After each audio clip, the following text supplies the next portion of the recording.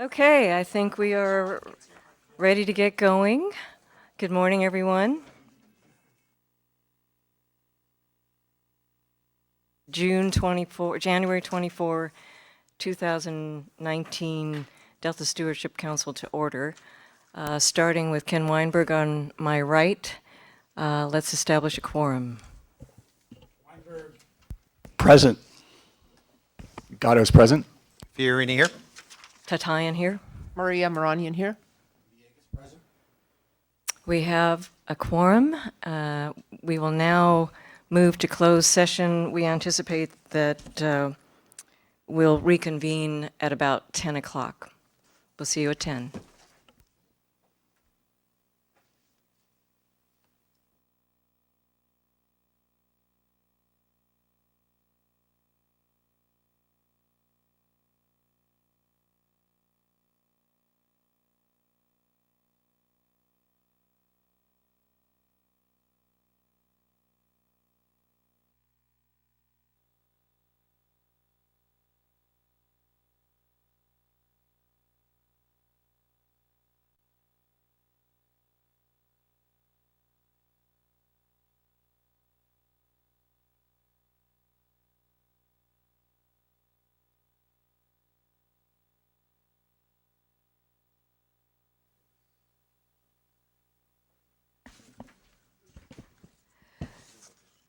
Good morning, everyone. We are reconvening from closed session. I have nothing to report from closed session. So on to agenda item 5. This item for our consideration is a public hearing for the proposed amendment to the Delta Plan Policy GP1 Subdivision B2. Good morning. I am Susan Tatayan, Chair of the Delta Stewardship Council, and I will be acting as today's hearing officer. It is 9:58 on Thursday, January 24, 2016, and we are here today at Park Tower Plaza's second floor conference center, 980 9th Street, Sacramento, California, to receive public comments orally and/or in writing on the proposed rulemaking for Delta Plan Policy GP1B2. The proposed regulation would amend the California Code of Regulations, Title 23, Section 5002, subsection B2, to incorporate into regulation all mitigation measures adopted and incorporated into the Delta Plan as amended April 26, 2018. The purpose of this hearing is to receive public comments on the proposed amendment to the regulation. Witnesses presenting testimony will not be sworn in, but council members and staff may respond to comments. We will take under submission all written and oral statements submitted or made during this hearing. We will also respond to rulemaking comments in writing in the final statement of reasons. This entire hearing will be recorded by a certified court reporter. The transcript of the hearing and all written materials presented during the hearing will be made part of the rulemaking record as appropriate. We will start with the staff presentation and recommendations, then hear public comments, followed by council deliberation. With that, welcome Jeff and Anthony. I think we're ready to hear your presentation. Thank you. Good morning, Chairperson Tatayan and council members. I'm Jeff Henderson, Deputy Executive Officer.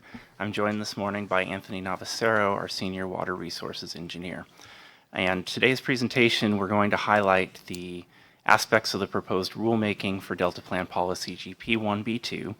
Anthony will discuss some of the background of today's item, the current Delta Plan regulation that's being proposed to be amended, and the proposed amendment.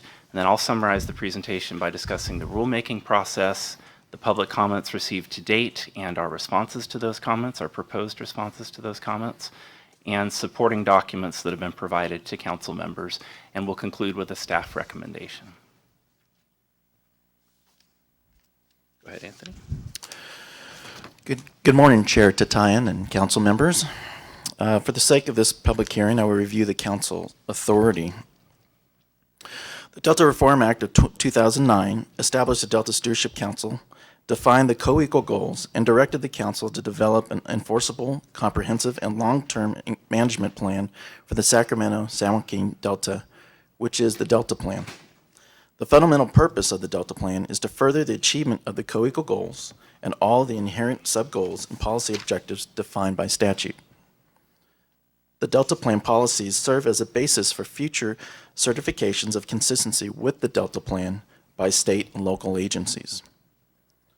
State and local agencies that are proposing to undertake covered actions are mandated under the Delta Reform Act to prepare a written certificate of consistency with the Delta Plan or Delta Plan policies.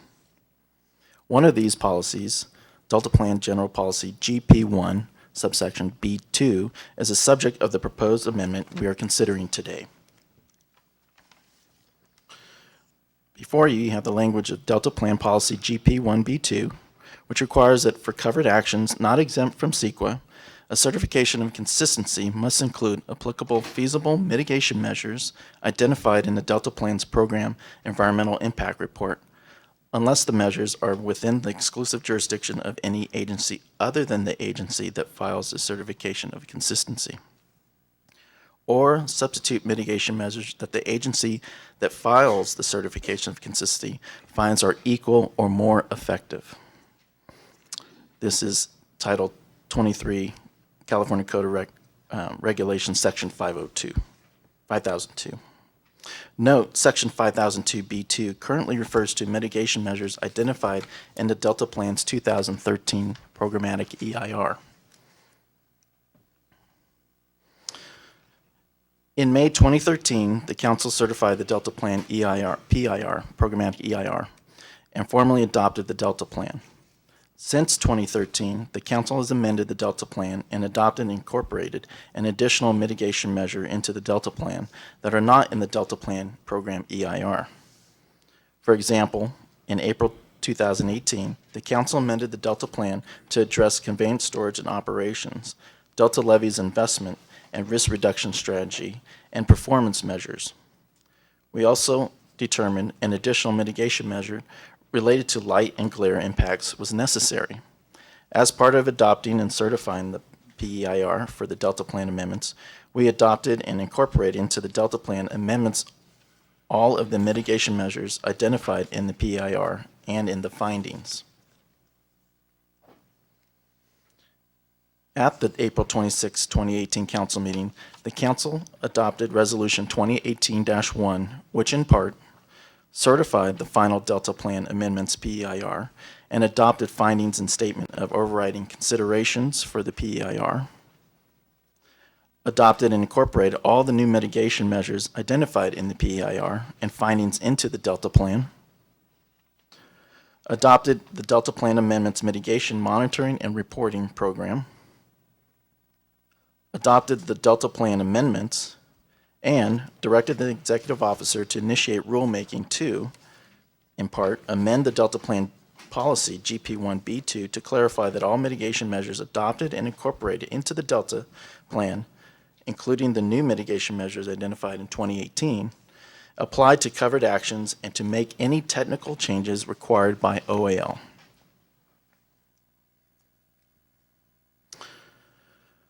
The proposed regulatory amendment to the California Code Regulations Title 23, Section 5002B2 implements the recommended changes to Policy GP1B2. The proposed amendment, as presented and described in the draft final statement of reasons, which is attachment 2, is the following. Policy GP1B2, detailed findings to establish consistency with the Delta Plan. B, Section B, certification of consistency must include detailed findings that address each of the following requirements.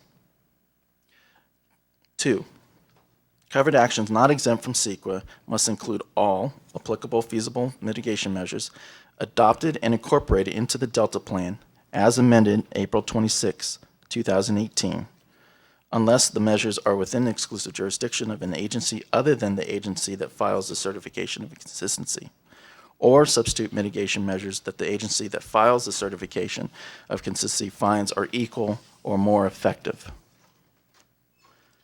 The proposed amendment removes the specific reference to the 2013 PEIR and instead refers to mitigation measures adopted and incorporated into the Delta Plan as amended in April 26, 2018. And Jeff? Okay, thank you, Anthony. So following along from the action that the council took in April of last year, at the direction of the council, staff is currently conducting a rulemaking under the Administrative Procedure Act. And a rulemaking is essentially a public process that discloses the benefits and impacts of the proposed regulation to the public. It includes numerous requirements for public review, including this hearing. And as required under the Administrative Procedure Act, council staff noticed or filed a notice of proposed adoption that was published in the California Regulatory Notice Register on November 30th of 2018. That initiated a 45-day public review period that began again on November 30th, 2018, and ended last week on January 14th, 2019. During that public review process, the council received one comment to consider. The comment was received from the Department of Water Resources, and it is provided to you in your materials as attachment 7 to the staff report. The comment letter essentially raised two separate but related comments regarding the draft regulation language that council staff circulated for public comment. The comment stated that it was a bit difficult to identify or quantify both the benefits and effects of future unknown mitigation measures, as well as the potential costs of future covered actions to address those mitigation measures, essentially stating a certain level of uncertainty with regard to how the regulation would be implemented in the future. In response to the comment, council staff is proposing and has proposed a non-substantial modification of the regulation text in order to clarify that only mitigation measures that are adopted and incorporated into the Delta Plan as it was amended last April are incorporated by reference. This is detailed in your materials in the draft final statement of reasons, which is attachment 2, and that includes that proposed modification. With the change, the proposed regulation incorporates the 2018 Delta Plan Amendments Mitigation Measure 5.2-1, which is the mitigation measure Anthony alluded to earlier concerning light and glare impacts. The economic benefits and the impacts of implementing that mitigation measure are described in the initial statement of reasons and the accompanying economic and fiscal impact assessment. And additionally, any implementation costs of covered actions that would implement that measure are described in the initial statement of reasons, and the proposed regulation would not require implementation of unknown or uncertain future mitigation measures. For these reasons, staff determined that no update to the economic and fiscal impact assessment is necessary to incorporate the non-substantive revision. With regard to the California Environmental Quality Act, council staffs determined that the proposed regulation is exempt from CEQA under the general rule or common sense exemption, which essentially states that in cases where there's no possibility that the activity in question would have a significant effect on the environment, that activity is not subject to CEQA. This proposed amendment we've determined is necessary to ensure compliance with CEQA as to future covered actions, and clarifies that all applicable feasible mitigation measures adopted and incorporated into the Delta Plan apply to covered actions. Therefore, the proposed amendment would not create any change in existing physical conditions and would not have a significant effect on the environment. By way of overview, I'd just like to quickly summarize the supporting documents that are before the council with regard to this action. These are 7 attachments to your staff report. The first is the final proposed regulation language that we reviewed on the previous slide. The second is the draft final statement of reasons. This is a document that identifies any changes from our initial statement of reasons that was provided for public review during the rulemaking public comment period. It summarizes both the comment received from the Department of Water Resources and our response. Attachment 3 is a draft Form 399 Economic and Fiscal Impact Statement. This is one of the Office of Administrative Law requirements for rulemaking action. This was attached to the initial statement of reasons that was submitted to OAL and was made available for public review on November 30th of last year. It's not required to be updated based on our current proposed responses to public comment. The statement of exemption that I described on the previous slide is provided as attachment 4, and again, this project is proposed to be exempt under CEQA under the general rule or common sense exemption. Attachment 5 is a draft of the resolution that's before you for potential approval today following the public hearing. We'll summarize the components of that resolution on the next slide. And then as it was publicly noticed on November 30th of last year, Attachment 6 provides the initial statement of reasons. This is also attached to the staff report for your reference. And Attachment 7 includes the comment letter received from the Department of Water Resources. So with regard to this item, council staff recommends that the council, following the conduct of a public hearing, adopt Resolution 2019-01, which again is included in the attachments to your staff report. It's under Attachment 5 and would include the following actions. To determine that the project is exempt from CEQA pursuant to CEQA Guidelines Section 15061, subsection B3. To approve the amendments to Title 23 of the California Code of Regulations, Section 5002, subdivision B2. To clarify that all mitigation measures adopted and incorporated into the Delta Plan as amended April 26, 2018, apply to covered actions. To direct the executive officer to incorporate any non-substantive technical changes identified at this meeting and any others identified subsequent to this meeting. To direct the executive officer to finalize the rulemaking package and submit it to the Office of Administrative Law. And lastly, to grant the executive officer discretion to make changes required by the Office of Administrative Law in order to comply with requirements of the Administrative Procedure Act and to submit the final rulemaking package to the Office of Administrative Law. The executive officer will inform the council of any such changes should they occur.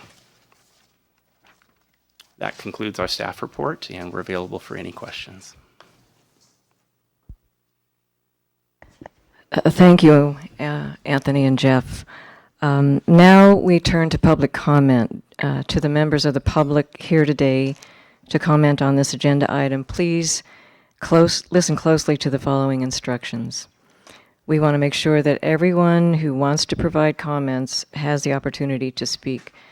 To my colleagues on the council, please withhold comments until we've heard from the members of the public. If you wish to provide comments, we ask that you fill out a blue speaker card. If you do not wish to provide comments but would like to receive notices related to the rulemaking process, we would ask that you fill out the attendance sheet at the side table. If you wish to submit written comments at this meeting, please give them to Anthony Navasero, who is seated at the staff table and will now raise his hand. We will listen to public comments in the order we receive the completed blue speaker cards. After we hear from everyone who has filled out a speaker card, we will hear from any latecomers or anyone else who wishes to be heard. We reserve the right to impose reasonable time limitations on oral testimony, and in the interest of time, respectfully request that you not repeat written comments you have or will submit. Similarly, if you agree with comments made by a prior speaker, please simply state that fact and add any new information that you feel is pertinent to the issue. Finally, when you come up to speak, we ask that you do certain things so that the council, audience, and court reporter may hear you, and so that your comments are entered into the records and responded to appropriately. First, we ask you to come to the microphone where you are called to speak. Second, please begin by stating your name and identifying the organization you represent, if any. Do we have any blue cards? No. Okay. Well, then we won't begin to receive public comments.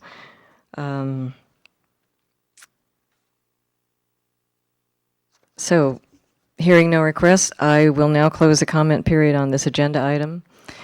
Any written or oral comments received after the comment period has closed will not be accepted as part of the official record on this agenda item. Now we will turn to the council members. Would any of the council members like to speak on this proposed amendment to the proposed regulation? Mike? Yeah, I'll just say it seems like staff has done a very good and thorough job. Doesn't seem like the public is too enthralled by this one item, so I will move for approval. Second that motion. Okay, we have a motion and a second. Shall we take the vote? Weinberg. Wait, Judge? Oh, okay. Weinberg, aye. Gatto, aye. Fiorini, aye. Tatai and I. Marani and I. Villegas, aye. And Thank you. we have approved. Thank you both.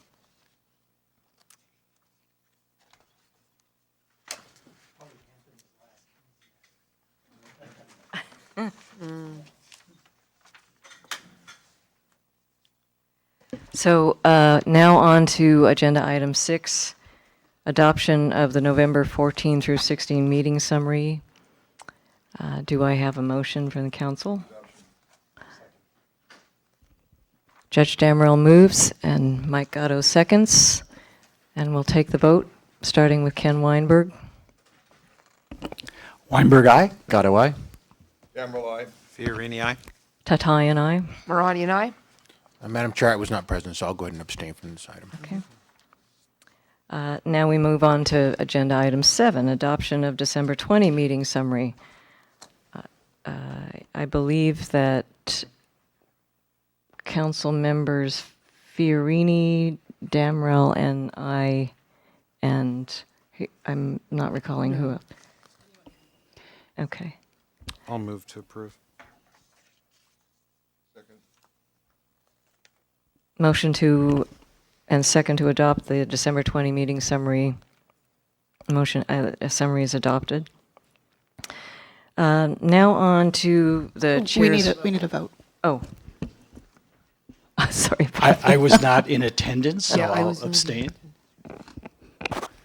Unless you need a fourth. We need a fourth. Okay.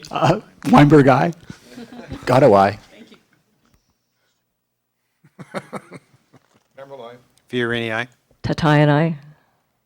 Marani and I. Villegas, I'll go ahead and abstain. I am sure. Right. We trust you. So on to agenda item 8, the chair's report. First, I'll start by welcoming our newest member, Council Member Oscar Villegas. Welcome. Thank you. And next, I would like to say thank you to my fellow council members for giving me this opportunity to serve as your chair. I am humbled and grateful for your confidence in me, and I will do my best to carry out my responsibilities in a way that honors that confidence. So thank you. I am really excited and looking forward to our work together. We have many rewarding challenges ahead of us, and I especially look forward to completing the amendment to the ecosystem chapter of the Delta Plan and completing the 5-year review. I'm really excited about the 5-year review because it will inform our decisions about actions to pursue in the next 5 years. So I view it as very important to framing up what we'll be working on over the next 5 years. Another priority of mine is to build on and showcase the collaborative work of the Delta Plan Interagency Implementation Committee. DPIC comprises the agencies with the authorities and capabilities to accelerate our progress in achieving the co-equal goals. So I really look forward to working with the leaders of these agencies. Science is integral to all of these priorities. The Delta Reform Act states that the Delta Science Program shall be,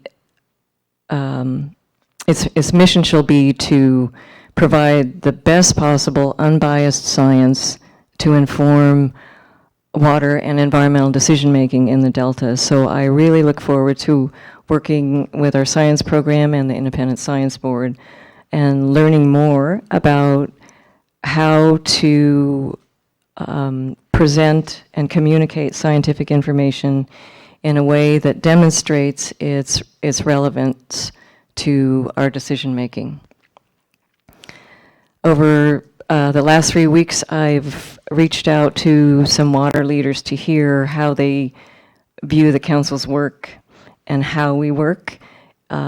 Also, our vice chair, our executive officer, and I have met with each council member individually.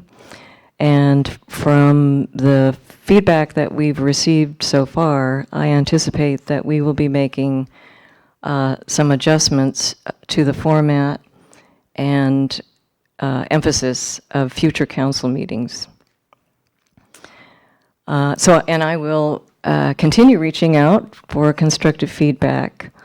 So I look forward to working with all of you to continue making progress in implementing the Delta Plan. And with that, that's the chair's report for this meeting. Thank you.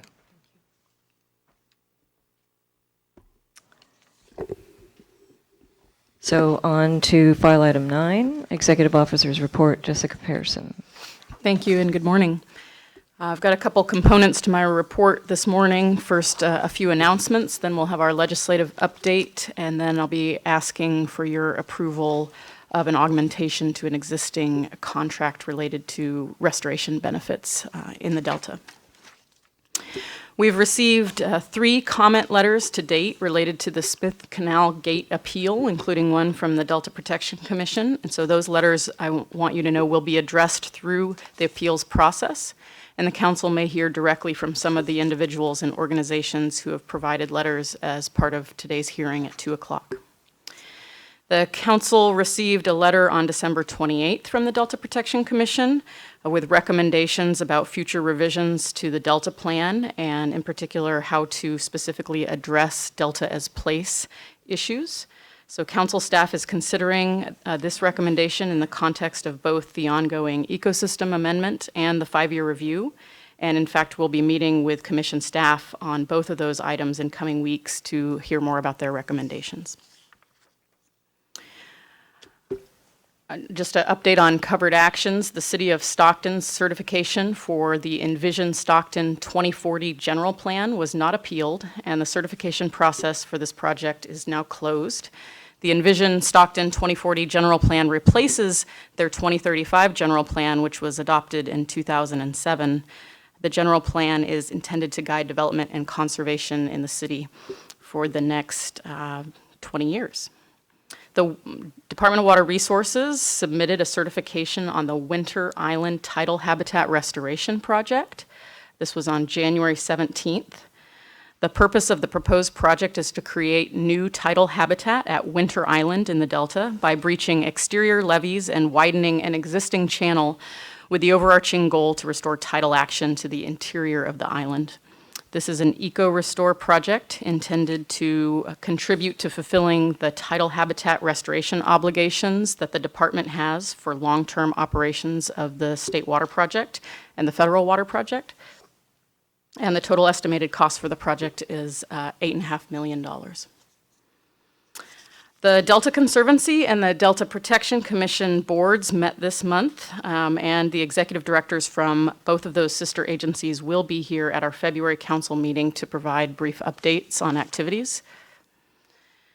A couple of personnel announcements. First, I'd like to formally acknowledge Susan Tatayan in her first meeting as chair. In a career spanning more than 35 years in water resources management, Susan has worked for the Nature Conservancy, a multinational water resources consulting firm, the Bureau of Reclamation, and the California Department of Water Resources. Susan was appointed to the council by Governor Jerry Brown in 2014 and reappointed to a 4-year term in 2018. She was elected by the council originally to serve as vice chair in 2016, and welcome at your first meeting. Also, I'd like to welcome Council Member and Supervisor Oscar Villegas, our newest member of the council, who is replacing Skip Thompson, whose term has ended as the chair of the Delta Protection Commission. Supervisor Villegas was appointed by Governor Jerry Brown to the Yolo County Board of Supervisors, representing District 1 in 2014, and elected for a second term on November 8th of 2016. Previously, he was a continuous member of the West Sacramento City Council since the year 2000, and there he served 3 terms as Mayor Pro Tem. A few more quick agency personnel announcements. Vera Bezdacek joined us this week in our legal office as a new Attorney 3. She comes to us from the High-Speed Rail Authority. Louise Conrad will join the council as our new Deputy Executive Officer for Science in February. She comes to us from the Department of Water Resources, where her focus was on the state federal interagency ecological program. So a lot of experience working across agencies on tough matters of science that inform policy. I want to highlight Karen Kafitz on our staff. She's been with the council as a senior environmentalist scientist since 2015 and has recently been promoted to environmental program manager, where she will supervise a team working to improve the application of adaptive management in the Delta. Jenna Syme has joined us as a volunteer extern. She's currently in the Masters of Public Policy program at McGeorge, and she'll be exploring environmental justice issues in the Delta during her time at the council. With that, I will invite up Ryan Stambra to provide a legislative update. Ryan?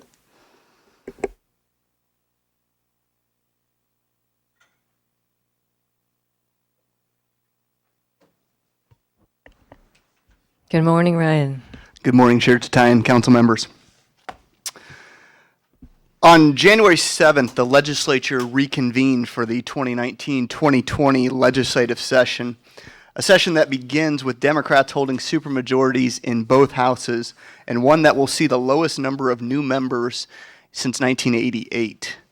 With the current bill introduction deadline set for February 22nd, we are still in the early stages of the bill introduction cycle. However, given that the legislature formally convened on December 3rd, largely for procedural matters, members have been able to introduce bills for nearly 2 months, a few of which I'd like to briefly touch on this morning.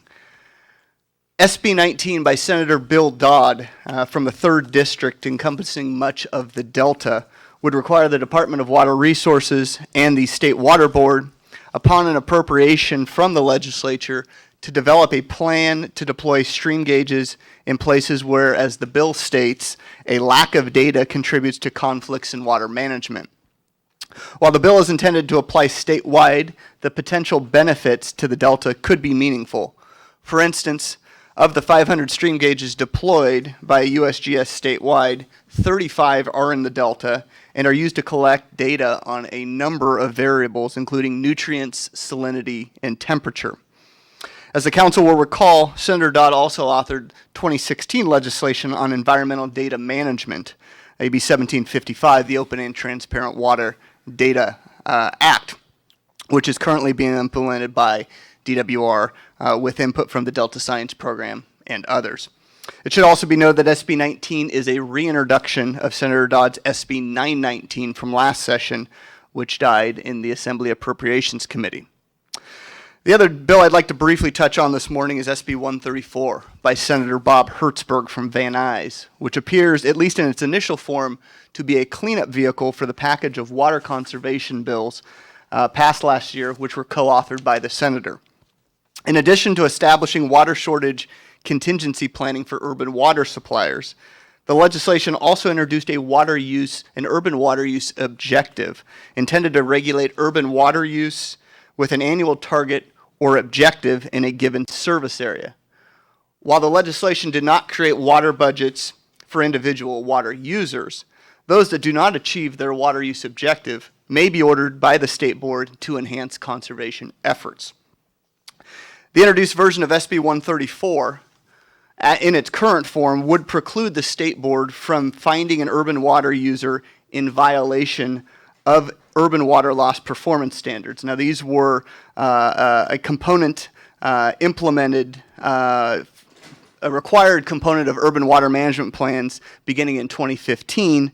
And what the bill currently does is prevent the state board from taking any action outside any enforcement action outside of an urban water use objective. So, in other words, it appears at this point that SB 134 is intended to kind of start the discussion in terms of cleaning up any potential cleanup items on the water conservation bills.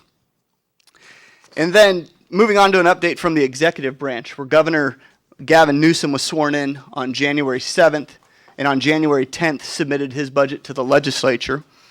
In addition to addressing priority issues like early childhood education, Medi-Cal expansion, and homelessness, the governor also proposed a tax on drinking water to clean up contaminated water systems in disadvantaged communities, as well as funding for wildfire safety, prevention, and emergency preparedness. While the details of the drinking water proposal are being finalized, in terms of emergency preparedness, the governor's budget earmarks one-time funds for local emergency preparedness grants and funding for a comprehensive statewide education campaign on disaster preparedness and safety. As the council will recall, improved education and preparedness is a core non-structural element of the council's Delta Levy investment strategy. Also included each year in the governor's budget are a number of proposed budget augmentations put forward by individual state agencies known as budget change proposals or BCPs. While the council did not seek an augmentation in the 1920 budget, there are a handful of proposals submitted by the council's partner agencies worth noting. The Department of Fish and Wildlife is seeking nearly $2 million and 10 positions to bolster the state's nutria eradication efforts, something that is a current focus of the Delta Plan Interagency Implementation Committee.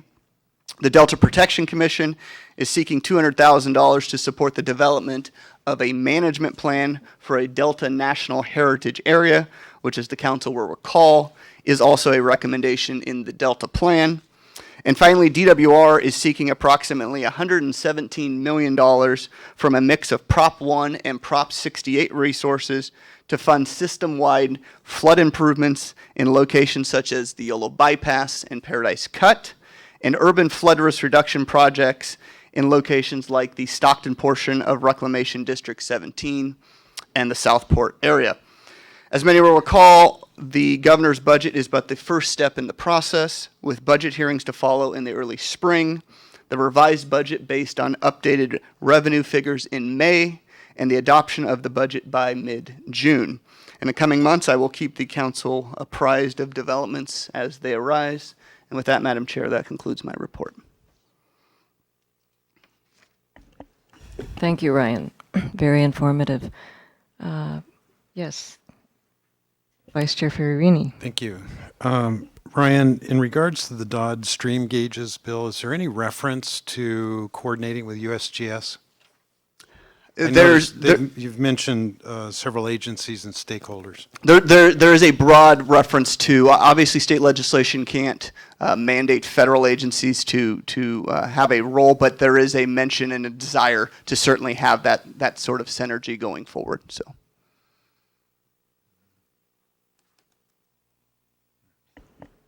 Any other questions? Ken? Thank you, Madam Chair. Ryan, good report. Just a couple of quick questions. Just on the SB 45, this new, this year's water bond. I mean, is that sort of, did that just pop and not a lot of details on this? Or? Correct. I think it's certainly one that bears watching, given the parameters of what's outlined currently, but there is not a lot of detail in terms of specifics to provide at this point, but certainly we'll continue to keep the council apprised. Okay, so, maybe watching for, is there, interest on ecosystem restoration dollars in there. Other question on the budget, and I defer to those that are much more knowledgeable on this, but so the governor submitted the budget. We have a budget that was submitted for the Delta Stewardship Council as part of that budget package. Madam Chair, I'd like to request that staff come back with what that budget is. I think just so we can understand what's being requested, and then maybe it's an opportunity even since I've been on the council, never saw that full overview of the organization and the budget and number, head count, all of those types of things, so we can just understand and see, is there anything we can help with on that, or reflects the council's priorities and have some input into that. So, I don't think it's a big task. I think it's just coming back to us with an overview, but the sooner the better as we get into the budget process. Well, I'd like to ask, would you like to have the staff brief you specifically on the budget? Well, maybe there's other, I would think this would be something for the full council to get a good understanding of and just have some ability to provide input, understand where the, staff and the process where staff and the governor's office is prioritizing funding, and just get a better overall picture of our organization.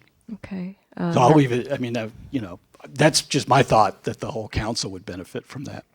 Maria, you had a Yeah, a I comment. just agree that it would be good to hear that here for those of us that are just starting. I mean, for me, and I know Councilmember Villegas and others that may have been here, but have not heard an overall picture of the budget and how it's distributed and all that. It'll be good.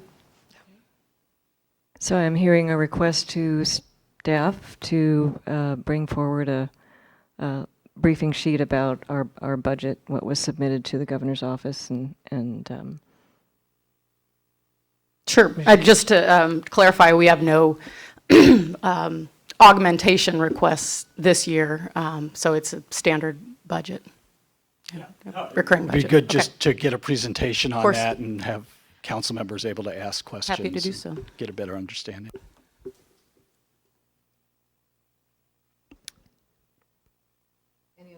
any other questions about Ryan's presentation? No? Hearing none? Thank you very much, Ryan. Thank you. Thank you.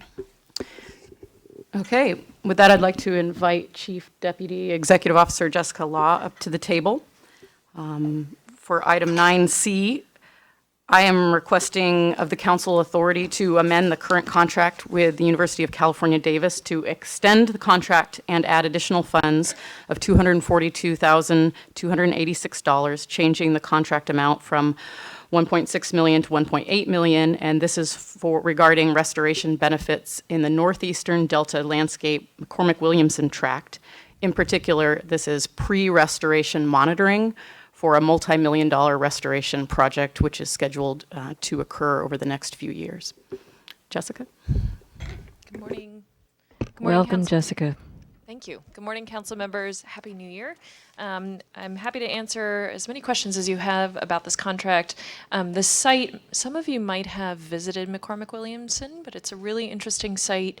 The department actually filed this project as a covered action. It completed its certification in January. The role of this study is to do some pre-restoration monitoring, which is something that's a really important gap that's currently not being done a lot in restoration, where you're out there at the site doing monitoring before they go out and start changing the actual landscape for intended purposes. So it's a really important part of the adaptive management cycle. This contract is a several-year contract that was supported as a result of a competitive process with the California Department of Fish and Wildlife, and then augmenting it will allow them to get back out there and do some monitoring this year. They were unable to do that last year because of the flooding, which is always an interesting thing for researchers that are out there looking at the site and how the site functions. So the goal is to get back out there, do some additional research, and then come back with some more robust results from the study.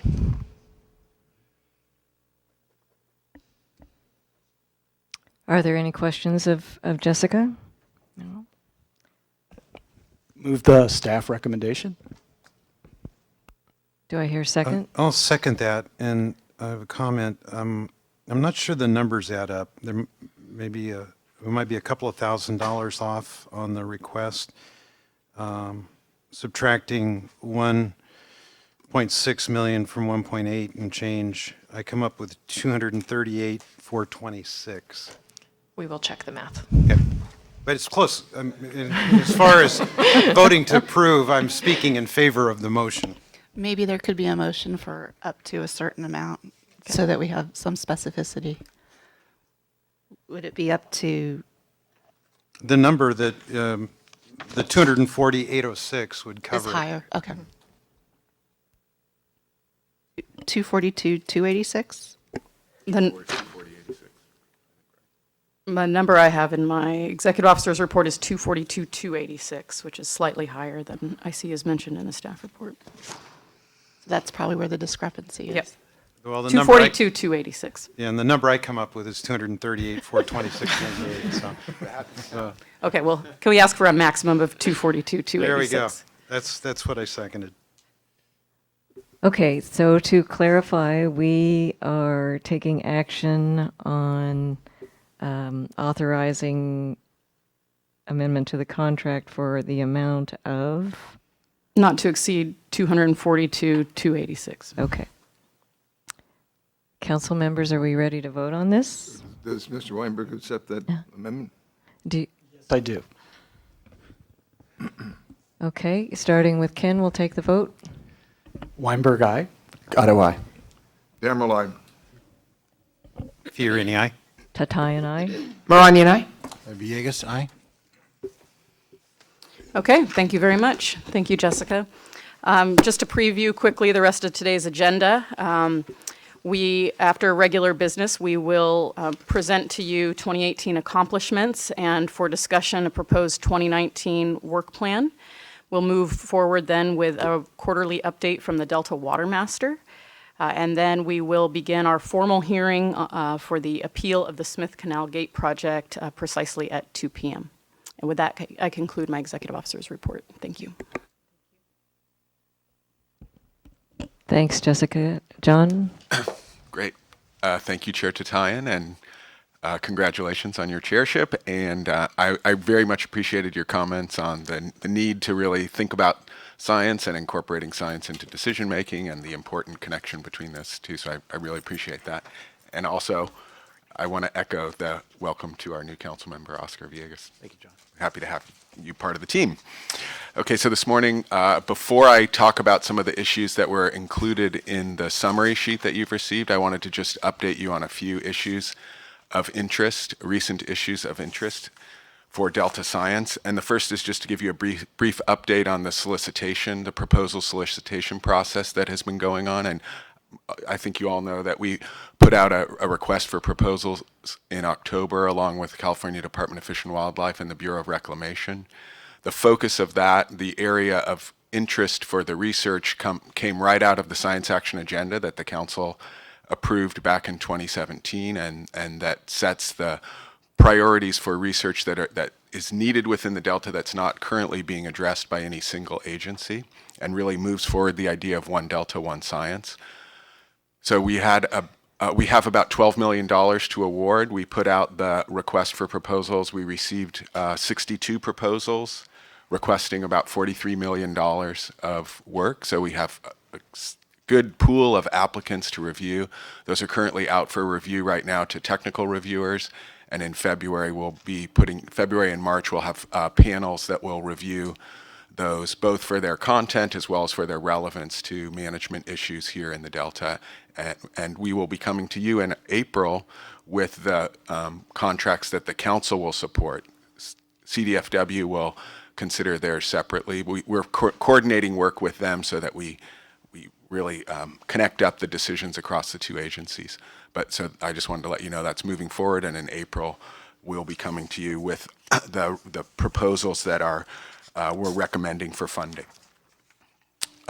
Two items that are coming up in the near future that I want you to be aware of, and as well as the audience here, are first next Tuesday on the 29th, the science program will host the Social Science Task Force right here in the same conference room. The Social Science Task Force is an effort by the science program to really get some traction and some momentum on social science work within the Delta. And there's been a long-standing interest to support more social science work and to really integrate that social science work into existing natural science work. The Independent Science Board has called for this, the Science Enterprise Workshop. A number of different groups have called for more social science work. And so the science program put together this task force. There's 6 members of leading social scientists from around the country who are engaged in similar work. And their challenge is to develop a strategy for how we can really get that momentum that I talked about and move social science work forward. So they'll be meeting on the 29th on Tuesday to get input from local agencies about their current work so they can understand the context of what some of the current issues are within the Delta that have relevancy for social science work. And then they'll be working throughout the spring and summer and back again in the summer to present their draft strategy and get input on that. So any questions? Ken? John, who are they presenting to? So is this to the ISB or is this to the science program? No, so it's actually really more of a listening session for the task force. So there'll be 10 agency staff that will be here to present to them current issues that are happening. And I actually, I could be more clear on what my question was. Is the task force, kind of reporting to the ISB, or is the task force reporting to the science program? To the science program. Okay. So yes, it was an initiative. Actually, Lindsay Correa was the staff member who over a year and a half ago, really, based on all these previous other recommendations, said this would be a good approach. And it's modeled on an effort that NOAA has and the National Marine Fisheries did previously about 8 or 10 years ago to promote social science work within the fisheries, to think about economic impacts, public health impacts of all the kind of work that's going on. So is the final product a report to? Yes, the final product is a report, a strategic plan to us, to the science program. Not just how the science program can develop this, but how we can across the agency. So that's why we're engaging all the range of agencies to participate. And that'll be a report that you bring back to the council? We will certainly bring back to you, probably in the fall, what their final recommendations are. Okay, thank you. Any other questions on the Social Science Task Force? Okay, the other event coming up is the Adaptive Management Forum. Both of these efforts were things that have been in the works for a while and actually were planned for 2018, but with water fix and other issues, we postponed them, and we're jumping on them immediately this year. So the Adaptive Management Forum is something that's in the original science plan, and that really is an opportunity for the science program as the leading organization in the Delta working on adaptive management to provide an opportunity for all practitioners to learn about adaptive management, learn what the current state of the knowledge is. And so the forum is a 2-day event that will be at UC Davis, February 5th and 6th. I think we already have 80 people registered to participate. And there'll be case studies from within the Delta of how adaptive management has been used effectively, case studies from outside the Delta. We have someone coming from the Columbia River estuary, actually a paper that I think I summarized for you a few months ago with one of the authors of that paper, someone coming from the Great Lakes who's worked on invasive species, and then someone coming who's going to talk about the Missouri River and the Platte River and structured decision making that's been used there. So the idea is to identify how adaptive management is being used effectively, and then there'll be some breakout sessions and work groups in the afternoons on each day for more specific information about how do you develop an adaptive management plan, how do you incorporate monitoring in adaptive management plans, what are the challenges of incorporating uncertainties effectively and framing a plan in an appropriate way. So I think it'll be a valuable workshop. It's geared for agency staff and consultants, those practitioners who really are doing adaptive management throughout the Delta. So any questions on that, the forum? Okay, so then I'll move on to the articles that I included in my summary there. And the first one is considerations for the use of captive reared Delta smelt for species recovery and research. This is done by Joanna Lessard. and others. It is work that actually came out of a 2-day workshop at UC Davis in 2017. And I know you all are familiar with the plight of the Delta smelt and the really challenging issues for the trying to sustain that population. Over 10 or 15 years ago, a fish culture lab was developed so that Delta smelt could be reared in captivity to be used for laboratory experiments. And so, given the current state of the population, this workshop and the paper really addressed, can this captive population be used to subsidize and sustain the wild population, and can it be used for other sorts of research and experiments outside of the lab? So there's lots of questions, in terms of reintroducing these genetic issues of reintroducing a captive population into the wild. There's all kinds of regulatory issues, given that it's an endangered species, of reintroducing individuals into the wild. So they consider all of these uncertainties. I think they really identify that those regulatory issues are probably the greatest challenge and greatest uncertainty. But they identify that given the current state of the population, that really we should move forward with at least some experimental reintroductions to see the feasibility and to evaluate the effect, what, if it is possible, what the survivorship would be, and other issues. So they are trying to think about those issues of how alternative approaches that we could use to address the decline of the Delta smelt. So I wanted to just let you know about some of these current issues and considerations that are being done around the smelt, given its important consideration here in the Delta. So any questions on that paper?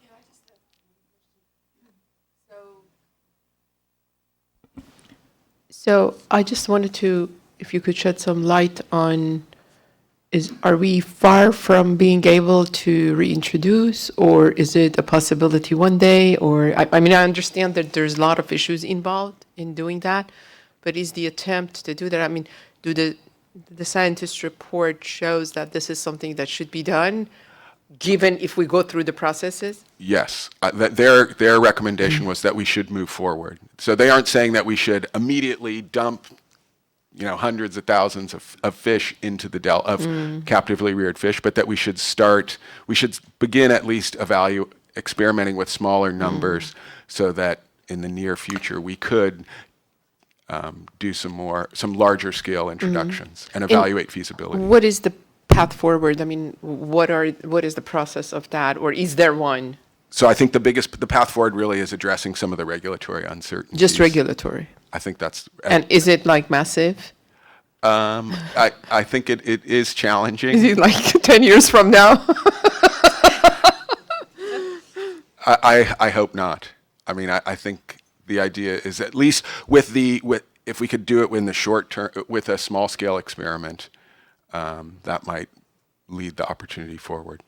So yes, hopefully in years, not decades. Thank you. Madam Chair, can I ask, just on that question, not to belabor it, but in terms of the regulatory framework that's needed, are there things that can be recommended in terms of regulatory relief? Because obviously time is of the essence, assuming there is an interest in trying to figure out whether or not it actually works. And it's one thing to ask for money, it's another thing to ask for some form of even temporary regulatory relief. And I don't expect you to have an answer, but it's just one of those questions that we often hear, that the biggest barriers to what seemingly is kind of a priority is a regulatory one, and there are paths with which to request even temporary regulatory relief in a limited form in light of all the other challenges. So yeah, so I don't have specifics, and I don't think there were specifics in the article that identified what particular issues, but I will look into that and get back to you and let you know if there are what some of the specific recommendations of these authors might be. thank you, Ken? I mean, John, it's fair to say that the smelter in crisis, the population, It is certainly, you will hear from Amanda the current numbers. Yes. Yeah, we keep coming back to the reintroduction, and with salmon, maybe we've got more latitude. It just seems like, what other choices are there than, reintroducing, bred farm smelt? Well, so there have been some recent work, both in the Yolo bypass with trying to promote food production, and in Sassoon Bay with controlling the salinities and promoting conditions. And actually, in Sassoon, they had some preliminary positive results. So I'll update you on some of those results maybe next month, just so that you hear. There are, so certainly the population size is dramatically reduced. They make the point in this paper that just reintroducing them is not going to be a benefit unless we address the environmental factors that are causing the problems. And I think most people feel like, food supply, habitat issues, those are really the critical issues. And so it has to be a sort of a companion effort of the population numbers as well as the habitat and food web conditions. But we're fighting against extinction. Yes. So, right. That gets the urgency, I think, is people really are aware of it. But yes. So for us, in achieving the co-equal goal of ecosystem restoration, how important are the smelt? Or, these things are beyond our control. We have a resilience strategy. It doesn't seem to be working.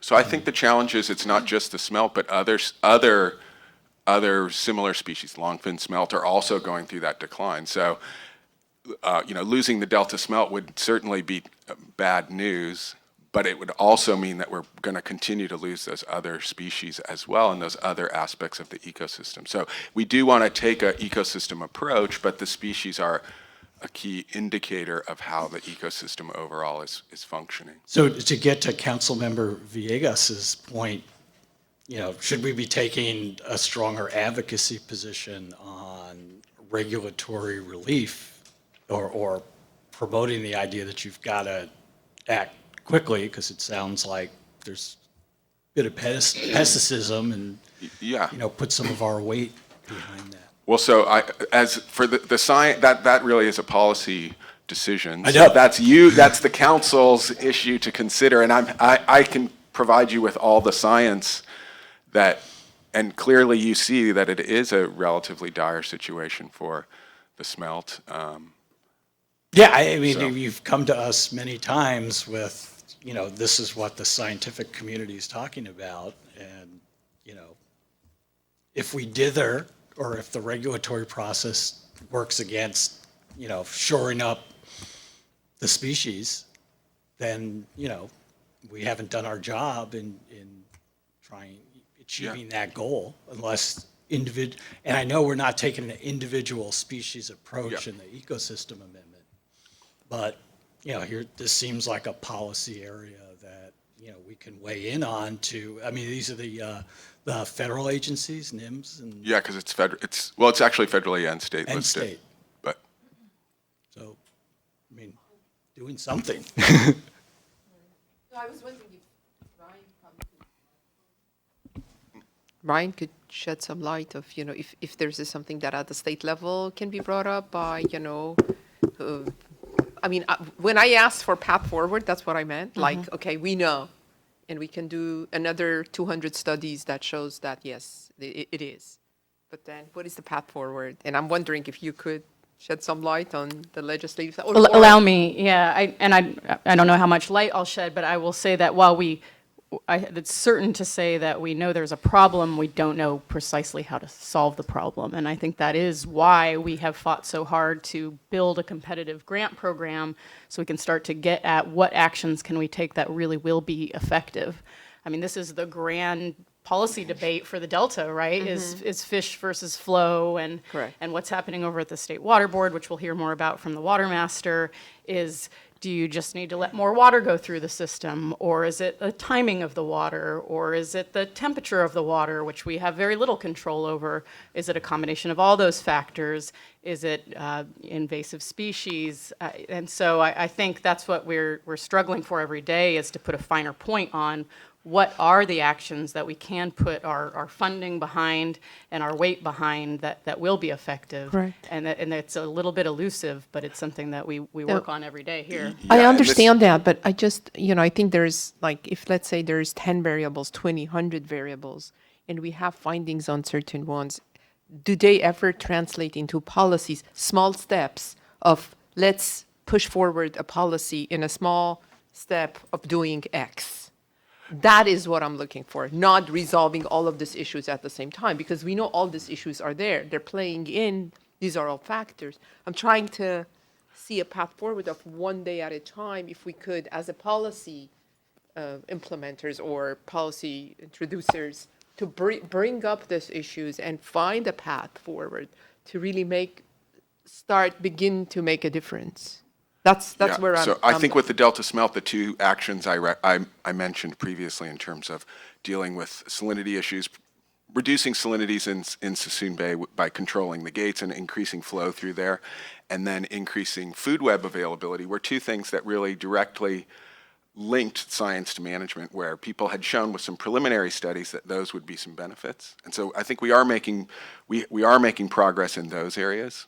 I think this issue of a captive bred population is probably more experimental and more sort of on the edge, but there certainly are opportunities, and I will get back to you if there are some specifics that these authors or other Delta Smelt people feel like could be a way to promote that and move it forward.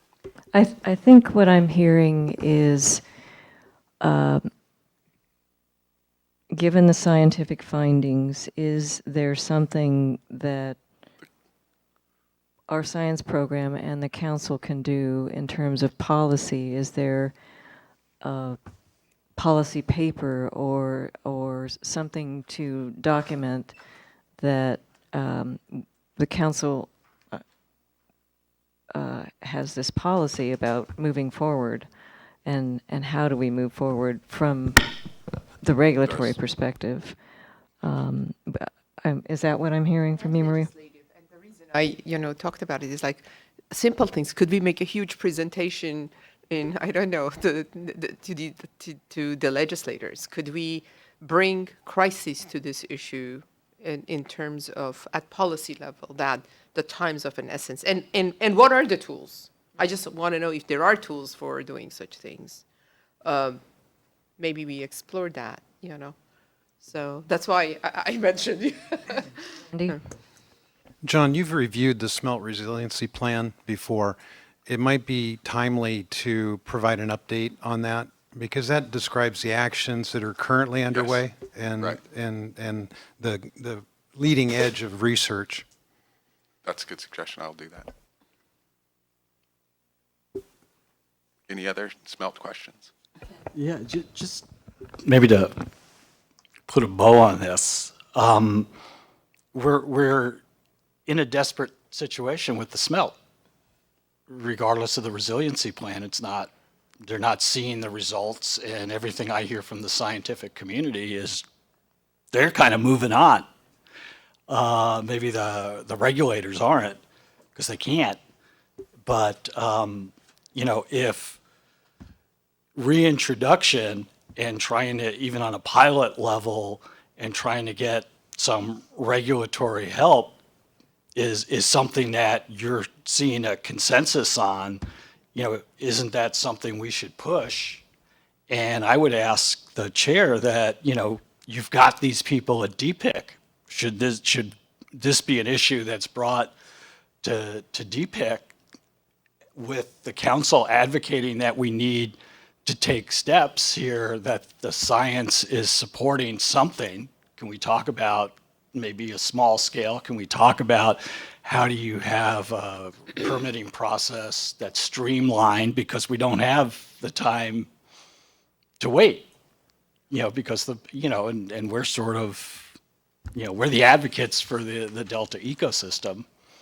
Should we advocate, when we've gotten enough information from the science program and there's enough scientific consensus, should we use that to move forward on a goal, and use the opportunity at DPIC, where you've got the federal agencies and you've got the state wildlife agencies to go, hey guys, here's something specific.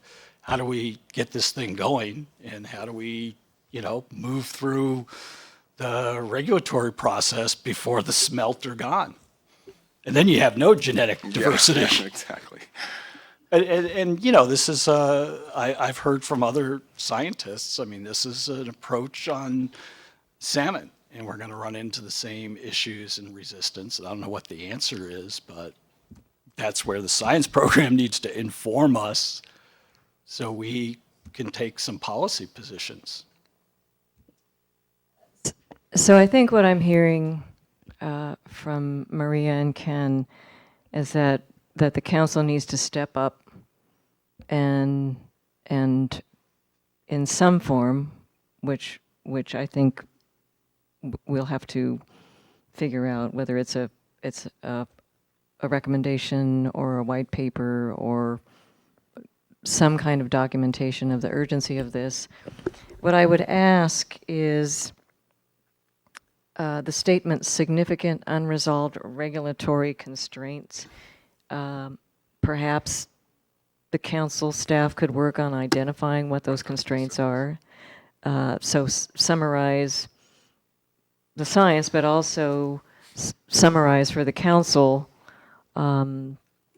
what those constraints are and what possible policy pathways we might have to ring the bell on the urgency of this and offer some sort of recommendation. Do you mean, sorry, maybe I missed part of the discussion, do you mean restraints in pursuing protections for smelt? Is that? I think restraints in moving forward to decide about reintroduction. So we seem to have some scientific evidence. We want to be careful, as John said, we don't want to dump a bunch of cultured smelt into the native population.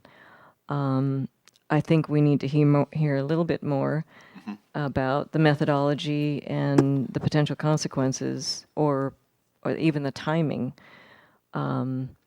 And then, based on what we learned from the preliminary experiment, what are the regulatory constraints to taking it to scale? And, what are the options? What are the consequences? How does one select what policy might be appropriate to move forward on this urgent matter? Is that what I'm hearing from folks? Okay. I probably want to start with what's happening with the smelt resiliency strategy, because right now that is the state's essentially best management practices for everything we know, what will be most effective to aid the smelt population. And that's not something I'm an expert on right now. I know John has some expertise. That's not your issue or your area of expertise. So I think we'd probably want to invite someone who could update us on the implementation of that strategy, and then that's where we could have a discussion about what the council's role could be in supporting that strategy for an effective end. Okay. Yeah, and I think the regulatory constraints part, I need some clarity on what those constraints are. How, as Oscar mentioned, isn't there some sort of relief? I like the idea of bringing it before DPIC, talking about it. DPIC is already, thanks to Randy's efforts, looking at, we're not allowed to say streamlining, but simplifying simplifying the permitting process, but that is separate from what we're talking about here. So it sounds like we're going to have a presentation on this smelt resiliency plan, and I hope you'll grant us a little bit of latitude and when we can bring that to you, but certainly. Okay.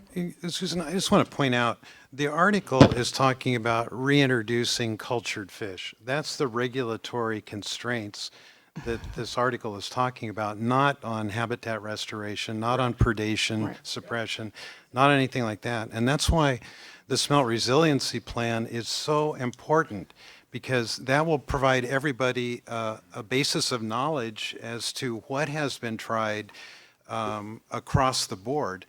And this is just one element. Yeah. And so I don't want to get the two confused, because it sounded like we're talking about regulatory constraints on saving the smelt, and that's not it. No, I think you're right. Right. Oh, it's specific to reintroduction of cultured species, which keeps coming up in various contexts. So is that a part of the resilience plan? And I think what we're talking about is, if it is or it isn't, it keeps coming up. Is it a valid option? I guess we're hearing from the science community that yes, it is. So let's get it on the table. And if we're hearing that regulations and permitting are an impediment to it, and you have a collapsing smelt population, is that something that, we can focus on? I mean, I think that's what I'm saying. I mean, I don't, and this is my uninformed opinion that, if you get zero catch and you've had this resilience plan and you've used flow and we haven't had habitat restoration, but we know how long that takes, is there a urgency here? And is this a valid, strategy? And we keep hearing from John that, it is a valid strategy if you structure it correctly, but we may have regulatory obstacles that, we have no strategy to be able to use this tool, it sounds like. But I don't know. So maybe we'll hear in the resilience plan that they are doing this and they're going to deal with it. It's just, should we support that?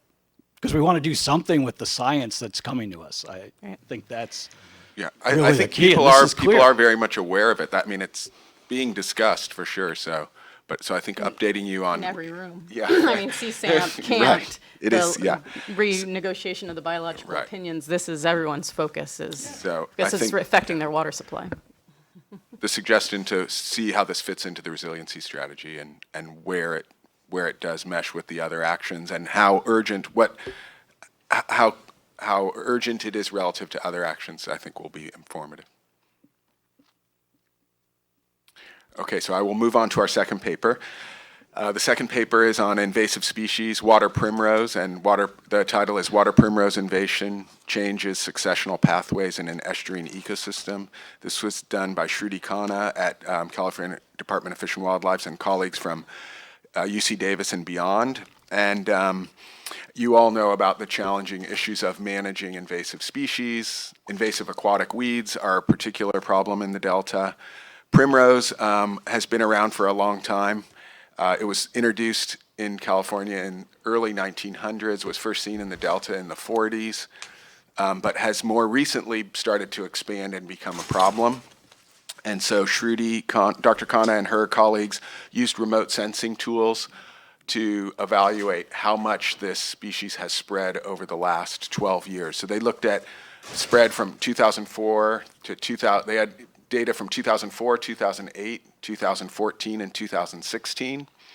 What they found is it's quadrupled in area. They looked at specifically Liberty Island and the Central Delta where they had good data. In those areas, it's gone from 3,000 acres to 300 acres to 1,200 acres since 2004 to 2016. So it has grown significantly. One hypothesis that they present for its spread is that it is likely replacing areas that previously were colonized by water hyacinth. And water hyacinth, as you know, is actively treated. There was not a permit in place to allow treatment of primrose until 2016. And so where they treated the water hyacinth, primrose expanded. Clearly a good follow-up to this will be to see now that primrose is also being treated, is its spread being significantly reduced?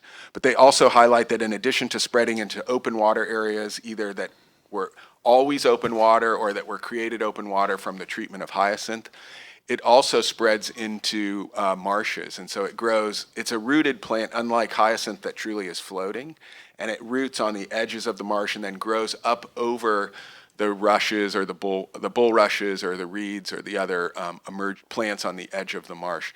And a significant component of the spread in the last 2 years was actually into marshes. And so it's an unusual plant in that it can sort of spread at both ends of the open water and into the marsh.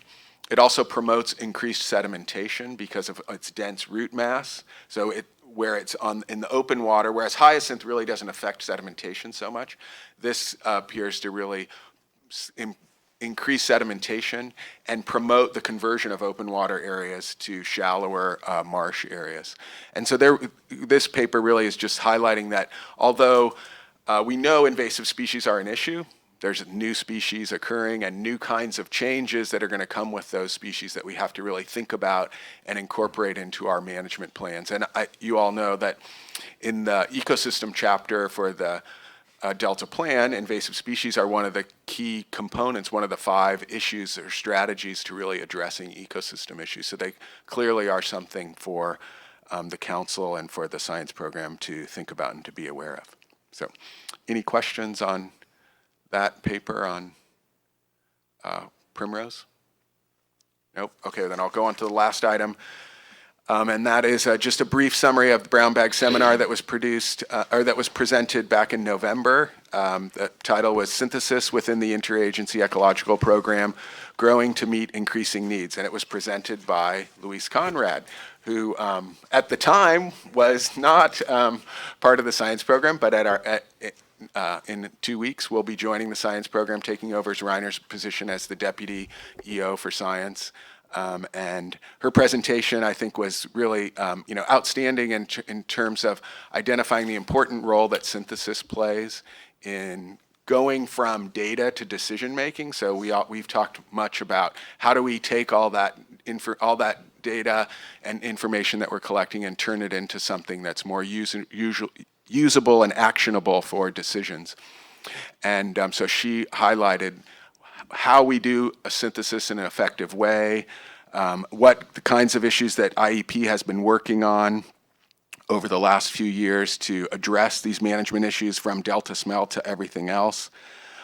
She also highlighted the importance of open science, something that you heard about AB 1755 this morning already, and the need to make data available so that it is easy for people to interpret, to get access to and to interpret. And so she really promoted that. And so really it was a nice, really effective overview of that critical role that synthesis plays, particularly within IEP and how IEP has really been making that a focus over the last few years, and more importantly for the broader science community, including the science program. Was that her final interview? Well, it wasn't intentionally, but it turned out, yes. It was very, very useful for all of us to get to know her better. Any questions? Okay, then I'll ask Amanda to come up, and Amanda Wasserman to present by the numbers.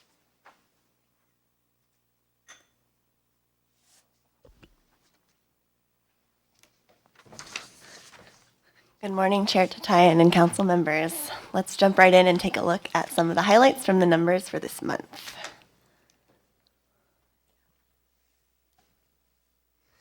This past month was a big one for California precipitation, as you may have noticed.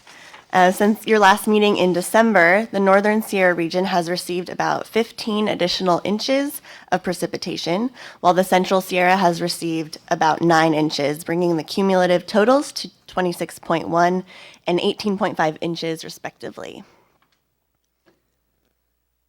This has resulted in additional snowpack of approximately 10 inches snow water equivalent on average statewide since December, bringing the total to 15.7 inches statewide, with higher than average totals in both the Northern and Central Sierra regions.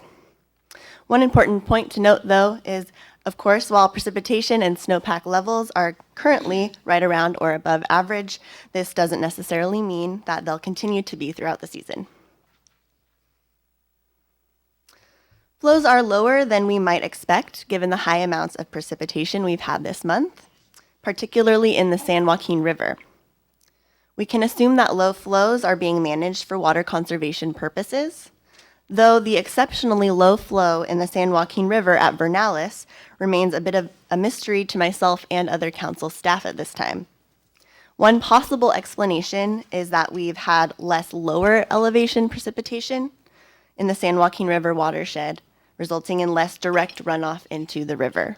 The elevated salinity levels we see here at Vernalis and Banks Pumping Plant are both likely a result of the low flow in the San Joaquin River, combined with flooding and draining of water in managed wetlands, which is a process that tends to occur during this time of year to support wildlife.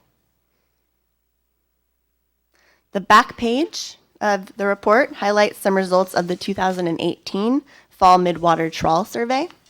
Conducted since 1967, this long-term monitoring effort in the Bay Delta samples several species of juvenile and adult fish that typically live in the water column or midwater throughout the estuary.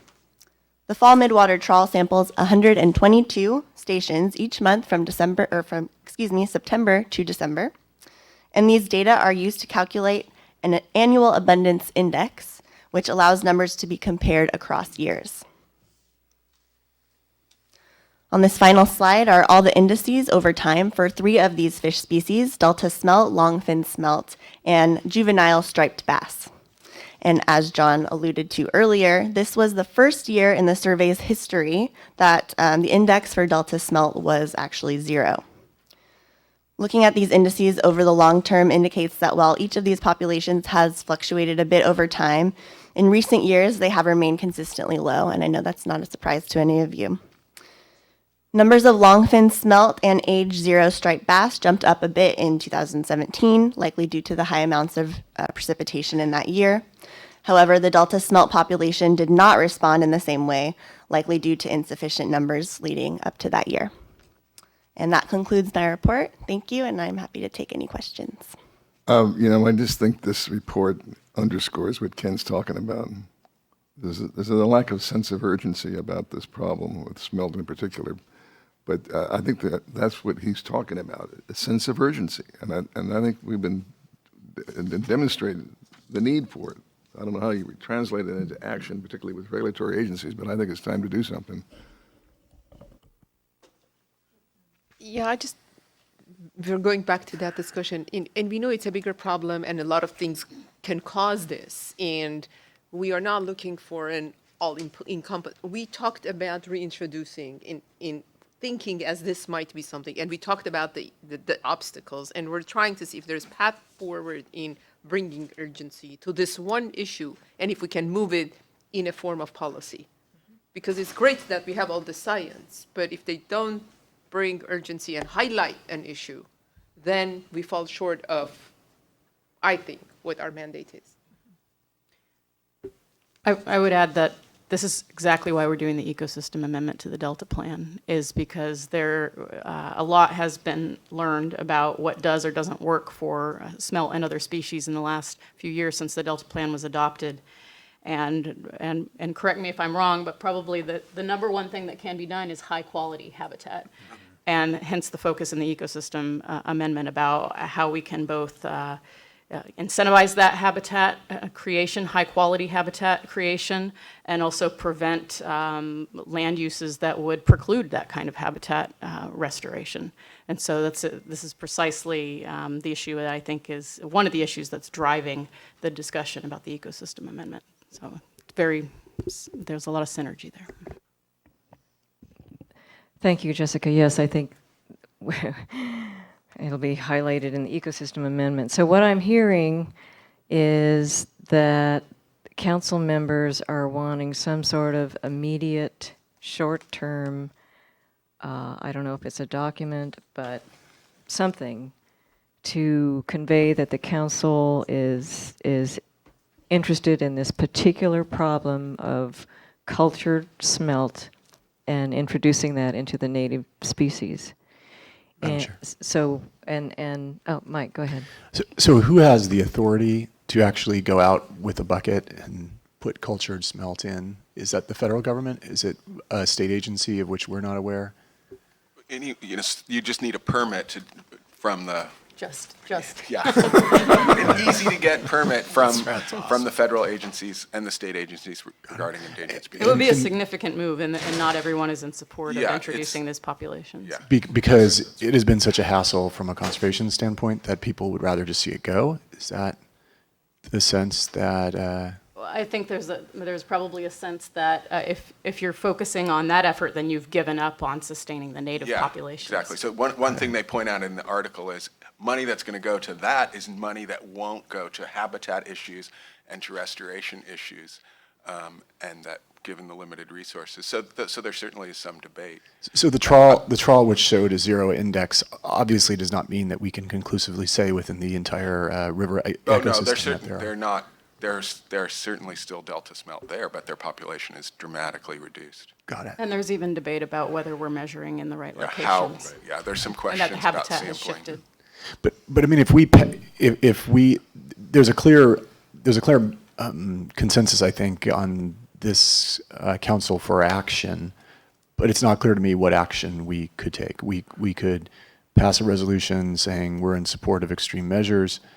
The ecosystem amendments, it's my understanding those will take a long time, and then they won't be implemented for quite some time. So what's the recommendation? So I think it would be useful, like as Randy pointed out, to give you an update on the other things that are happening, because although there is even greater sense of urgency than currently people may be aware of, there is a sense of urgency within the agencies. I mean, people have been dealing with this challenge for years and years, Sure. and so it's not as though everyone is just sitting back and watching this happen. People, as Jessica said, as part of the challenge is we don't know exactly how to deal with this. And people are suing each other over what is the right approach. So I think, I mean, I appreciate very much the awareness of this opportunity to do something around cultured fish, but I think it would be useful to get an update on the broad activities that are currently occurring around delta smelt and where this fits, where the use of cultured fish fits into those other issues, so that you're aware of the broad range of issues before making a specific commitment to one of the strategies that are being considered. I mean, I'm not saying clearly it is an opportunity, and if you feel that it's something that is of highest priority, we should make that recommendation. I think what you're bringing up is good, and it's really important. It's the scientific view of the world, that there's all these factors that are working, and it's important to recognize each one. I think in what Councilman Gato, you were bringing up, is like maybe we at least could understand what the process is of, we can't just say, okay, it's very hard and it's very complicated. And his question was like, how can we put a bucket of smelt? We don't even know how many agencies, how many organizations, how many obstacles there is. At least we can identify the process. And then by the time we're identifying the process, you would also show us the other things in restoration of the smelt. And then we have a comprehensive view, yet we also see a way of pushing this through a policy that could be implemented sooner than later. Good. So we can look into both of those issues, both the specifics around the regulatory issues around any kind of release of cultured fish, as well as the context.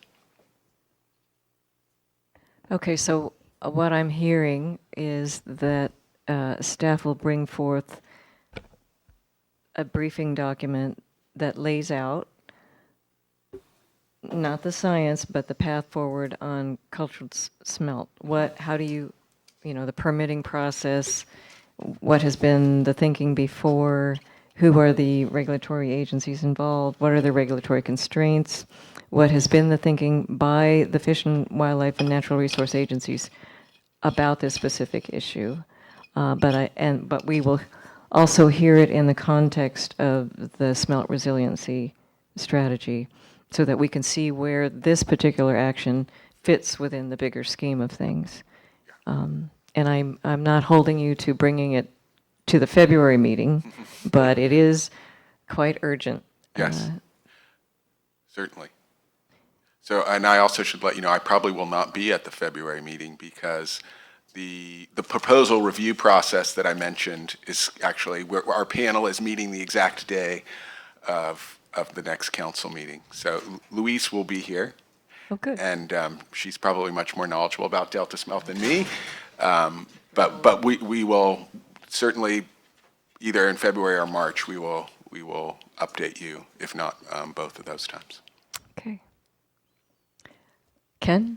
Yeah, just real quickly, I think maybe the question that I'm hearing is this a worthy tool to have in the toolbox? And is it not getting the attention, and is it because we know restoration is going to take a long time, and I don't, is this a important measure that can be taken to kind of sustain the population while we're doing all this other stuff? I think that's the question, and can we do something if it's not, if it's another one of these things that are going to drag on for years, can we do something to put it on the table faster? I think that's kind of my sense of what our discussion has been. And to add value to the presentation that comes back in February, have somebody answer the question, why have the cultured smelt not been employed previous? There are reasons why, and I think this body needs to understand the dynamics of the differences of opinion that go beyond regulatory constraints. Good. Great. Okay, I think we're fairly clear. Yes. Thank you, Amanda. Yes, thank you, Amanda. And thank you for the interest in science. So now on to agenda item 11, the 2018 accomplishments and proposed 2019 work plan priorities. Okay. We're aiming for lunch at 12:30. So I think that's sufficient time. Okay. Thank you, Chair Tatayan. I'm inviting up to the table Jessica Law to help aid in the discussion and answering any questions, and obviously invite Dr. Callaway to jump in at any time. So I'm going to briefly recap council accomplishments and milestones from 2018 and provide you an overview of what staff have together with the chair and the vice chair, and building mostly on activities from last year, which are multi-year activities, what we are proposing as activities in the form of a work plan for this year. The 2009 Delta Reform Act, which established the council, prescribed a lot of the work that the council was to do, and particularly relevant to this year's activities, that would include develop and implement a legally enforceable Delta plan, which included a very detailed subset of directives relating to restoring the ecosystem, which are included in statute. The Reform Act also directs us to establish quantitative performance measures to adaptively manage the Delta plan. The Reform Act directs us to implement a covered action process, which we've been experiencing in the last few meetings. The Reform Act directs us to fund, synthesize, and communicate science to inform decision-making, and to coordinate the activities of state and federal agencies to implement your Delta plan. And then, of course, also to review the Delta plan at least every 5 years and to update as you deem appropriate. Rooted in these and other Reform Act requirements, the Delta plan reflects the council's direction and drives much of the staff's day-to-day work as well as longer-term priorities.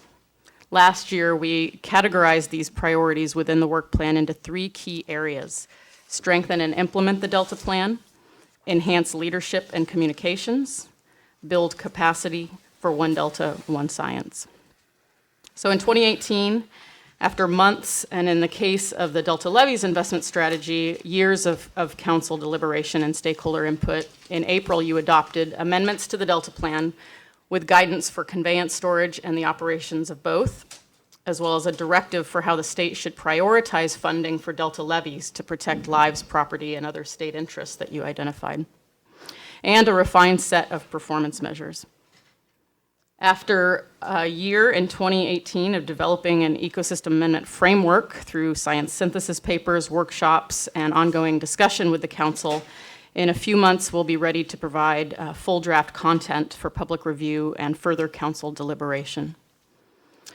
We made significant progress last year developing a new website to be unveiled soon, which will display the Delta Plan's performance measures and allow for visual tracking of progress across baselines and targets.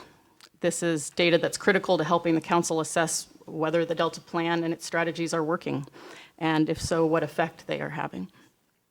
We also entered a new phase for the council in terms of more fully realizing our regulatory role over covered actions. So in 2018 alone, the council received the highest number of consistency certifications to date at 10, with at least 9 additional projects going through early consultation that year.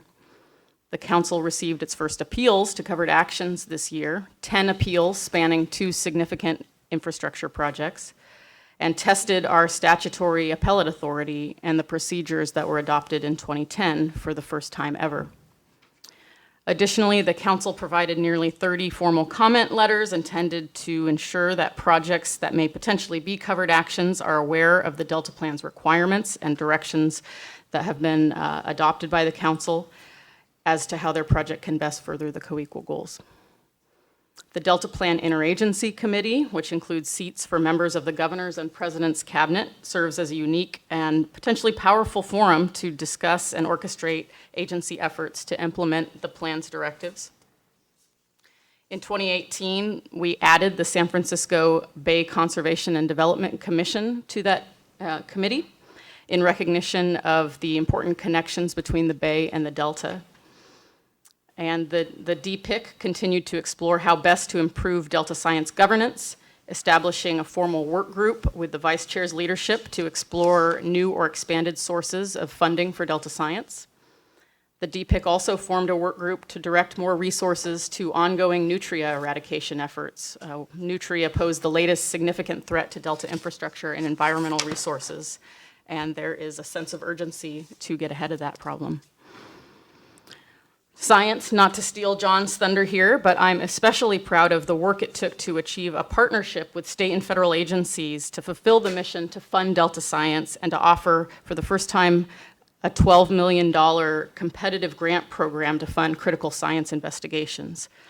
This funding is intended to fill knowledge gaps that were identified in a council-led multi-agency science action agenda, a very focused science action agenda. I'm also proud of our execution of the 10th Biennial Science Conference, which is a forum for Delta Science and management communities to present findings to a broad audience of researchers, decision makers, and stakeholders. There are over 1,000 attendees this fall. Admittedly, we didn't accomplish everything that we set out to from the 2018 work plan. Our 2019 work plan is very much a continuation of those multi-year priorities from 2018. Our review of the California Water Fix certification and its associated appeals filed at the end of July involved hundreds of hours of work by almost every staff person at the council over the ensuing 5 months. That intensive workload combined with our ex parte prohibition meant that we couldn't place ourselves in situations where that project could be discussed, thereby limiting our ability to work in particular on the 5-year review and development of a public participation plan. As a result, the 2019 plan carries over much of this work that was previously directed by the council. Key among these is the much anticipated 5-year review of the Delta Plan. This is where over the coming months you'll be receiving valuable stakeholder feedback and reflecting on progress and challenges in accomplishing our objectives. And essentially there's an opportunity to take a fresh look and shape the council's work over the coming 5 years. With that, let me know what you'd like to hear more about or what questions you have, and John and Jessica are here to assist me. Any questions about the accomplishments from Ken? Yes. No, thank you, Jessica, for the report. And, you know, I think we all recognize the tremendous amount of work that staff did over the last year in dealing with a lot of new things you hadn't dealt with, and some of these issues were bigger than anything we've seen before. And so a lot of, just really applaud staff for all that hard work, and our previous chair for leading a lot of those efforts. I think when we talked about this last year, I noted that it's difficult to come up with, you got the council and then you've got staff, and it's difficult, staff coming up with a work plan and goals and objectives, and it becomes more staff focused than council focused. And, I think, this year going into 2019, we've got the 5-year review. We've got some other issues that, I think it would be helpful for the council to talk about, to not, let's try and separate out what the staff work plan is from, what are the council priorities? And I think that's something that we should discuss through some type of, council-led process. Maybe what would be helpful so that we don't go off the rails as a council is that within that, staff tells us, hey, what are the things that you have to do? We don't really have a choice. Either that we committed to it earlier, or it's an ongoing activity, so that we don't set priorities and goals that are going to put an undue burden on staff. But I think that's, that's my only question and comment, is that priorities for the council should be something that we discuss, and staff can help lead us through that process to see what we individually think are important, what do we want to deal with in 2019. I don't know how the rest of the council feels about that, but I think some of these are great areas overall, but what can the council do in some of these? What do we think is important? Where do we want to assign resources and priorities in achieving things, given that doing our job, staff doing their job and keeping the doors open are things that they have to do. So it's all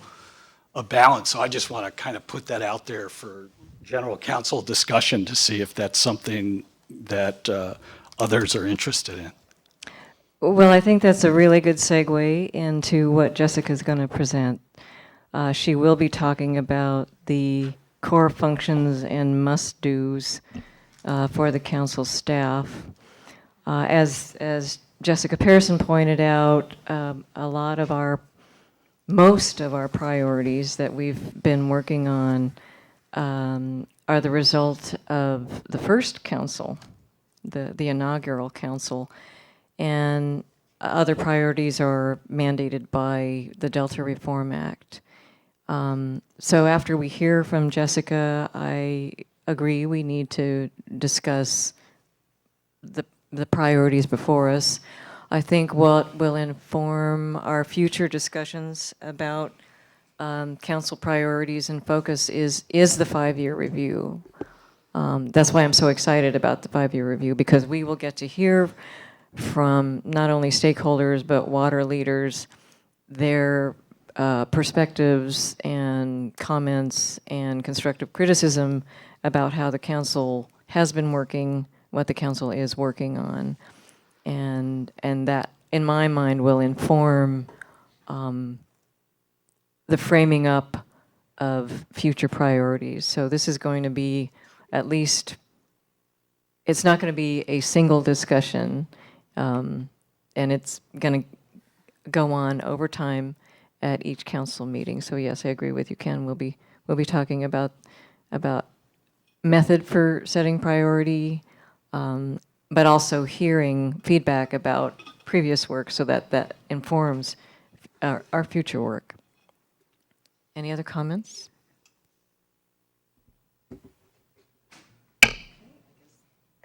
Welcome, Jessica. Thank you. Thank you, council members. I have to say I really appreciate all of the acknowledgement of staff work from last year. Last year was a very, very busy year. Many of us are very much looking forward to 2019.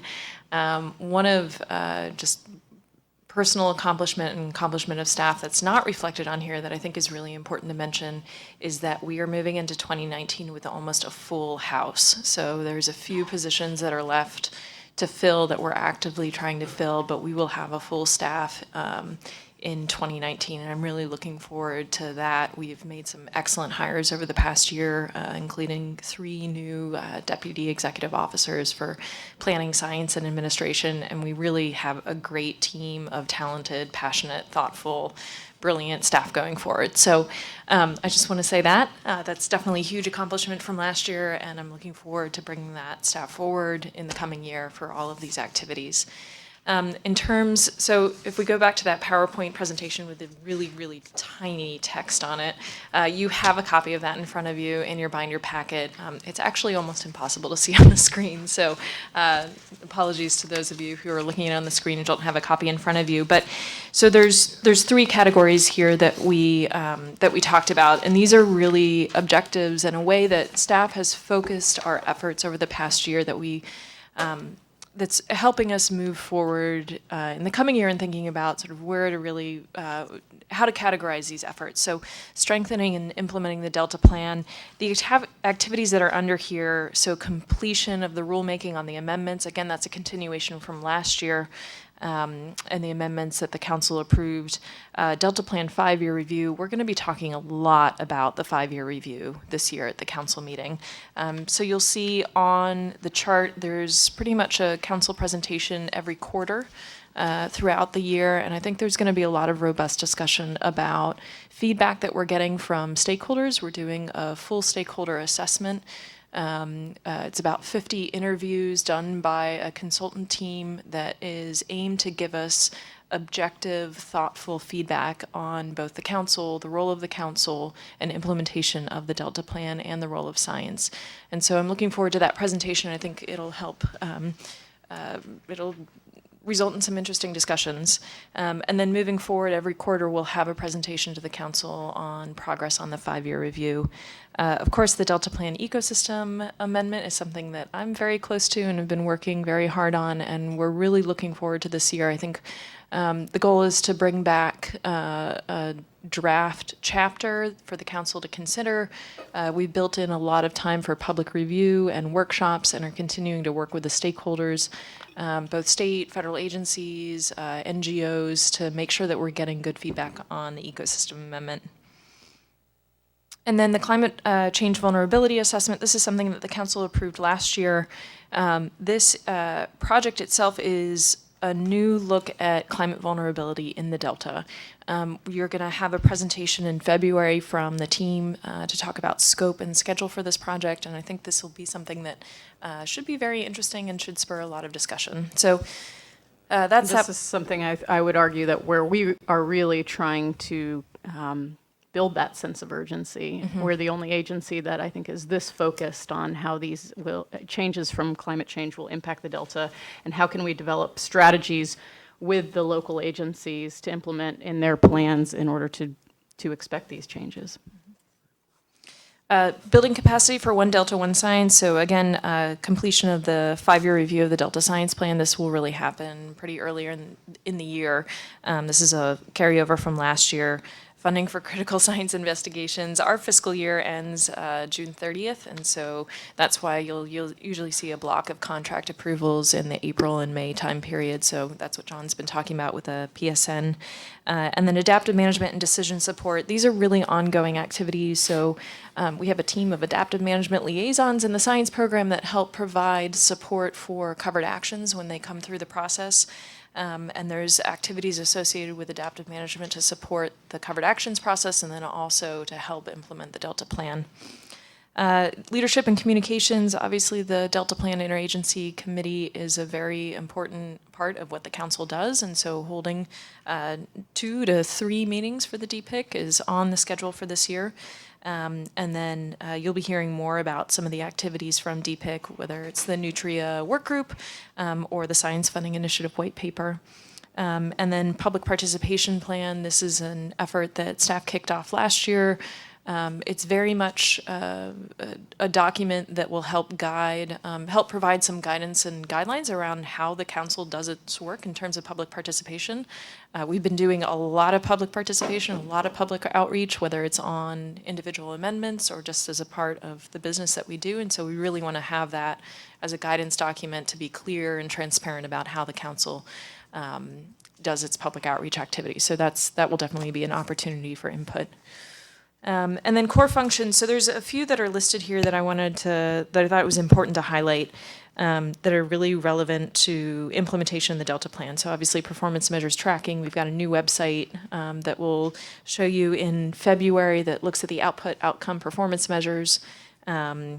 Our regulatory role in covered actions. This is really a rolling process, so we've had more covered actions than the last year than we've had so far as a council, and we expect that level of activity to keep up over the year. Some of that schedule we have predicted out over the next few months, and then there's also other things that might show up. So. Independent peer review, advice, and synthesis. You'll note on here that the Independent Science Board will be coming and providing updates to the council on a regular basis. So Steve Brandt is the chair of the ISB. They have a lot of reviews that are going on right now, a review of the monitoring enterprise, a review of the Interagency Ecological Program, water quality, water supply, and they have some really interesting discussions right now, both advice on the Delta Science Plan and a letter that they're considering to send to the Delta Plan Interagency Implementation Committee. So those should be good discussions. And then, of course, we just have a lot of ongoing communications and workshops, whether it's science workshops like the Social Science Task Force or the Adaptive Management Forum. There's certainly a lot of other activities too. So I'm happy to answer any of these questions. I'd say looking at the schedule, there's a lot on it. It's busy. We've tried to highlight where we'll be bringing things to the council over the course of the year. Of course, sometimes schedules change, so we appreciate flexibility. But the first half of the year is going to be very, very busy, and then there's, in terms of flexibility later in the year, the second half of the year certainly has more space and flexibility, but we're fairly, the schedule's fairly full for the next 6 months. So I want to just build on what Ken said on the last comment he made. So I think it would be probably pretty helpful for the council to do something that other boards often call a retreat. Obviously, everything we do is public, and we can't do like a closed-door retreat without violating the Brown Act. But I think it would help to have some type of, perhaps an entire meeting, certainly, a healthy discussion where council members can talk, ask questions, and really with each other publicly, so the public can also get a sense of what we're thinking, and obviously so no decisions are made behind closed doors, where we can just pepper questions and say, hey, this is something that looks fascinating, I'd like to prioritize this, I'd like to do that, tell me why we're doing this, how does it fit into the big picture.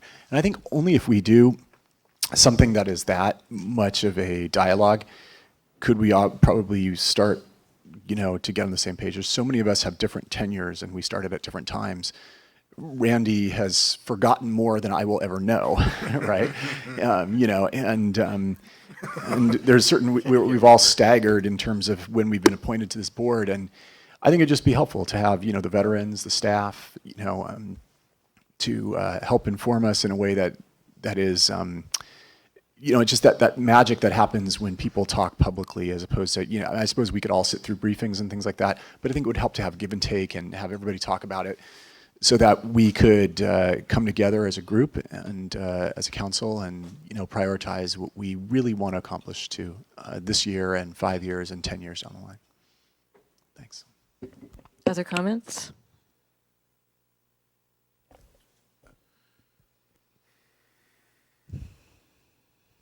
I may have forgotten a lot. So you may know more than you think you know. I'd be curious, just as an initial reaction, thoughts from my colleagues about what has the staff missed or what is on here that shouldn't be on here. It's just a starting point for creating a little bit of a discussion that might lead to maybe something more extensive later. I agree with that. However, I think it's very important to talk about the parameters that define the context of the plan. And these parameters, some of us might know, some might not, some might disagree on things. So, for example, I might think that taking out the invasive species is a big priority. Putting introducing smelt is a big priority. But those parameters might not be defining the context of this plan. So it's important to understand what was the parameters that defined this plan, and then see where we can insert things or change things around. So I think, if I'm not mistaken, we're looking for more of a brainstorming to understand, is this the plan, or how do we come up with a changed version, adjust things around, and insert our priorities? I would suggest that if we're going to have a meeting of that type, not be on a regular day, but the day following perhaps of our normal council meeting. But I also think it would be helpful for Jessica to at least lay out, we're going to have an open brainstorm session, but it's going to be, I think it might turn out to be a waste of time, but it doesn't mean we can't talk about the parameters that you discussed, Maria. Mm-hmm. But Jessica, if you could provide us an outline of topics that we should discuss, and within the parameters of the plan itself and the Reform Act itself, I think that might be useful if that's what Ken has in mind. Yeah, I think it's brainstorming to come up with the council's priorities. A lot of what Jessica presented, both is staff Jessica law, is staff activities, and this is that challenge of, okay, how does a governing body set its priorities so that they're just not staff work? And it's always a difficult thing, and it's a challenge, and there's overlap. But I think, like you say, Frank, it's let's structure it, accomplish something, and I think it's broader than just the 5-year review. I think there's other things that may be important to council members. Maybe it all falls under the 5-year review, but there's just, I don't think we should limit it to that. We should try and see, okay, let's get everybody on a common footing, and what's the policy level discussions we should have as our role as the governing body to move the co-equal goals forward. I think the chair brought up DPIC, and I think, that's a major vehicle that was envisioned in the 2009 Act as a way to accomplish the co-equal goals. And, Randy, during his tenure, put a lot of effort into that. And, what has Randy learned? What can we do? What's the next step in making that group effective? What's the priorities that the council would like to see? I mean, I think there's a lot for us to talk about, and understanding if we say, hey, we want to do all these things, well, we can't do all these things because staff has stuff that we've already told them to do, and we've got to have that part. But I think Mike's got a great idea. I've been, staff to boards, and sometimes you have to have that time, and I'm sure some of you have been there as well, is where the board, the governing body, has to, spend some time figuring out what is it that they want to do to lead the organization. Well, I would propose that no motion, I'm proposing that we meet after the next meeting, perhaps, scheduled meeting the day after, or if that gives you enough time. You don't have much to do, Jessica, so but maybe the March meeting would be better timing. And then we could, and I think Jessica ought to provide us with the parameters of that discussion, which would encompass basically pretty open, but nevertheless give us some idea that we have different boundaries of our discussion based on our statutory duties. And And maybe the March meeting, would that work? I mean, I don't know, that's pretty, I'd hate to commit to that right this minute, but I think if permission to work with the chair and the vice chair to figure out when it could work as soon as Okay. possible and how to best structure it and where we would have it and all those details. Okay, we have a few council members wanting to comment. I'm sorry I lost order, but let's start with Mike. Yeah, so I mean, I want to be clear that I don't think this should be formal. I don't think it should be something where we worry too much about burdening the staff, who is already tremendously burdened with new priorities to prepare for a discussion. I also think that we have enough meetings here where the agenda is rather light, frankly, where this could occur in a 3-hour period over the course of a meeting. I'll just give this as an example, and I think it'll sort of show where I'm coming from. Let's assume that the council members here were tremendously worried about nutria. It's an invasive species. It's a very big one. And we said, gee, we want to do something about it. Why isn't there something being done? I had some one-on-one conversations, as some of you recall, where I got a chance to ask a lot of the questions. Could this council put a bounty out? Could we allocate some of our budget that the governor and the legislature have allocated to us, and could we put an action item where we vote to do a bounty program? And we discussed all the nuances. We discussed that, first of all, that's probably going to be proposed in the state budget already, and we wouldn't want to double pay for it. Also, there's a difficulty with the public identifying what's a beaver and what's a nutria. And it was very, very informative to have that discussion. But at the end of the day, let's say the facts didn't militate against it. Let's say it was like, oh, no, that's a great idea, and there wasn't a beaver issue. Then I think this body could have determined that we wanted to put something on the agenda to offer a bounty. And I dare say that some of the folks in the Making my attorney very nervous over here. it's within our powers as far as I know. I mean, we have budgetary authority over stuff.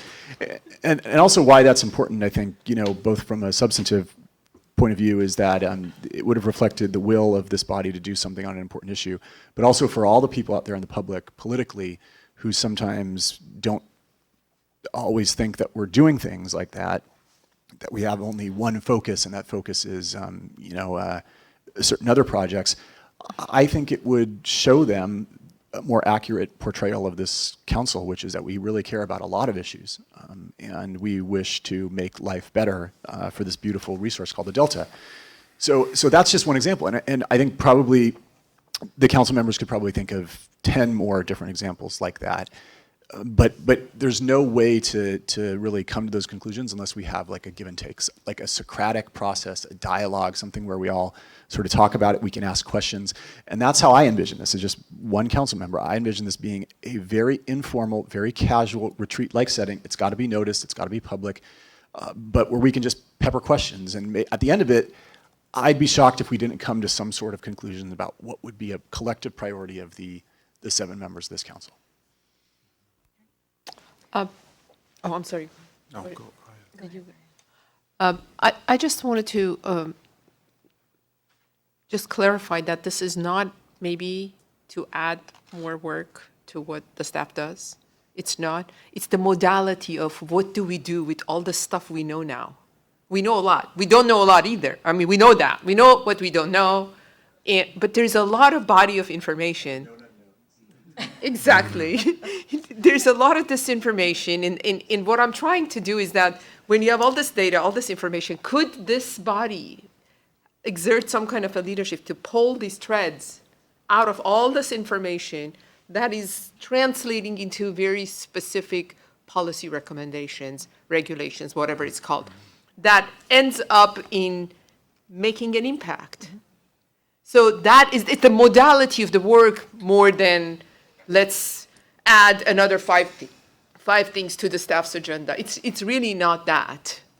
But my feeling has all along been, okay, we know a lot, and we research a lot, and we have a lot of science, but then what, and then sometimes I'm told, maybe I'm not here long enough to know what has happened.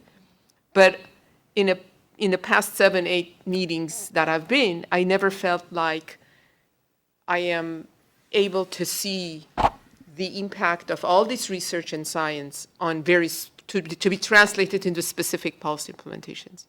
And therefore, I'm not expecting that you guys are going to go do more and find out more, but we help each other to highlight and pull the priorities out of this and lead to something, a result of sorts. So that's during this retreat, and I also do not think that it's a whole day thing where we're going to brainstorm and put on the things on the blackboard and you guys have to go find out another 10 new subjects. It's not that. I would amend my recommendation to an afternoon session, maybe starting at 2 o'clock like we're doing today, of one of our regular meetings. Number two, I think that we ought to be provided a fresh copy of the statute and of our responsibilities and what the limitations are, which are very, very strict, and we operate under a legislative mandate, not on an open-ended discussion. So I think that should be provided as well. And I do think that some kind of parameters would be helpful from Jessica to give us a better idea, with the statute in mind, for this session we're going to, if we have it. That's kind of my thinking. Okay. Oscar. Yeah, thank you, Madam Chair. These are great conversations, and it's always difficult to try to kind of corral a large advisory body or a commission on huge policy issues. I agree. I think sort of framing what the statutory components of our responsibilities are will largely absorb the majority of staff's time. I mean, that the sort of the statutory and the administrative responsibilities will take up a significant amount of time. And I think there's many ways to sort of approach this. I like kind of where we're headed. I think it makes a lot of sense. I also think that incorporating, as Mike referenced, maybe different lenses or maybe different guiding principles about how staff present things or bring things forward, so that, for lack of a better way to describe it, we can see how our priorities are reflected in the work that's being done in one way or another. And obviously not everything is going to be reflected, but at least there are some common consensus issues where you can say, okay, I see where the dial is being moved in areas that we collectively said is important, right? It's important to our core responsibilities. But I always get nervous, and I know what it's like to be staff to a large board when the conversations about redesigning priorities in light of a work plan that's laid out in front of us can be daunting, to find out that on a monthly basis your priorities have shifted or things have been added where something hasn't been taken off. And so I think for me personally, I would only be willing to move forward with an understanding that once we decide what a work plan looks like or what our priorities are, we can't pivot on a monthly basis without saying to Jessica, all right, we're going to add something, that something's got to come off, because there's only so much capacity for staff to absorb. Otherwise, we too will be submitting BCPs for 10 people to continue the work that grows. So I offer that in terms of my experience, knowing how to, trying to help manage and hold the line on priorities. Randy. Oscar, thanks for that. And I'd like to add to that. My initial question to my colleagues was what's missing and what should be removed is a very basic question, and I think is necessary information to provide staff in preparation for our joint discussion. Nutria was mentioned, and apparently there's a failure in communication, because this agency is doing a lot right now in coordinating the efforts of multi-agencies to eradicate nutria. The fact that you're not aware of that shows that we have a failure of communication, probably more than a failure of setting appropriate priorities. So I agree. This conversation would be good, but I think to facilitate a meaningful conversation, each member should provide their ideas of what should be priorities to help stimulate some discussion and give staff an opportunity, if there are activities already underway that are addressing that priority that a council member is not aware of. It will also give an opportunity to educate everybody. Within the statute, though. Within the statute, yes. Mike. So I want to follow up on that because I respectfully disagree. I don't think that the problem is informational. As a matter of fact, it's just the opposite. To pick on the poor rodent again, the nutria, on this paper is a nutria working group, and they've reported to us once in recent memory. And they certainly gave us a lot of information. But I think what I'm hearing from the council members who have raised this issue is that nobody is really clear who guided that working group at the outset. And that if we have differences of what we would like done, there hasn't been an opportunity for us to weigh in. I don't want another report. I don't want to get talked at for another series of meetings where there's a working group that reports back.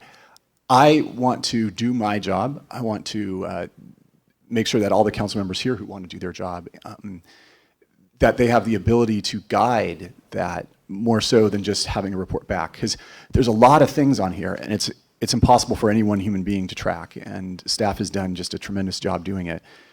But these things that they were just sort of put in motion, and some people kind of know why and where, and it might have been a past council that did it. I just want to make sure that we don't absolve our duties as the current council to weigh in and to guide things and to say, we don't support that. We hate the bounty, or we love the bounty, or whatever. I'm just saying we have to be able to weigh in on these things more so than just hearing a report based on some priority that started God knows when. That's all.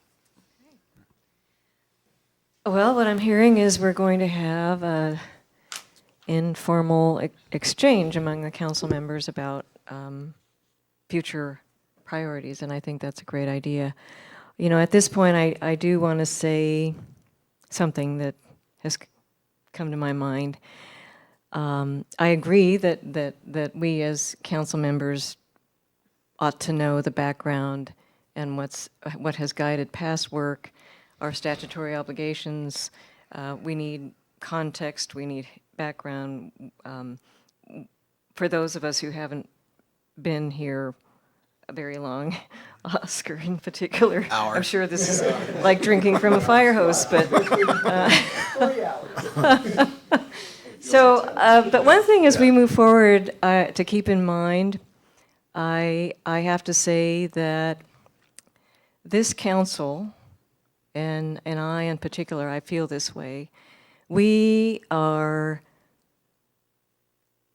standing on the shoulders of giants. To quote Sir Isaac Newton, if it had not been for the Blue Ribbon Task Force,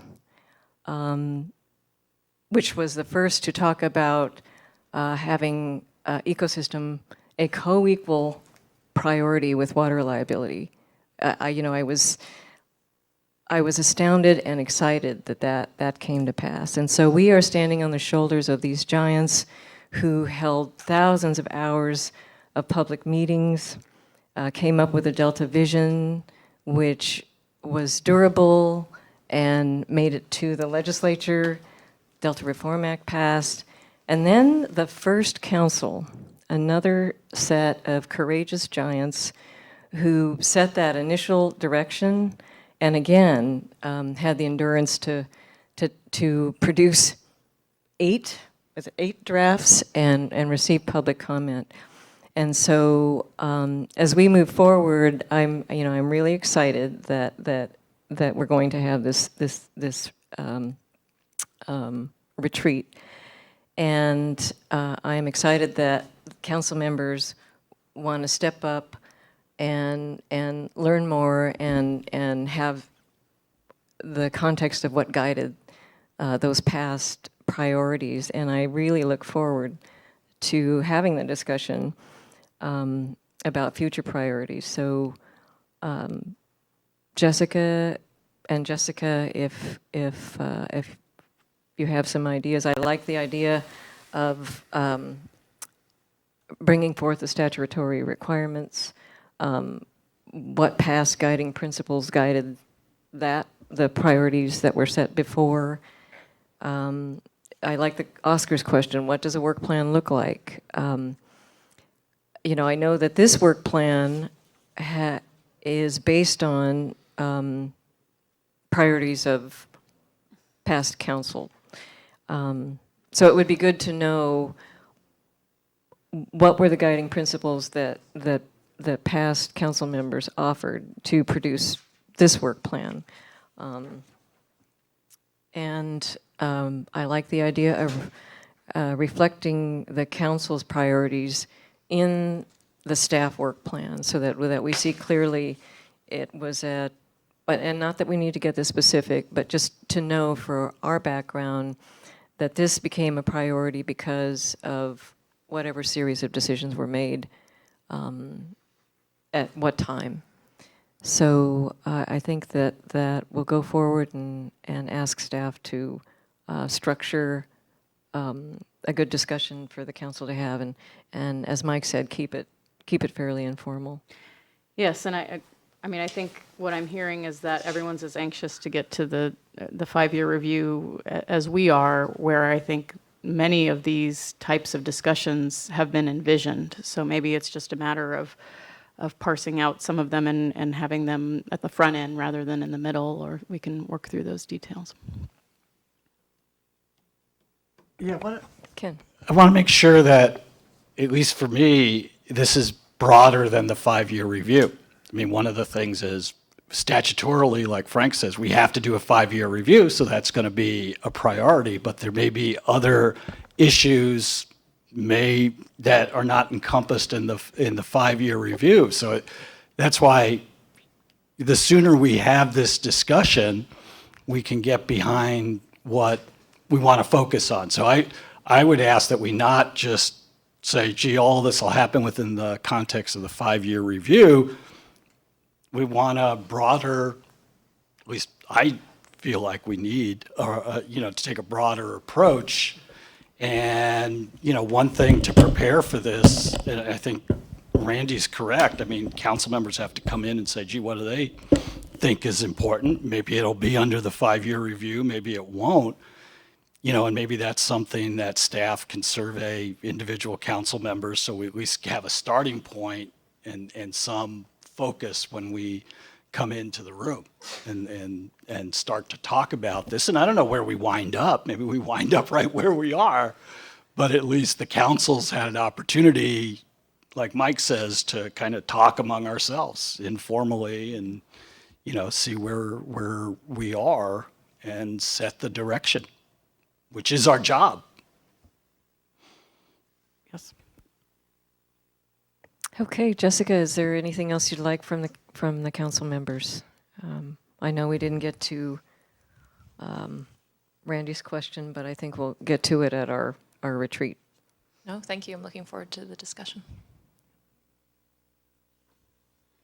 Look at that. We're early.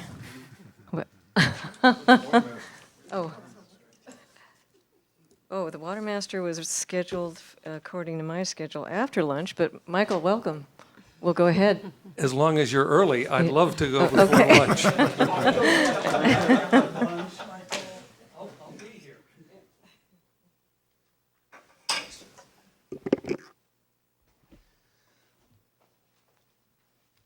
Thank you. I appreciate the opportunity to come before you. The new council with changes, some in place and some to come. My role as the Delta Water Master, among other things, is to give you a report on activities on about a quarterly basis. So this is a follow-up to discussions that we've had in the past to let you know kind of what we've been doing and what we've got on the agenda. And I do realize that I'm between you and lunch, so I can be crisp and respond to questions. In terms of the overview, I did want to talk a little bit about our new appointment on the State Water Resources Control Board. Give you an update on the big news at the State Board, which is where we are with the Water Quality Control Plan. Talk about a specific emerging issue that deserves attention from all of us, which is the loss of channel capacity, particularly in the South Delta, and what that may mean for the functioning of the Delta in the co-equal goals, what it means to the ecosystem and what it means to the water supply. Also want to give you an update on a project that the lead scientist is working on with us, which is the salinity synthesis report. And then finally, I want to tell you about some of the outreach that we're doing at the state board with respect to implementing the diversion measurement regulation under SB 88. So let me start with what I think probably you're all aware of. Stephen Moore, the vice chair of the board, resigned in November to take a job as the general manager of the Ross Valley Sand District. And in his place, Governor Brown appointed Sean McGuire, who will serve the unexpired portion of Steve's term. So it's about another year. So there you've got a picture of handsome young Sean. And actually, one of the reasons I was eager to speak with you before lunch is because I've got a tentative 1 o'clock with board member McGuire to brief him on some of these same issues. So I'll be able to get back for that as well. I've worked with Sean in his prior capacity, which was within the Division of Water Rights, for about a year. He's been with the State Water Source Control Board for about 3 years, but I've had pretty close interaction with him as a deputy director of the Division of Water Rights.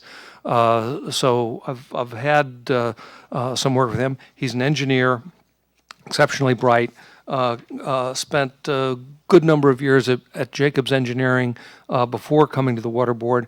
And one of the things he worked on was a pretty innovative plan to figure out, and this goes right back to some of the discussion you had earlier, specific practical things you could do to measure biological improvements for fish. It was specific to the Stanislaus River, and so he's got a lot of background and experience on that, and we're excited to have him. Next thing, and you've been probably reading a lot about this in the newspaper, but on December 12th, after a number of deferrals, the State Water Resource Control Board adopted staff-proposed amendments to the San Joaquin River portion of the Bay Delta Water Quality Control Plan. The biggest feature of that, certainly the one that received the most attention, was the proposal to increase the amount of flow through the tributaries on the San Joaquin River and into the Delta based on a larger portion measured against what would have been unimpaired flow on the three main tributaries and the main stem of the San Joaquin River below the confluence with the Merced. You probably also aware that there was a good deal, and one of the reasons for the delay, actually two delays, one in August and the second in November, was to allow for more time for participants to try and come to voluntary settlement agreements, to negotiate alternatives to the regulatory approach embedded in the proposal that the staff put before the board.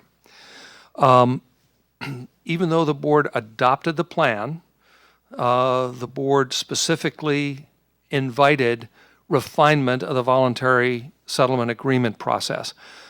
At the meeting on December 12th, there was a proposal for partial voluntary settlements, primarily focused on the Sacramento River and part of the Delta, even though the plan that was before the board was the portion on the San Joaquin River. There was only one of the three tributaries that had a proposal for voluntary settlement in lieu of the regulatory approach. That was the Tuolumne River. But the board was very open to that, as they had been all the way along, and said, flesh this out. It's intriguing. There are some really good ideas in here, and particularly the notion of focusing on restoration as compared to litigation over the regulatory approach was extremely appealing, has been extremely appealing, but you need to put some flesh on the bones, and the parties to the voluntary settlement agreement, which had worked out a lot of these elements in what must have been very difficult negotiations behind closed door, were invited to bring the broader set of agreements before the board for evaluation analysis, and to invite other important communities to contribute input and insight. I make it sound like a kumbaya, happy family moment. That's unlikely to be the case. We're, after all, dealing with the Delta, and we're dealing with water.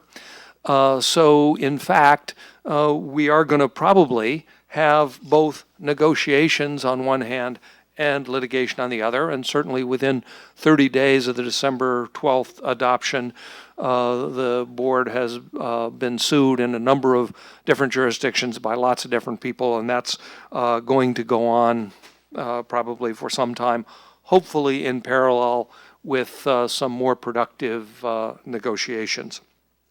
One of the things that I keep pointing out, and by the way, I always tell you when I'm here, I'm speaking as the Delta Water Master. I don't speak for the board. I try to be a good liaison back and forth. But I will say that the plan itself is not self-executing. It requires the development of an implementation plan. And it may be possible that the implementation plan can develop in parallel with the voluntary settlement process. My own view, and again, I emphasize this, my own view, that we may be able to create an environment in which those processes are attractive and positive enough for everybody to participate, and do that in part by indicating specifically what the biological objectives are, not just the regulatory objectives, but what are we trying to accomplish in terms of floodplain habitat, number of fish, et cetera.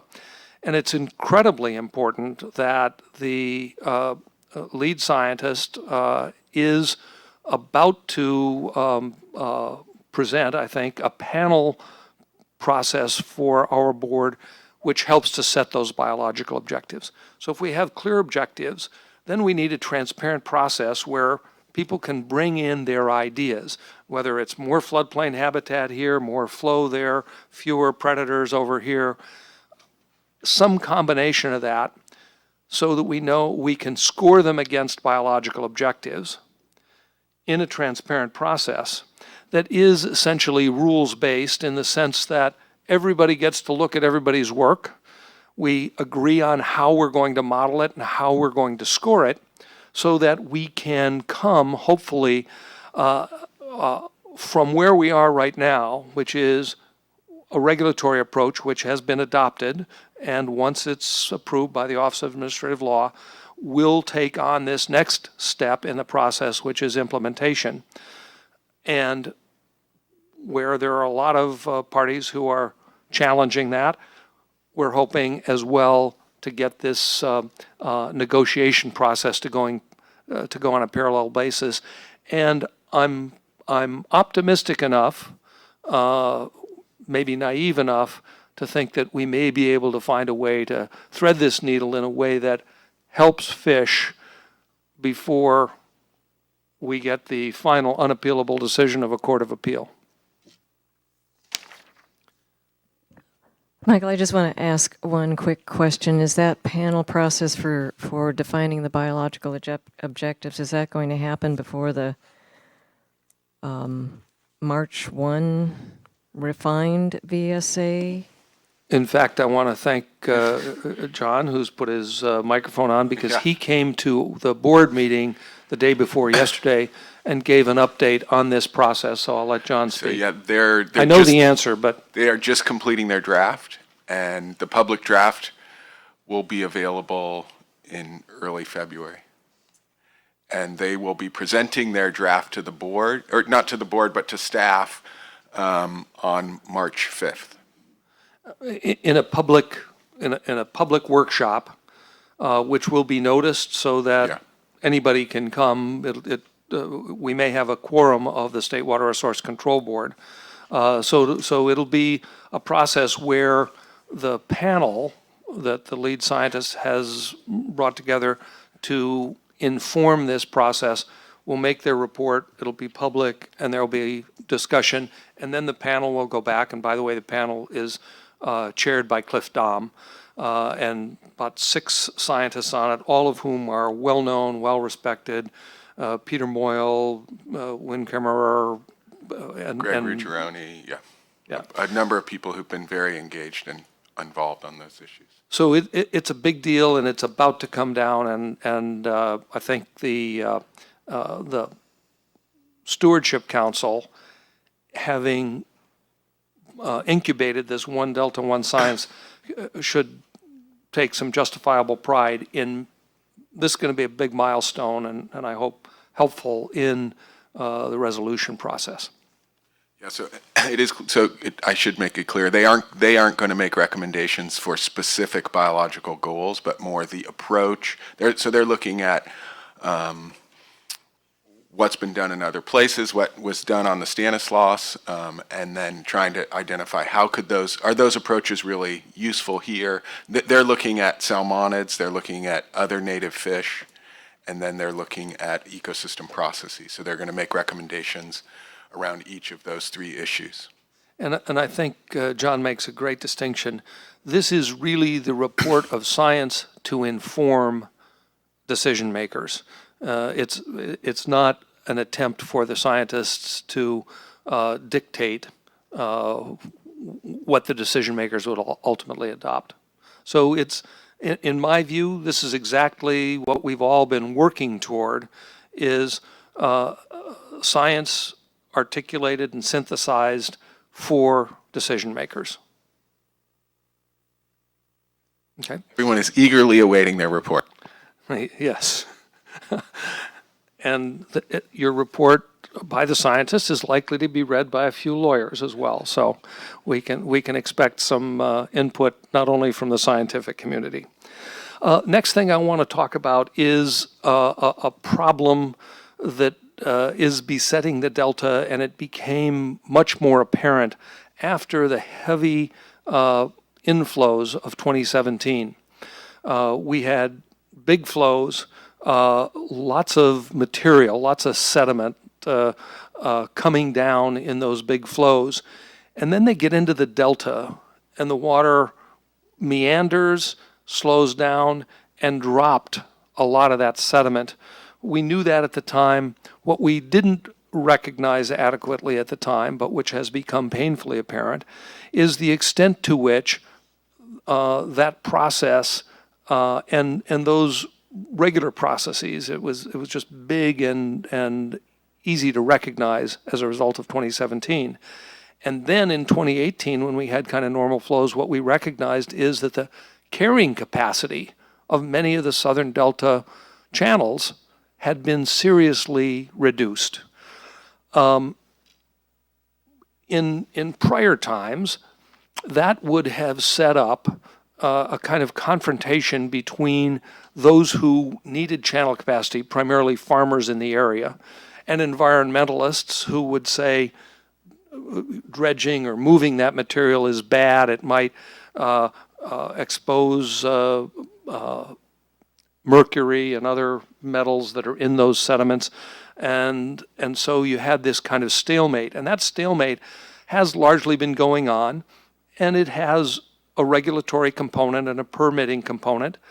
Permitting has slowed way down in terms of dredging and channel maintenance, in part because when those permits were granted, the permitting agencies got sued. And again, our lawyers have occluded the process as much as the sediment has.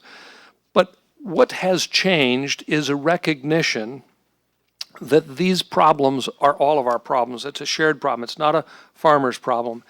It reduces the capacity to flow water through. So when you get big flushes, they don't flush the way they used to, and you don't get water, particularly from the San Joaquin out to Chips Island.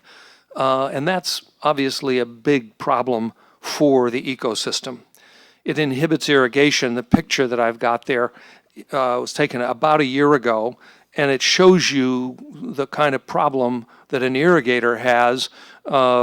You turn on that pump, and you'll get a few gallons of water, and then you're going to start sucking sand, ruining your pump, which means you can't irrigate. So it is a problem with irrigation.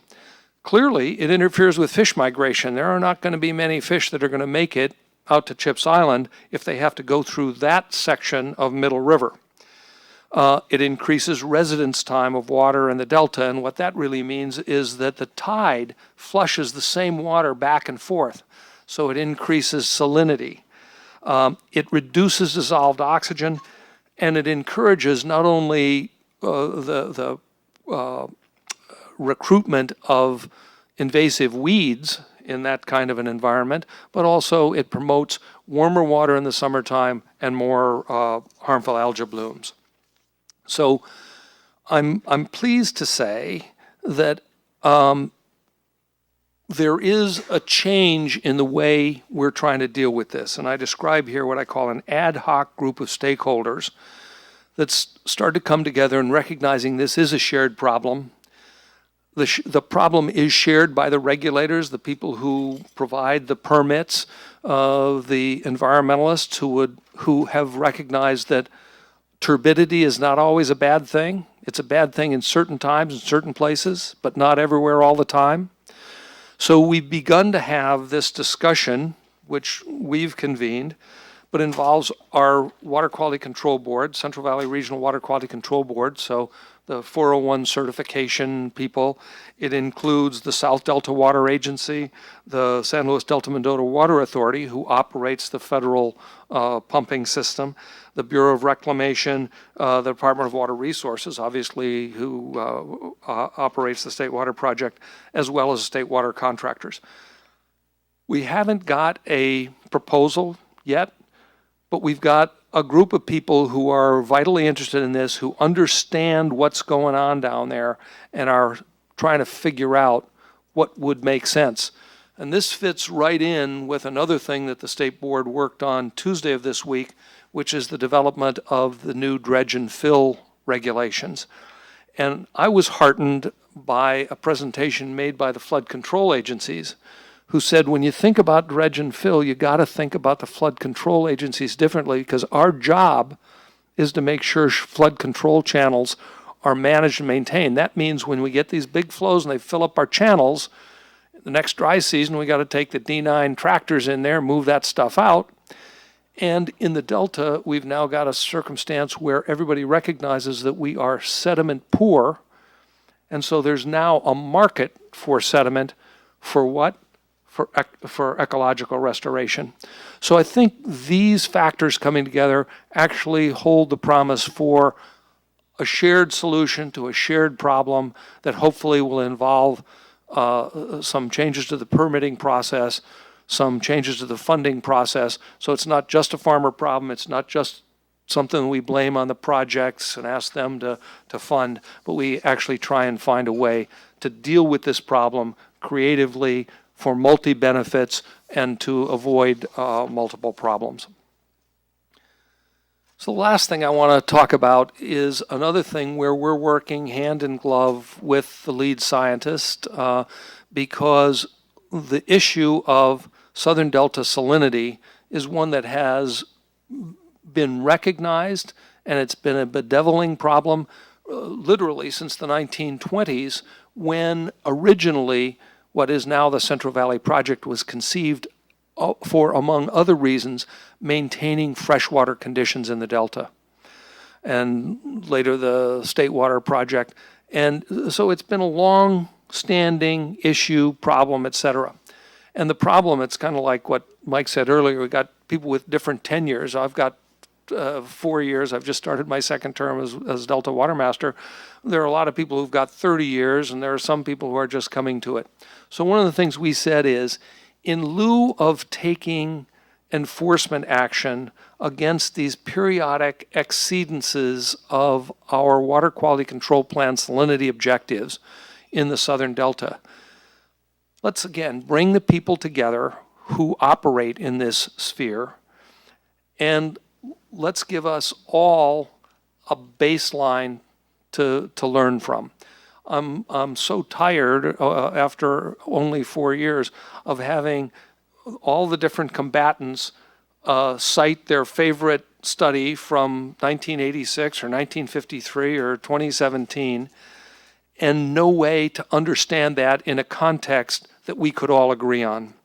And so starting with Cliff Dom's help and then handing off to John, we agreed on a process where all the combatants would come together as an oversight committee to identify specific questions and ask an independent and objective panel of scientists to look at all the studies that have been done, not all of them, there are too many for anybody's lifetime, but to take a look at the critical studies and give our group, the oversight committee, the regulators, the people who have to make decisions, a synthesis of what is known, and let the chips fall where they may. What are the responsibilities? What does it mean? How did it happen? What things have been tried?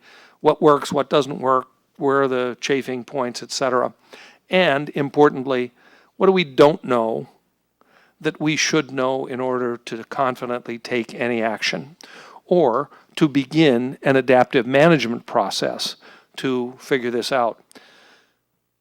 Parenthetically, I get a kick out of all the discussion of adaptive management, and one of the things I'm going to look for at UC Davis in a couple of weeks is an honest discussion of the clash between the notion of adaptive management, trying something, if it doesn't work, trying something else, figuring out what works, the clash of that notion with our regulatory processes. For instance, get an incidental take permit. It's a 10-year permit. And you're told if you deviate at all, you lose the protection of the permit, come back to us and start over.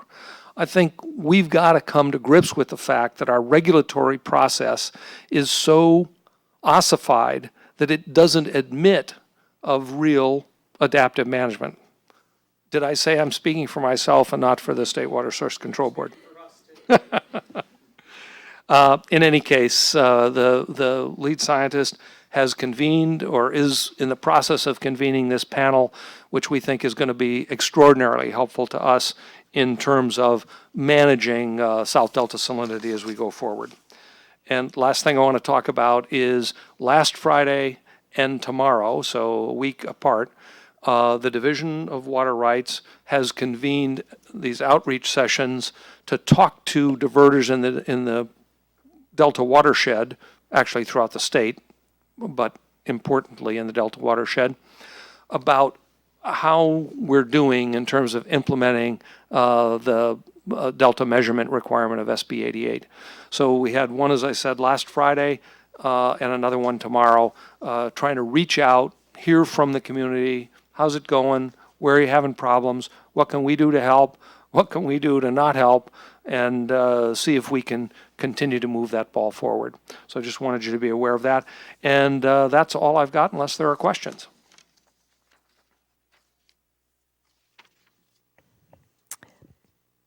Does anyone have a question for Michael? I don't have a question, but I just want to affirm the channel capacity issue. I was on Roberts Island last week visiting with some growers adjacent to Middle River, and as time has gone on and that channel has accumulated sediment, they're concerned, and it was at the beginning of the last round of rain.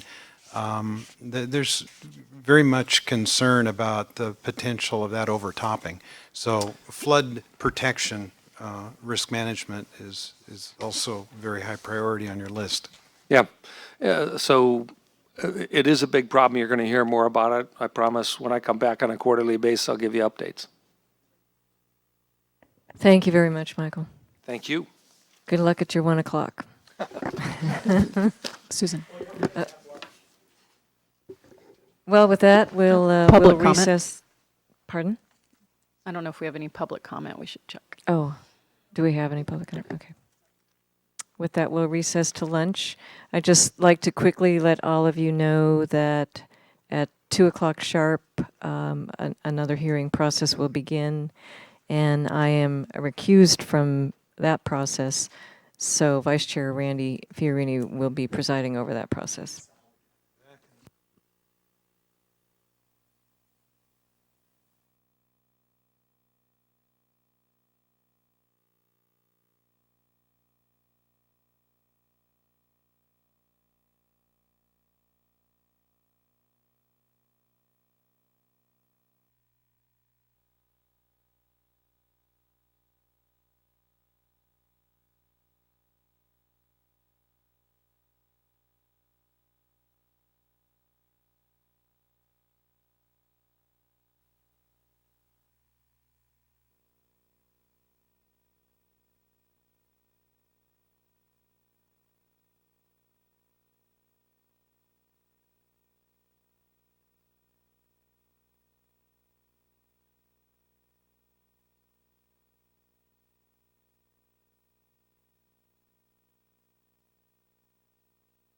Looks like we are ready to begin, and I've got my script in order so that the pages will follow in succession and everything I say will make sense. Good afternoon and welcome. I am Randy Fiorini, Vice Chair of the Delta Stewardship Council, and this is the time and place for the public hearing to receive comments orally and or in writing on the appeal of the certification of consistency for Smith Canal Gate Project. Let the record reflect that it is now 2 p.m. on Thursday, January 24th, 2019, and we are here today at 980 9th Street, second floor conference center in Sacramento, California. Before we begin, I have a few general announcements. First, please look around now and identify the exits closest to you. Should an alarm sound, we will be required to evacuate this room immediately. In that event, please take your valuables with you. Second, the bathrooms are located through these double doors to your left and down the hallway. Keys to access the bathrooms are located on the counter near the camera tripod. Last, please silence your cell phones or other devices now. Before we begin, Council's legal advisor, Bethany Payne, will remind the Council of our ex parte restriction and answer any questions about its scope. Bethany? Thank you, Vice Chair Fiorini. Council members, the Council's administrative procedures regarding appeals require that I remind you of the ex parte communication restriction at this meeting. The ex parte communication restriction is a requirement of California's Administrative Procedure Act and the Council's appeals procedures. It prohibits any communication, direct or indirect, regarding any issue in the proceeding to the Council or Council members from an employee or representative of an agency that is a party, or from an interested person outside the agency without notice and opportunity for all parties to participate in the communication.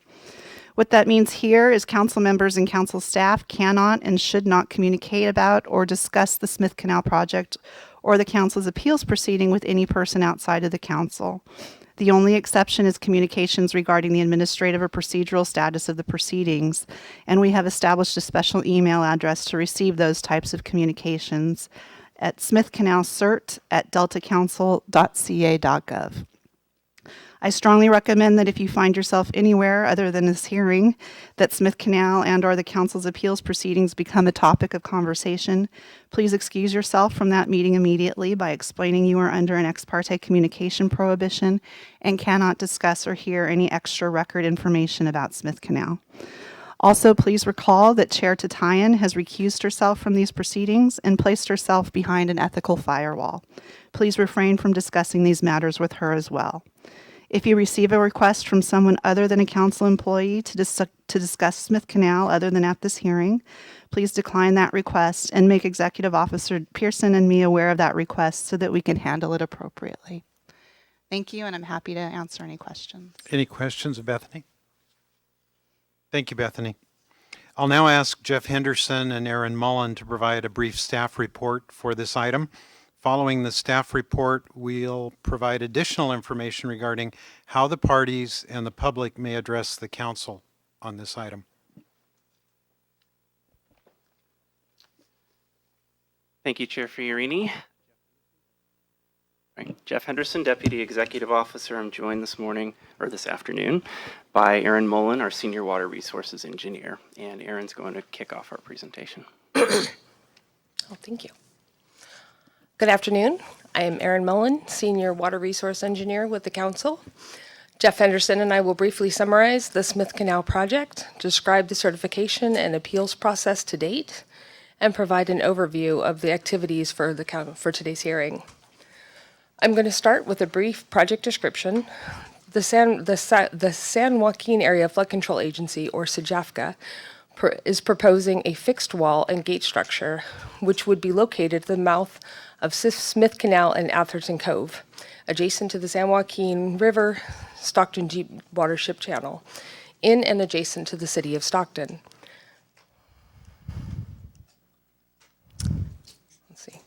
This slide shows the project area highlighted in yellow and provides some additional context regarding the project's location.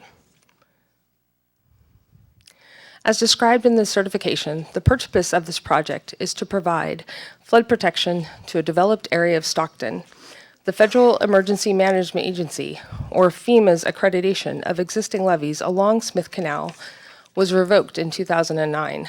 As a result, approximately 5,000 properties and 5,000 properties and 15,000 residents were identified by FEMA as being within the 100-year floodplain.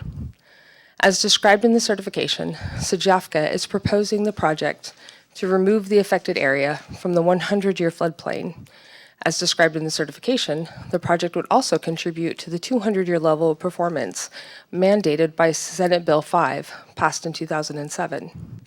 In this slide, the map on the left shows the area that would be removed from the 100-year floodplain once the project is complete. The map on the right shows the area that SJAFCA is working towards providing 200-year level of protection for. As proposed, the project would consist of a fixed cellular sheet pile wall extending approximately 800 feet from Dad's Point to the Stockton Golf and Country Club. The fixed wall is illustrated here in the neon green.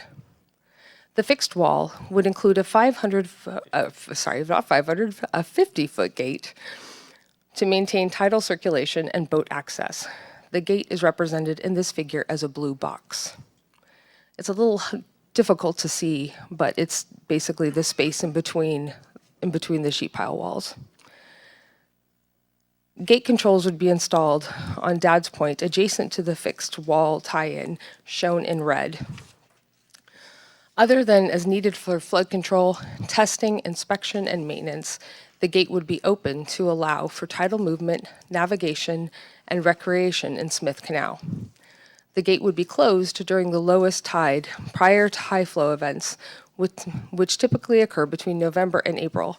Such closures are anticipated to occur for 6 to 8 hour periods. So this concludes my description of the proposed project. I'm now going to hand this over to Jeff Henderson. Thank you, Aaron. By way of background, the 2009 Delta Reform Act granted the Council specific regulatory and appellate authority over certain actions that take place in whole or in part in the Sacramento-San Joaquin Delta and Sassoon Marsh. These types of actions are referred to in the Act as covered actions. In short, in order to be a covered action, a plan or project must meet a 5-way test. It must be a project under the California Environmental Quality Act, or CEQA, as defined by law. It must take place in whole or in part within the Delta. It must be a public project or be funded or approved by a public agency, and it must be covered by one or more regulations in the Delta plan. Furthermore, the project would need to have a significant impact on the achievement of one or both of the co-equal goals, or a government-sponsored flood control project.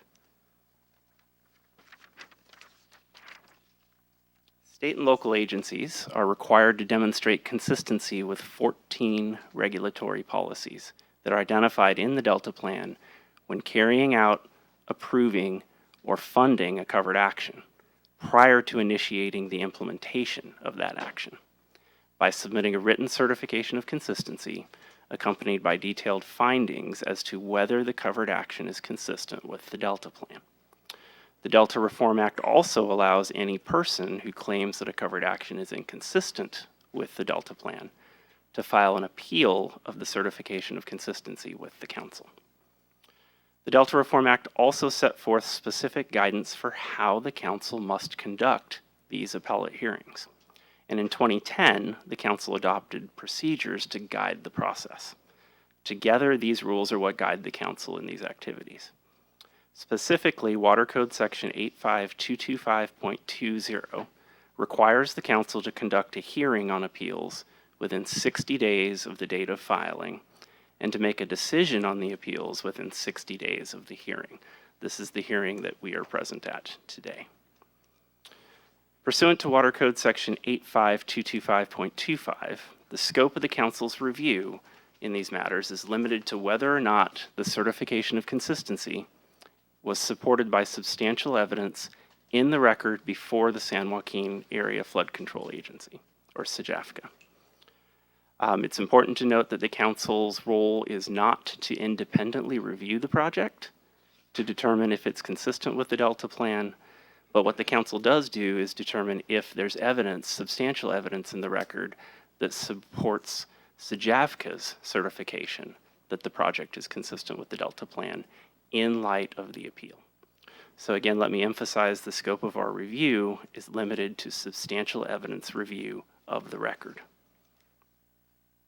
The Council received the certification of consistency filed by SJAFCA for the Smith Canal Gate project on November 2nd, 2018.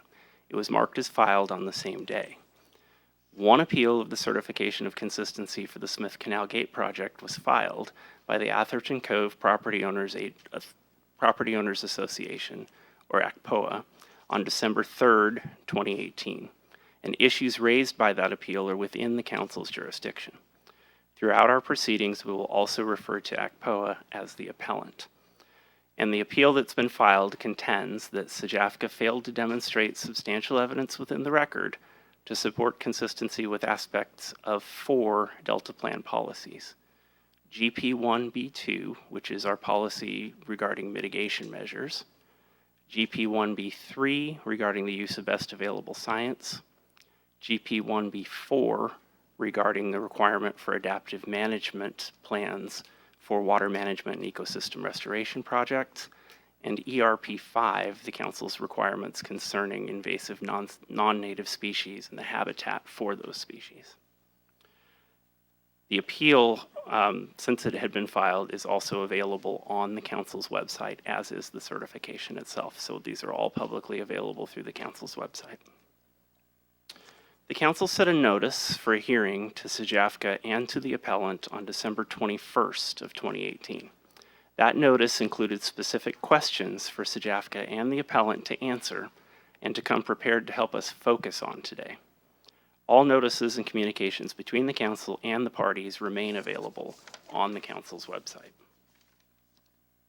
The Council will consider all submitted written comments, as well as any oral comments today concerning the Smith Canal Gate project appeal.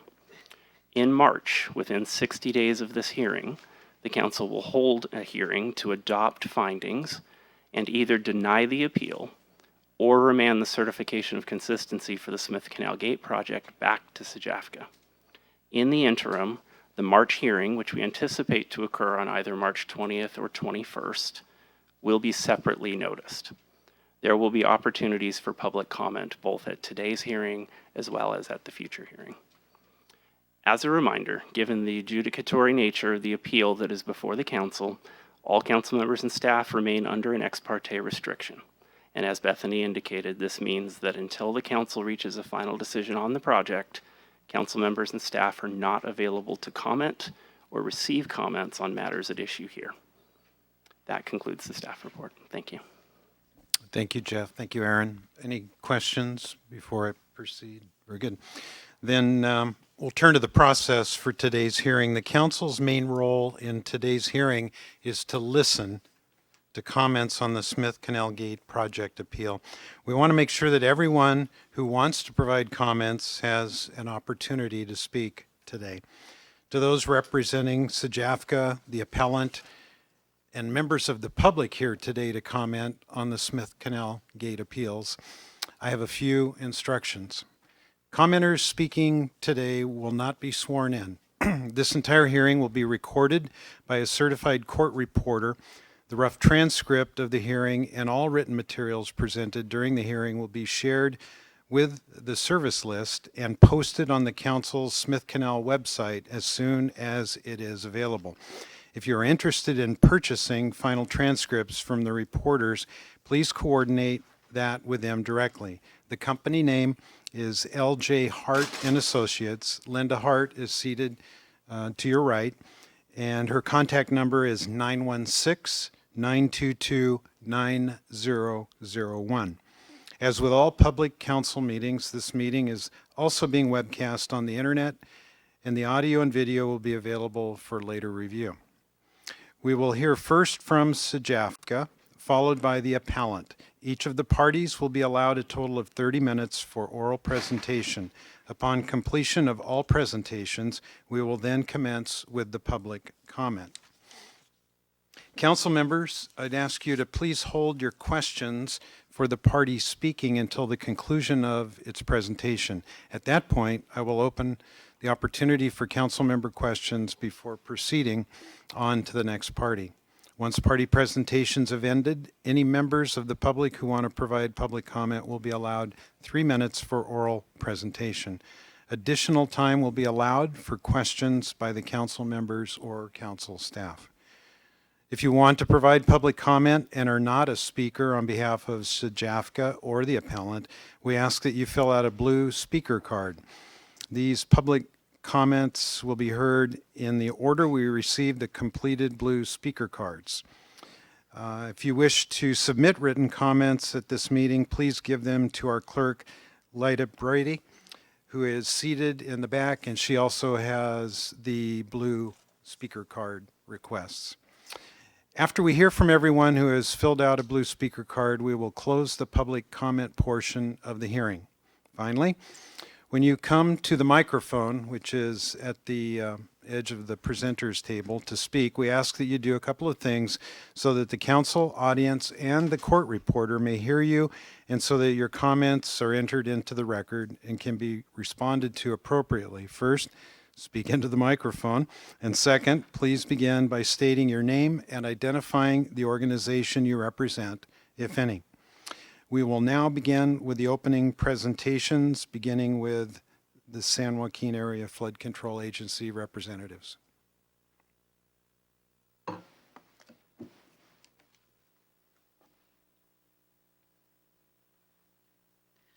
Good afternoon. I do have one question regarding a point of order. This may be for Ms. Payne. Shall I leave part of the 30 minutes for questions from the council, or will there be additional time as needed? Additional time for questions, so 30 minutes just for your presentation. Wonderful. Thank you. Do we have a name tag for Ms. Oschenschlager? This isn't coming out of your 30 minutes, by the way. It's all right. I talk fast. Thank you. All right. Good afternoon, Vice Chair Fiorini and distinguished council members. My name is Catherine Olschlager. I am here on behalf of the San Joaquin Area Flood Control Agency. As you heard, it is often referred to as SJAFCA. I'm here to address the appeal that was filed by the Atherton Cove Property Owners Association, also known as ACPOA, of SJAFCA's certification of consistency with the Delta Plan for the Smith Canal Gate project. SJAFCA is a joint powers agency that has one purpose, to provide flood protection to citizens of the Stockton area.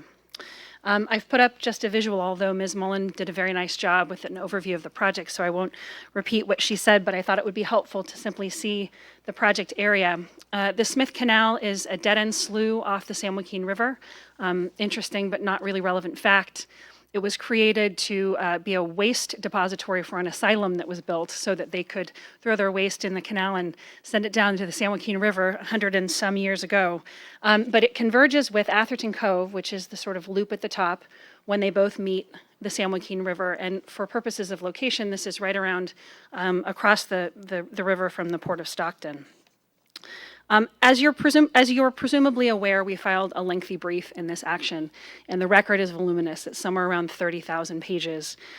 So rather than sort of repeat all of the things that are in that brief, I'm going to take a step back today and talk about the project and its consistency with the Delta Plan from sort of the big picture view, the 30,000-foot view. The brief is lengthy because we wanted to be sure to individually and directly respond to each question that was posed by the council, so there was some duplication. But I really think this is much simpler than what it may seem from the voluminous record and the lengthy written submittals. First, I'd like to talk a little bit about the project, how it was conceived, why it's necessary, why it's critically important to the region, why it's consistent with the Delta Plan fundamentally as a flood control project. And then I'd like to talk about the three environmental technical issues that are really at the heart of this appeal. And those issues are water hyacinth, the potential for fish predation, so the potential for sensitive species to be preyed upon by invasive species like striped bass. And the third is the potential presence of cyanobacteria or blue-green algae in the project area. And the appellants raise these issues from a variety of angles. There's discussion of best available science, mitigation measures, but these three environmental issues are really at the heart of each of these arguments. These questions are not new.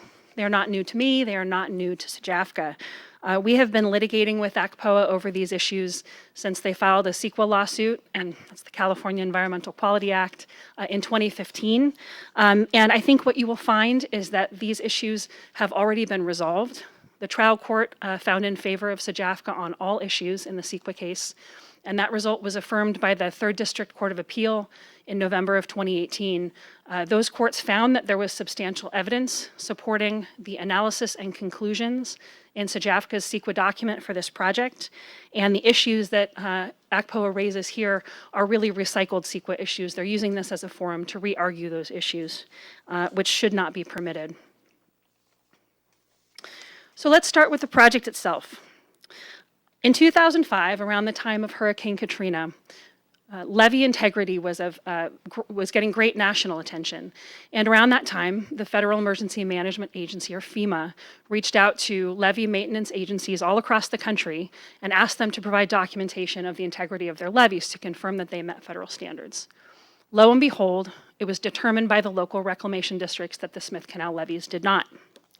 This was a problem for several reasons.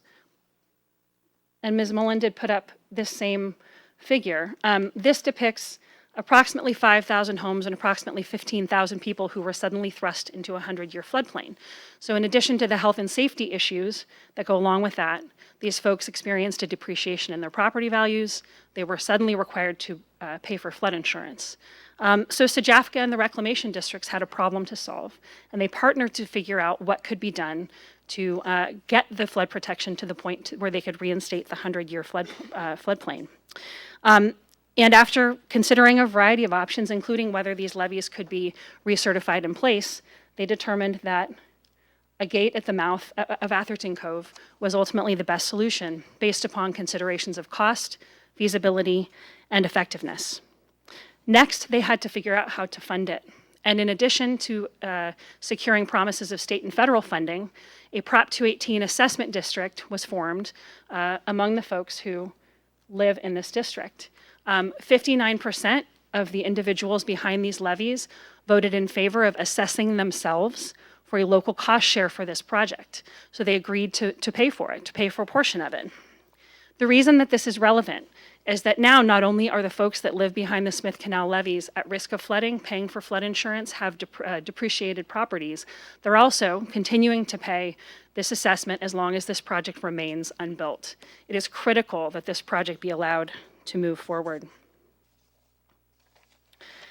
The environmental review for this project commenced formally when an NOP was issued under the California Environmental Quality Act in 2014. The The Environmental Impact Report, or EIR as they're typically called, was over 1,000 pages, 634 pages of analysis, 456 pages of technical appendices. The document was circulated to 7 federal agencies, 14 state agencies, 7 regional and local agencies. And as I mentioned, the record for this appeal is approximately 30,000 pages long. I tell you this so that you can take comfort in the fact that SJAFCA conducted a robust and thorough environmental review for this project. This is not a project for which corners were cut or for which there was any financial incentive for SJAFCA to not conduct a thorough analysis. Since 2015, SJAFCA has been working with its team of engineers and an independent panel of experts, an IPE. That's 3 independent neutral experts who were selected as experts in their field to provide input on the design and engineering of the project. The design has since been refined, and those changes were analyzed in 2 additional CEQA documents called addenda. The first addendum was finalized in 2017, and the second was finalized in 2018. These CEQA documents are important to this proceeding because that's where the evidence lies, the substantial evidence to support the conclusions about the project's consistency with the Delta Plan, these policies in particular, issues of invasive species, water hyacinth cyanobacteria. Those were analyzed in the CEQA documents, and as you'll see from the briefing, that's the substantial evidence we look to support SJAFCA's conclusions in this case. As staff alluded to, there is a fairly narrow inquiry before the council today, and that is whether substantial evidence exists to support SJAFCA's conclusion that this project is consistent with the Delta Plan. Now, as we addressed in our briefing, the project is fundamentally consistent with the Delta Plan because it's a flood control project. The Delta Plan throughout prioritizes health and safety of residents, achieving flood protection, and balancing that flood protection with other considerations and ecological issues in the Delta. What does substantial evidence mean? We're going to say it a lot today, and it's something that a legal standard that I'm very familiar with as someone who practices in administrative law and in the courts. Substantial evidence is a standard by which the agency, here SJAFCA, is given deference in its determinations under the law. So ultimately, the agency's conclusions are presumed to be true, unless the other side can demonstrate otherwise. So ACPOA here bears the burden to show that we lack substantial evidence in support of these conclusions. ACPOA cannot carry that burden by simply pointing to portions of the administrative record that favor its position, and the council may not set aside the agency's approval on the ground that an opposite conclusion would have been equally or more reasonable. The council's task, and this is from a case titled Vineyard Area Citizens for Responsible Growth versus Rancho Cordova, the council's task is not to weigh conflicting evidence and determine who has the better argument. This is particularly significant in the area of expert evidence because these are expert issues of science and technical concerns. And under the substantial evidence test, the agency has the right to select among competing expert opinions.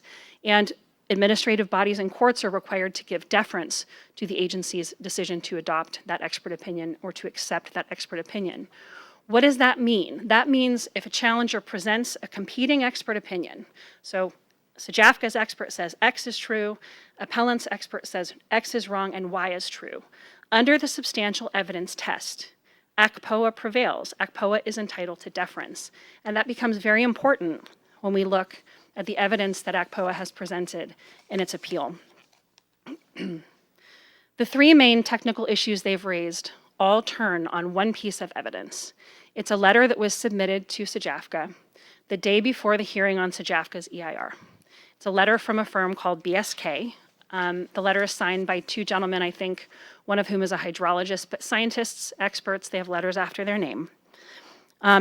Even if the BSK letter were a competing expert opinion and actually disagreed and offered a different opinion than what is in the EIR and in the record, again, SJAFCA would still win. As I tell students when I teach classes on this, in a tie under substantial evidence, the agency wins. But if we dig in a little bit on the BSK letter, which was attached to the appeal, what we find is that it doesn't even constitute a competing expert opinion at all. The BSK scientists who authored that letter looked at the EIR and conducted a literature review. In contrast, SJAFCA had a team of over a dozen multidisciplinary experts They prepared a complex hydrologic flow model based on stream gauge data going back to 2005. They conducted multiple site visits, which BSK did not do. BSK's consultants do not actually have the foundation to offer opinion on this. They did no field work. They looked at databases and photographs. And this is relevant to whether the BSK letter can be substantial evidence. There are a variety of cases addressing these issues. Substantial evidence includes facts, reasonable assumptions, and expert opinions supported by facts.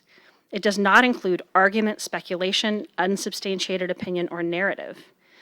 BSK offered questions, not opinions. If you look at the letter, what they said is they said some of the analyses in the EIR could have been done differently. Well, that's literally always true. No two scientists would do the exact same experiment, right? So they could have been done differently. And then BSK posits if it had been done differently, there might be different results.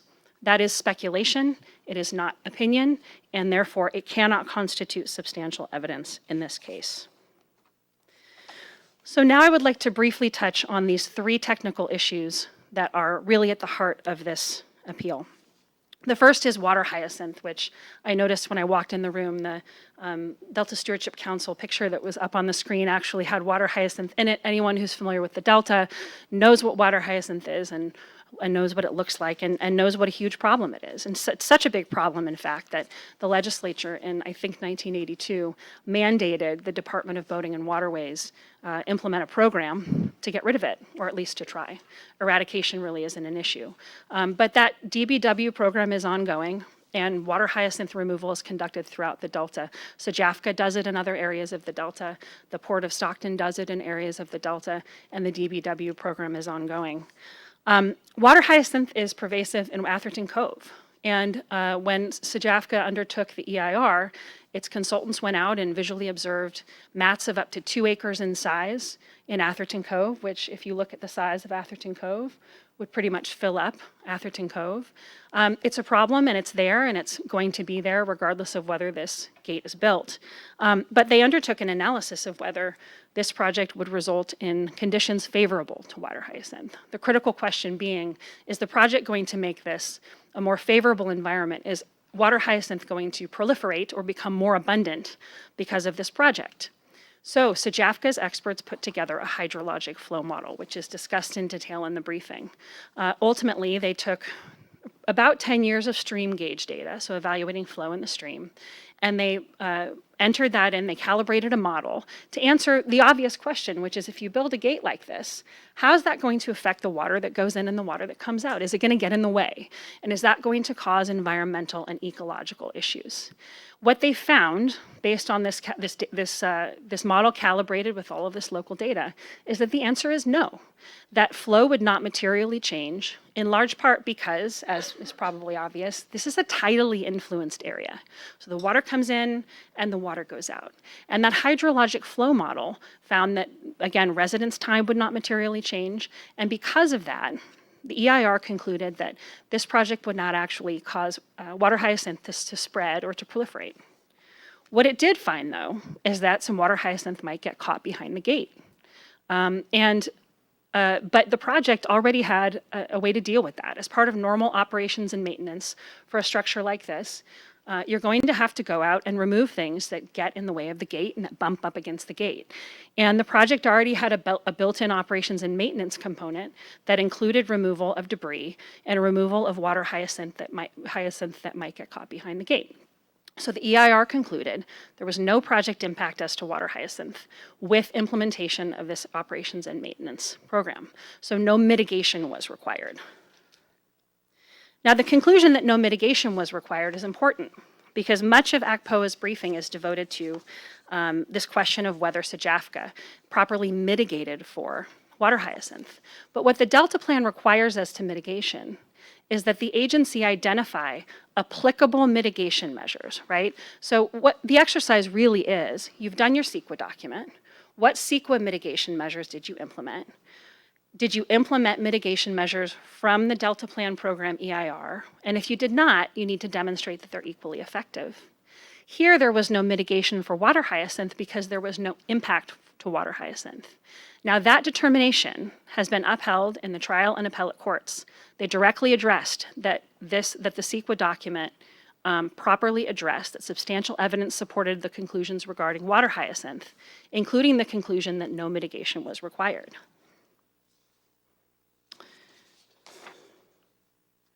And you'll see also that the other arguments that appellants raise with regard to water hyacinth focus primarily on issues that are confined to CEQA, whether or not deferred mitigation might be an issue, whether or not the project description properly characterized water hyacinth removal as a project element versus a mitigation measure. These are not distinctions that are at issue in the Delta Plan, and they're issues, again, which the appellate court has now upheld the agency complied with CEQA with regard to. On the water hyacinth issue, appellants attempt to rely upon a document that is not properly in the administrative record, which is an integrated weed management plan for Lake Tahoe. They did submit a few pages of it to SJAFCA before the certification was filed. Other than that, we hadn't seen it until they filed their appeal. As we address in our briefing, it's not relevant. It's ecologically a different area, different plants, et cetera, but it's not substantial evidence that there is an issue as to invasive weeds in Atherton Cove. Similarly, as to the hydrodynamic modeling that I referenced, which again is very important on the scientific issues, ACPOA has failed to demonstrate that there is a lack of substantial evidence in support of the determination that that model is accurate. Again, they point to the BSK letter, which, if anything, asks questions, speculates what the results might be if it were done differently. The second issue, technical issue that's at the heart of this appeal is the concerns about species and critical habitat. ACPOA argues that SJAFCA failed to fully consider the potential for essentially juvenile salmonids and other sensitive species to be preyed upon by invasive predators. There is substantial evidence in the record to demonstrate that SJAFCA analyzed this issue, that no mitigation was required because there were no impacts. The concern that ACPOA has expressed and that the council asked questions about was that increased flows through the gate could cause issues with predation. The EIR recognized that the project could increase flows. The EIR identified the potential presence of sensitive species, including steelhead and delta smelt. It recognized the potential for predation explicitly and determined that there was not an impact as to the operation of the gate. It identified impacts in connection with construction, but not with operation of the gate. It was directly addressed in responses to comments from the State Lands Commission. And at the hearing where the EIR was considered, there was also a comment directly from the consultant team that predation would not increase as a result of the project. This was also addressed in the CEQA addendum and in SJAFCA's incidental take permit application. I won't go into detail as to all of what those said because it's in our briefing, but ultimately this constitutes substantial evidence that this issue was adequately addressed and that SJAFCA has complied with and that the project is consistent with the relevant Delta Plan policies. The third issue is the potential presence of cyanobacteria in the project area. Cyanobacteria, often referred to as blue-green algae, is a potentially toxic algae that has been found in the Delta, but the critical piece of information on this issue, which can get a little bit lost, is that the administrative record in this case literally contains no evidence that cyanobacteria is or has ever been in Atherton Cove. All ACPOA can offer is a notation in the BSK letter that it's been found in the Delta, but the Delta is a vast region of California, and that is not evidence that it's in the Cove. The consulting team directly addressed this issue at the hearing on the EIR, stating that there was no reason to believe or no evidence that cyanobacteria was present at all in the Cove. So there's really no issue of concern here. And this is based, again, on multiple site visits, a literature review, and best available science.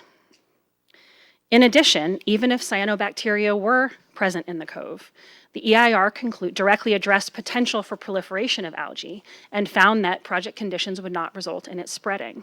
So first, there's no evidence it's there or has ever been there. And second, there's substantial evidence in the record that even if it were there, the project would not have an effect as to causing it to proliferate or a negative effect. ACPOA argues that cyanobacteria has been found in the Delta fair enough. Again, that's not evidence that it's ever been found in the cove. And they argue that the project is likely to proliferate cyanobacteria by reducing the mixing of the San Joaquin River. The premise that this project will reduce mixing is demonstrably incorrect. The hydrologic flow model shows that that is not the case under project conditions. So there are a lot of other issues that I could cover, but again, I wanted to take, to some extent, a big picture view. So in summary, ACPOA has failed to meet its burden. It bears the burden here to demonstrate that the agency does not have substantial evidence. It has not done that, and it cannot do that. In fact, this was a robust process that involved a great deal of technical analysis and public involvement, and substantial evidence supports the conclusion that this project is not only consistent with the Delta Plan, but in furtherance of the purpose and goals of the Delta Plan. Thank you. Thank you. Questions for Ms. Olschlager? One, they refer to 20% when the hyacinth reaches that level. Where does that come from? The number and the percentage? Sure. So I'll explain. There actually are two pieces of the EIR's discussion of water hyacinth that go to what will be done to remove it from the cove. And if you look at the discussion of the operations and maintenance plan, what that says is that the project, the operations and maintenance component will not allow conditions to get worse than they are today. So the team took a baseline evaluation of here's what things looked before the project. So removal, and this is a legally enforceable component of the project, removal will keep conditions where they are now or better. 20% was, they wanted to put in essentially a trigger for when they would go out so that there could be an expectation. But the real benchmark is where things stand in the pre-project condition, and they make the promise that removal will be conducted and will keep the conditions better than they were at the baseline. 20% of what? I mean, what do you, when you refer to 20%, are you talking about, well, what are you talking about? 20% cover of Atherton Cove, so 20% of the surface area, because water hyacinth floats. And that would range from Turlock, Stockton Golf Course down to Dad's Point and beyond to Lewis Park? Is that the area? And then the canal around surrounding the island? Is that? I believe so, but I'd have to defer to my technical team on the specifics of the area that would be covered. So when that area is covered, 20% of that area is covered by hyacinth, you move in and is it a commitment you've made? I know it's apparently in the appeal, but or in your response, is it a commitment, informal commitment, or is this, what is the nature of the commitment of 20% that you've made to the homeowners and to the area? Sure. So it's an element of the project that SJAFCA approved. And at that point, because CEQA requires you to approve a specific project, so you can't go approve a single family home and then build a skyscraper, right? A citizen could come take a writ of mandamus against the agency saying, hey, you're not building the project or following through to construct the project that you laid out in your CEQA document, that you considered the environmental impacts of, and which you approved. So at the point of approval, it becomes a legally enforceable obligation by SJAFCA, if they build the wall, right? It's part of the operations and maintenance for the wall.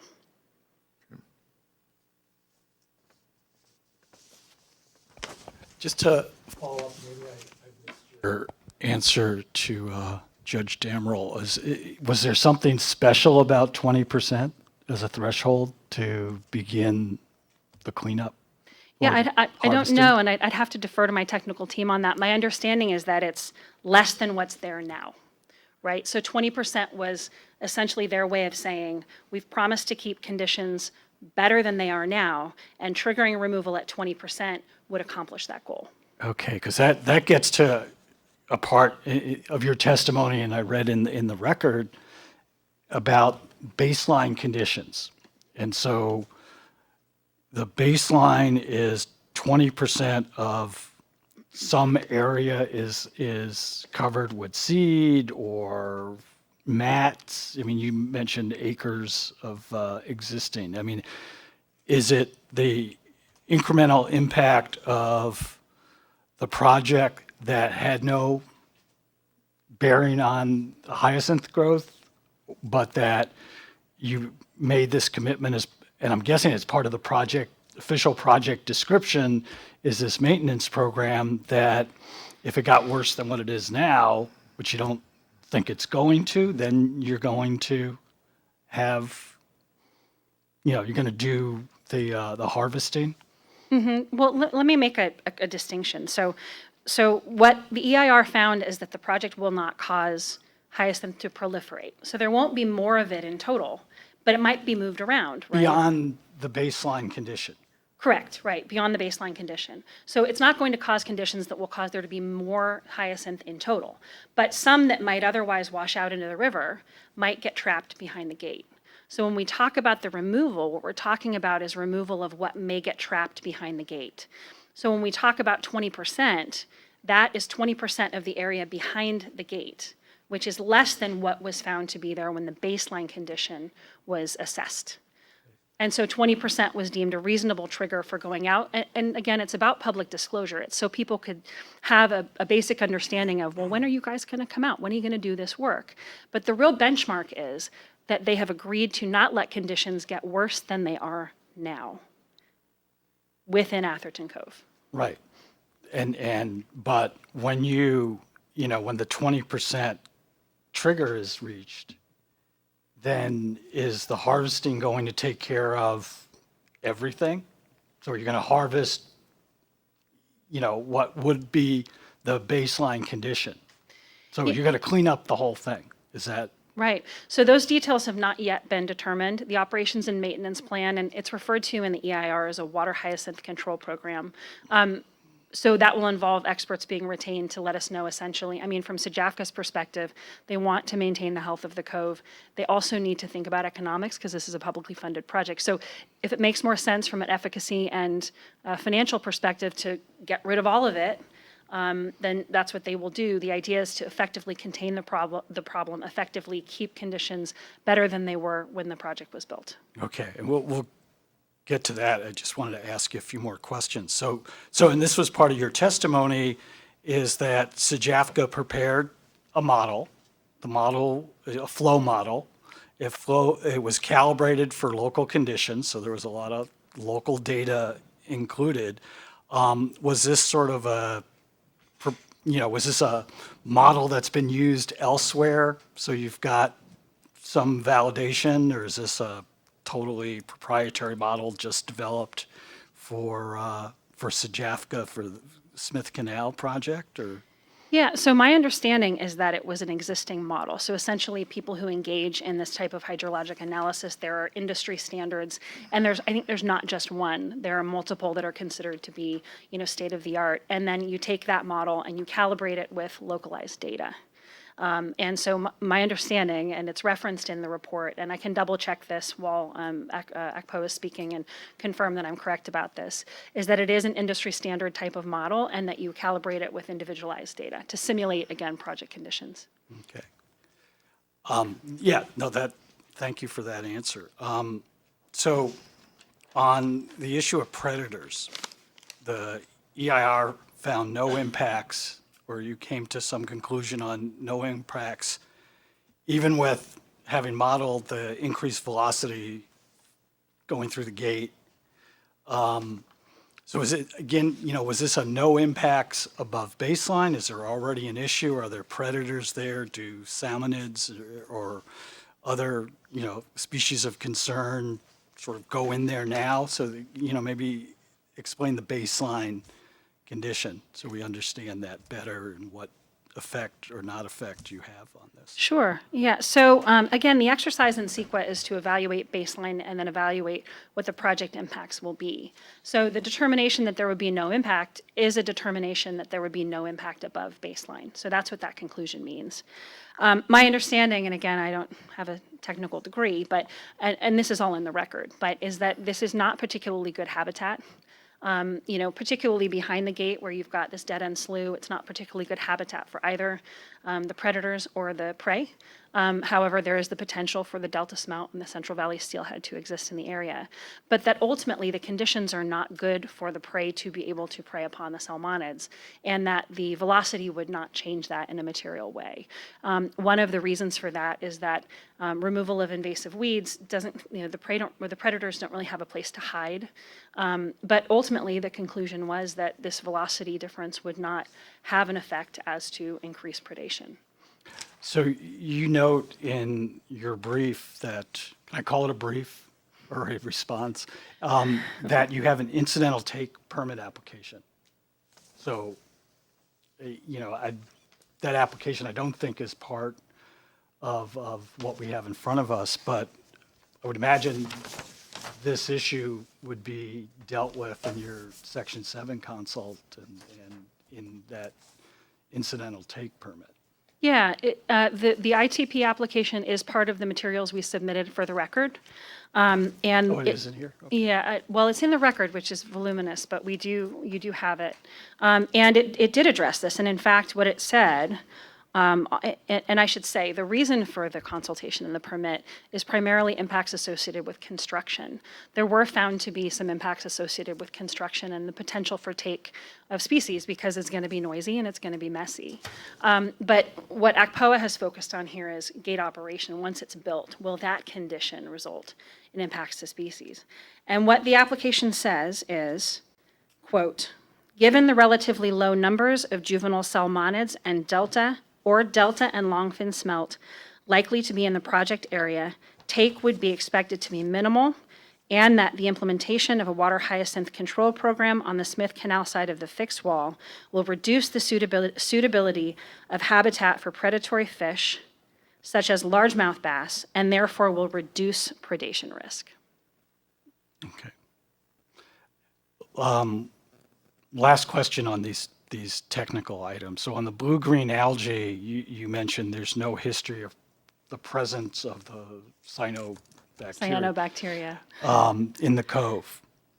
So is there a history of presence in that stem of the river, and was that part of what was modeled, or just, there was no evidence that was an issue that the project had to deal with? Yeah, so I am hesitant to speak on the history of water quality in the area. I'm frankly just not qualified. But what I can say is that a team of water quality experts, biologists, wetland ecologists did a literature survey, and you can look at what they read if you look at the citations and references in the EIR, and conducted multiple site visits and concluded that there was no evidence that it was of concern. I don't know, frankly, if there is evidence of it being in that, as you say, in that stem of the river. We have BSK's letter stating that it's been present in the delta, but beyond that, that's as far as the record goes. Okay, last question, I promise. So in the documentation, in your brief, in your response to the appeal, you note that you're in the process of a 401A water quality certification.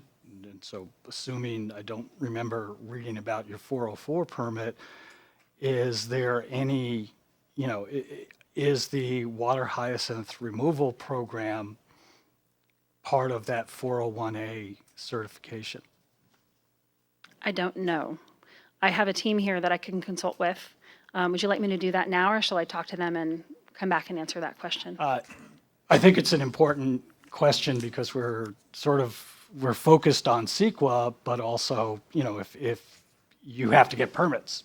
And so are these issues, they're obviously, some of this is addressed in the incidental take permit, but, in the 401A and the 404, typically those things may have that. And is that part, since you mention it here, is that, part of the record and part of what you would be conditioned to do for those permits, which are all outstanding right now. You haven't completed That's correct. Yeah. So, and the reason that they're outstanding is because the 100% design, again, this is an iterative process, was not completed until the end of 2018. So we're in the final stretch of what's been a lengthy and detailed permitting effort. Just give me one moment, see if I can consult with our team.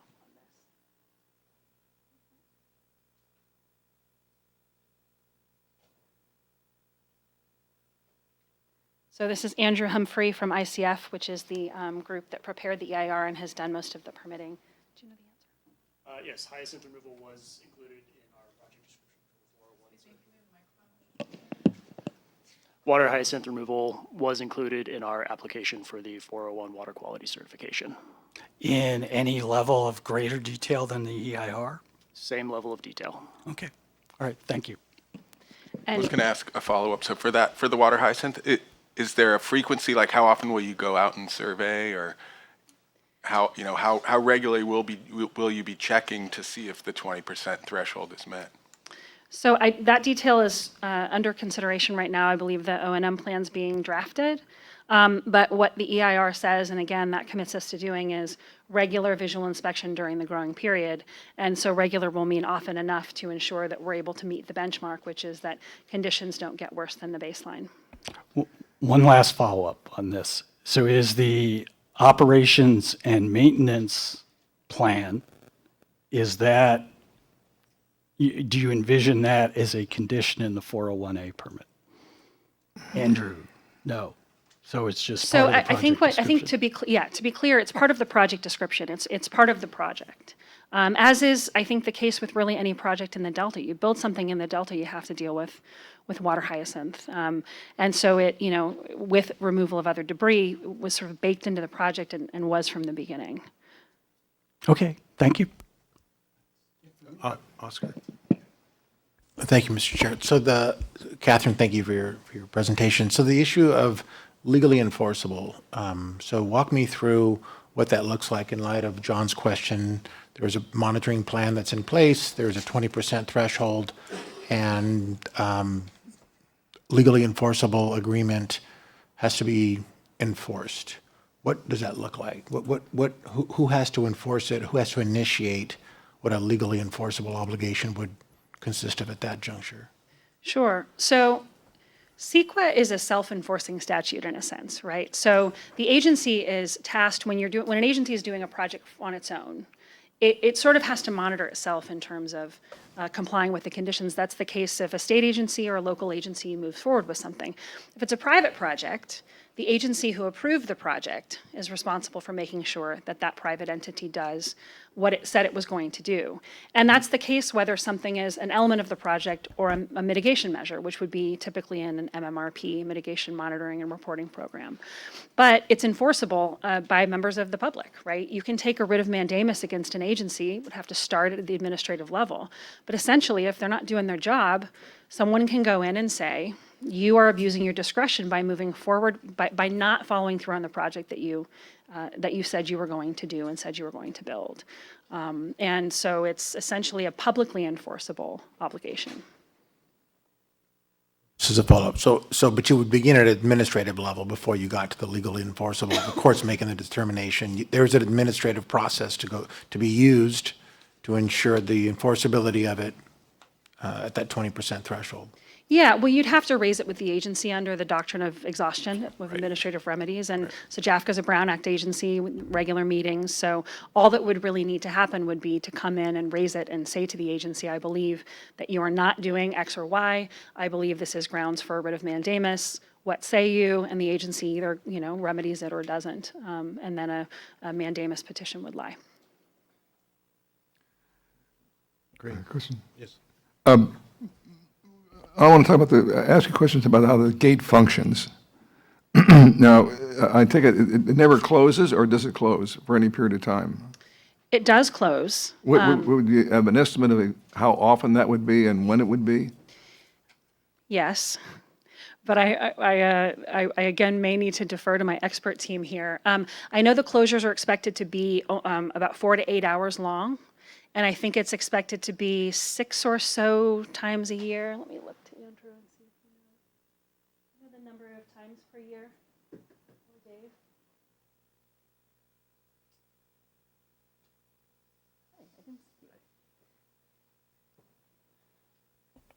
Good afternoon, My Dave. name's Dave Peterson with Peterson Brewstad. We're Oh, the hold on. Got to turn your mic on. Click the little white button.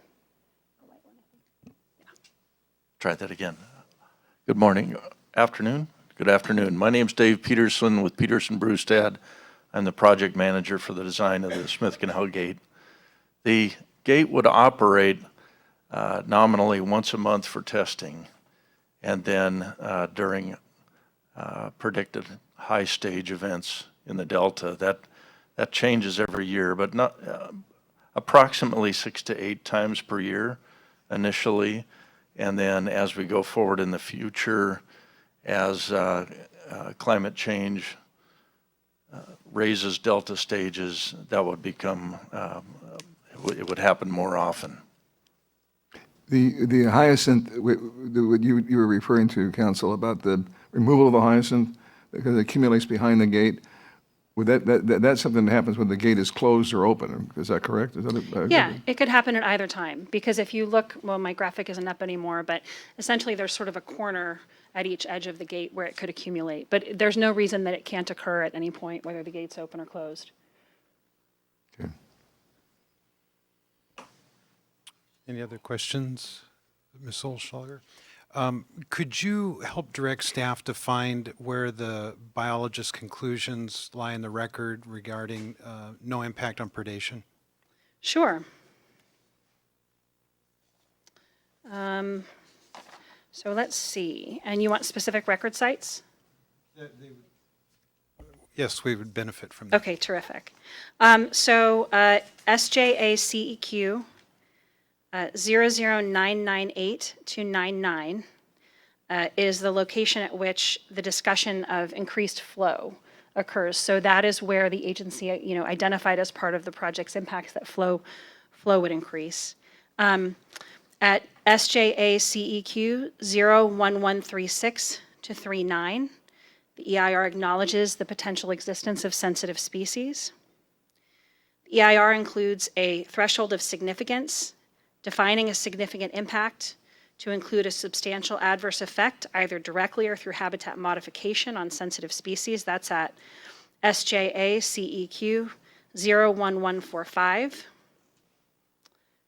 Potential impacts to fish in the context of construction are addressed at 01152 to 253. And then the conclusion that the only potentially significant impacts would be from construction is at SJA-CEQ 001146 to 53. There's a response to a comment from the State Lands Commission directly on this point at SJA-CEQ 01390 to 91. And at the hearing, there was testimony on this issue at SJA-CEQ 02099 to 100. This was also addressed, just a couple more sites, in the CEQA addendum, which is at SJA-ADD 0065, I'm sorry, start again, 000065 to 66. And then the ITP application that the council member was asking about is at SJA-DP 009184. Thank you. Any other questions? Very well. Thank you. Thank you very all much for your time. Presentation. Very well done, Dave. Next up, the appellant, POA.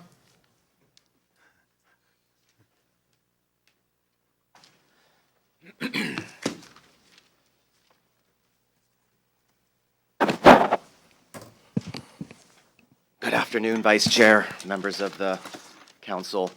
My name is Patrick Solori, and with my colleague Nick Sweeney, who will be managing the technology here, we'll be talking about, Nick, go ahead and go to the first. Ms. Olschlager and I guess great minds think alike. We organized our presentations exactly the same way. So water hyacinth, cyanobacteria, and then predation from increased water flows.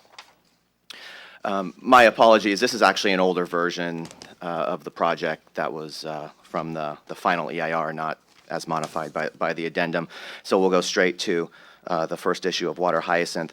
And I think at this point it's really important to understand what we agree on and what we disagree on, because I think that there's a lot of confusion here regarding the project's impact on water hyacinth. And so what I've done is I've included, go ahead, Nick, I've included the actual language. There's a couple pages from the EIR which explain the impact of the project. And on this slide, if you go to the end, it says, the walls may reduce water velocity in spots and prevent hyacinth from washing back into the San Joaquin River.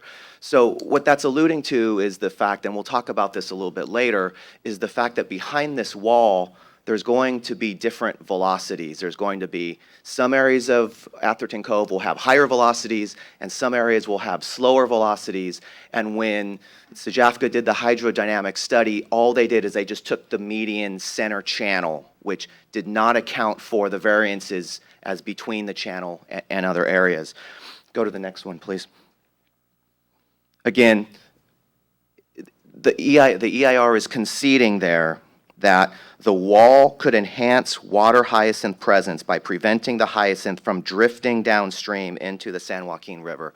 Presently, the water hyacinth, it doesn't stay in there because it flushes in and out with the tides. And that's why it's not an issue right now in Atherton Cove. But what will happen is the mats will go through the gate with the tide, and they'll get trapped in the areas of low velocity. And I think all of you know this, water hyacinth, it grows very rapidly. Like in a week, it can double in size. So it gets trapped behind there. And that's the impact that we're talking about, right? Is there's a 50-foot opening, and it's going to be trapped in there. And so the parties do not dispute that without this maintenance, there will be increased presence of water hyacinth within Atherton Cove. So that's what's not in dispute. And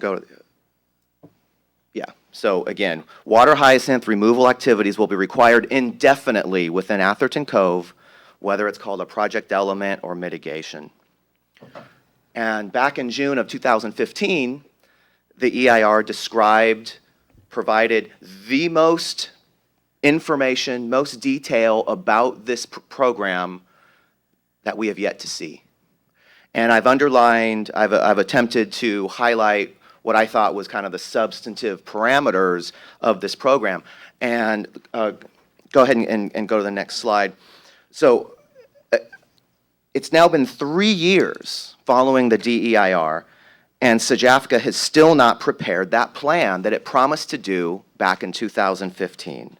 All we know about it are the following bullet points. There'll be regular visual monitoring, but as the questions were able to elicit, we don't even know how frequently that will be at this point. It will generally occur between March and December, and it will be mechanical harvesting as opposed to spraying or biological control, which is part of the DBW program. We'll get into that. But 20% of the most impacted areas, however that's defined, and it will be based upon visual estimates, whatever that really means. So let's go to the next program, or next slide. There's just a lot of questions about what this program will look like in order to make a determination of whether it will be effective. How was this 20% chosen? Was it based upon consultation with any experts, any CDFW, anybody? We don't know. The record is completely silent on that. And then again, the 20% is just a trigger, and I think, I'm not exactly sure who asked the question to elicit this, but the 20% is a trigger to start. When does it commence? Until every single water hyacinth is removed? 5% cover, 10% cover? We don't know. And it's been over 3 years, and we still don't know any of the answers to these questions. Let's go to the next slide. This is where we get into law a little bit. And so, implicitly acknowledging that this sparse information doesn't satisfy the requirements for Delta Plan Mitigation Measure 4.1, Sejafka now takes the legal position that, and Ms. Olschlager did that in her presentation. She said, well, we don't need mitigation because the project includes as its component this program that will eliminate all impact, so there's no impact, there's no need for mitigation whatsoever. This argument fails for 3 reasons. The first is really important for this body because this body has spent a lot of time and energy crafting substantive mitigation measures on a variety of issues, one of which is making sure that covered actions are consistent with the requirements of Delta Plan Mitigation Measure 4.1, and I'll get to that in a few slides. All of you are probably more familiar with that than I am. But by characterizing this program, which hasn't yet been defined, as an element of the project, it's creating this huge loophole for not only this project, for every other covered action that comes before this body to comply with Mitigation Measure 4.1, because then these projects will simply be able to say, well, all of this is a component of the project, it's not mitigation, and so we don't even need to comply. We don't need to be equally or more effective than Mitigation Measure 4.1. That's very dangerous. And it's entirely inconsistent with, I'm sure, was the purpose of an intent of coming up with the Delta Plan and all of these policies. Number 2, and again, this is CEQA case law, but we're talking about mitigation measures. So, there is recent case law which says that invasive species removal is mitigation. It is not a design feature. It's not a project component. It is a mitigation measure. And then number 3. Number 3 basically assumes that Ms. Olschlager's legal analysis is correct, right? Call it what you will. Call it a design feature of the project. Sajafka's legal argument necessarily is premised upon the conclusion that substantial evidence supports the conclusion, Sajafka's conclusion, that the project, including this invasive species removal program, will have no impact on water hyacinth. All of the questions asked here this afternoon, asking how it's enforced, what it really means, all of that means is that program is not fully baked, it hasn't yet been developed, and so even under a deferential substantial evidence standard, there isn't substantial evidence supporting the conclusion that this program will result in no impact. It's frankly speculation because the program hasn't yet been developed, and speculation is not substantial evidence. And I'll finally, let's call it a 4th argument.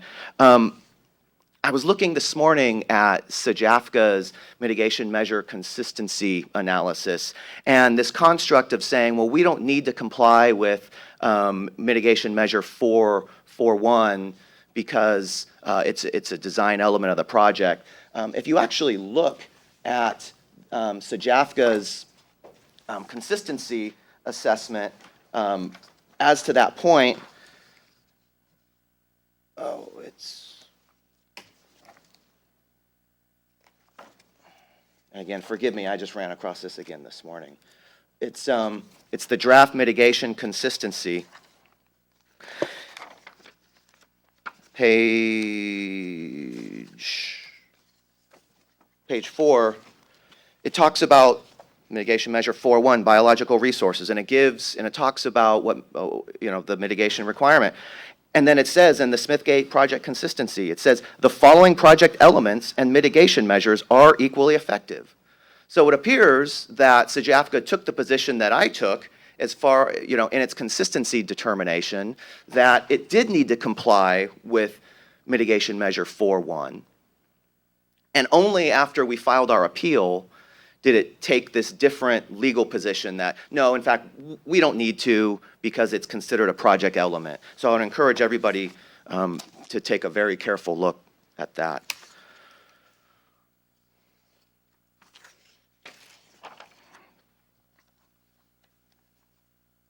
Yeah, a word on the CEQA case because, hey, it's out there. We did lose at the trial court and as affirmed by the Court of Appeal.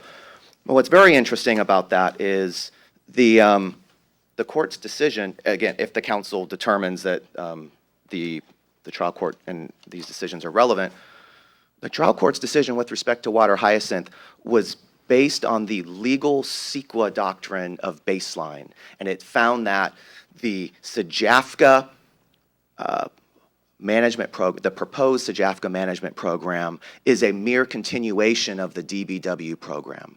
And I've cited if you want to look at it, I've cited the places in the appellate decision where they make that specific legal point.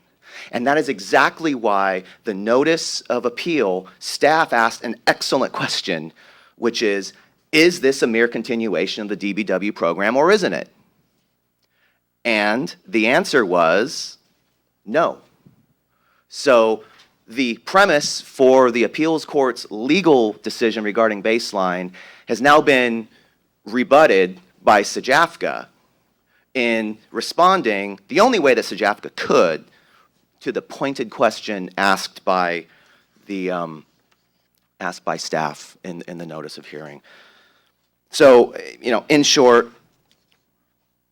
substantial evidence in the record simply does not support the conclusion that this project, whether you call it mitigation, whether you call it design feature, will be equally or more effective as the requirements from mitigation measure 4.1. And actually, can we go back to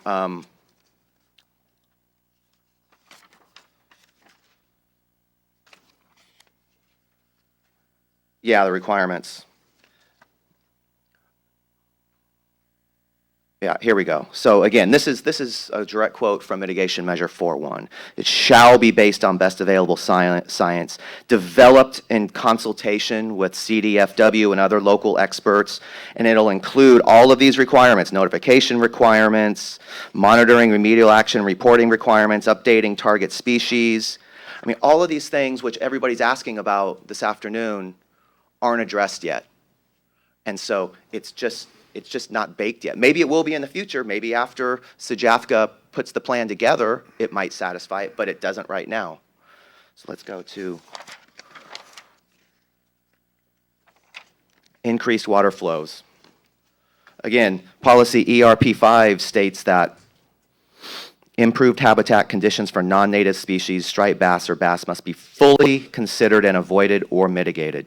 Two experts, both SJAFCA's expert and BSK Associates, found that the increased flow at the gate, again, we talked about increased flows in the middle versus lower flows on the outside, will increase predation. And again, the council in the notice of appeal asks SJAFCA the specific question: where was this addressed? Where was this concern by ICF addressed? And I looked at SJAFCA's brief very, very carefully, and their response is on pages 23 through 25. And the short answer is nothing in the record addresses the specific issue of increased flows, increasing predation. And again, the next comment just summarizes what both ICF and BSK found.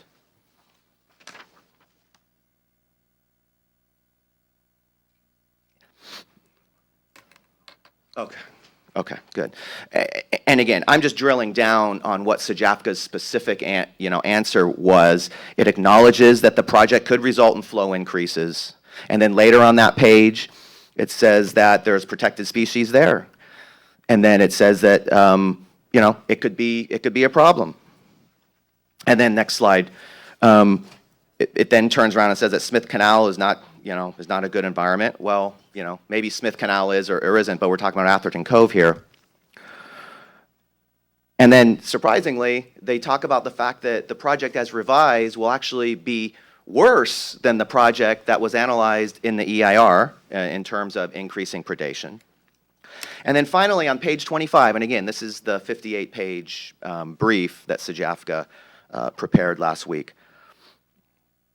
After avoiding the issue entirely of talking about all these different issues, on page 25, SJAFCA finally concedes, yes, there was that ICF concern that was raised, but it was 8 months before the draft EIR was prepared, and the fact that no one ever talked about it somehow means that it was addressed. that would turn the substantial evidence standard of review on its head. The absence of discussion of an issue is no evidence that it was addressed. It could have been addressed in a memo saying, hey, you know, we've looked at this, thank you for the comment, we looked at this. Or it could have been addressed, should have been addressed in the EIR itself, saying there's a potentially significant impact, this is how it's not been addressed, or this is how it's been, the project's been revised. There is nothing that SJAFCA has pointed to that demonstrates that this issue has been addressed.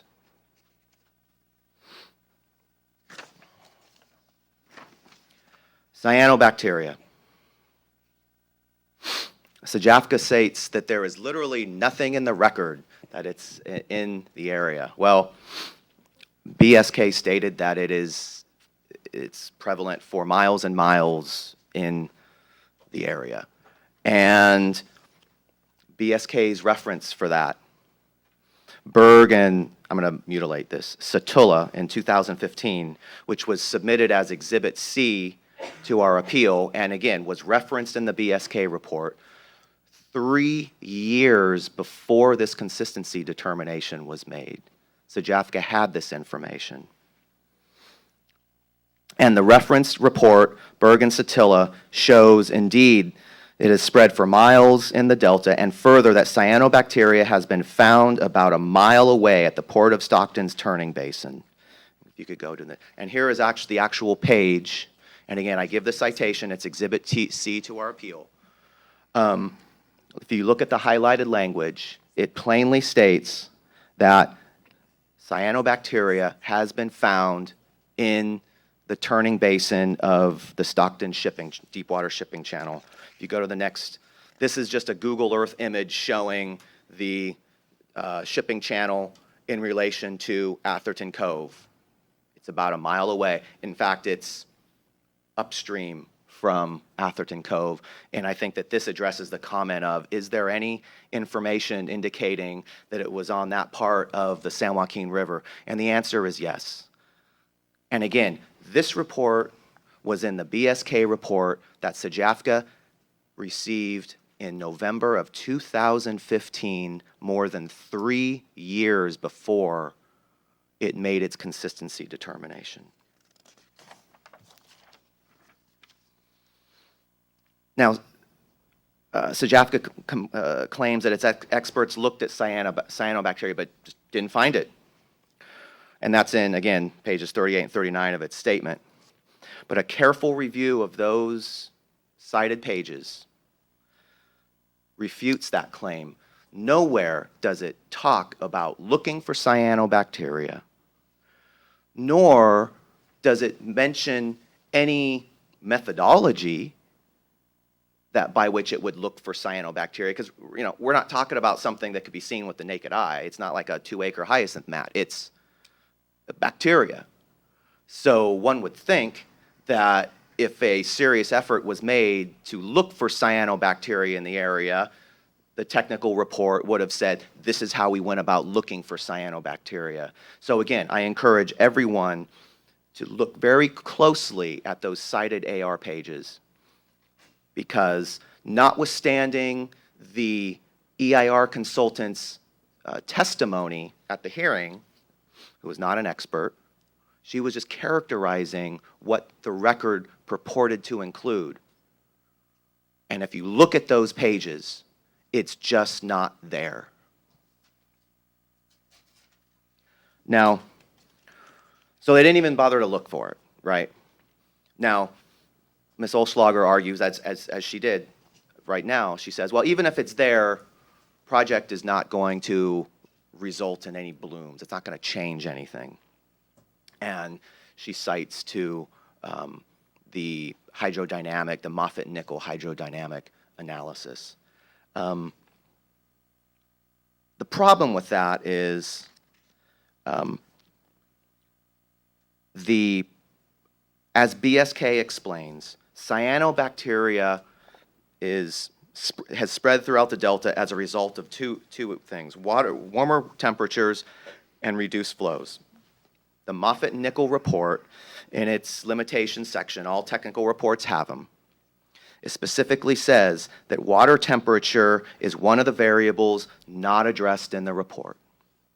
So right off the bat, one of the factors contributing to cyanobacteria proliferation is not addressed at all in the Moffitt-Nickel report. And then even the issue of flow in the Moffitt-Nickel report is not adequately addressed. And if we go to the next slide, we'll see why. This goes, again, back to the issue of average flow versus localized flow within Atherton Cove. What this figure shows is, and again, this is straight from the Moffitt and Nickel report, it shows basically where the calculations were made in terms of computing residence time, flow velocity, and it's in mid-channel.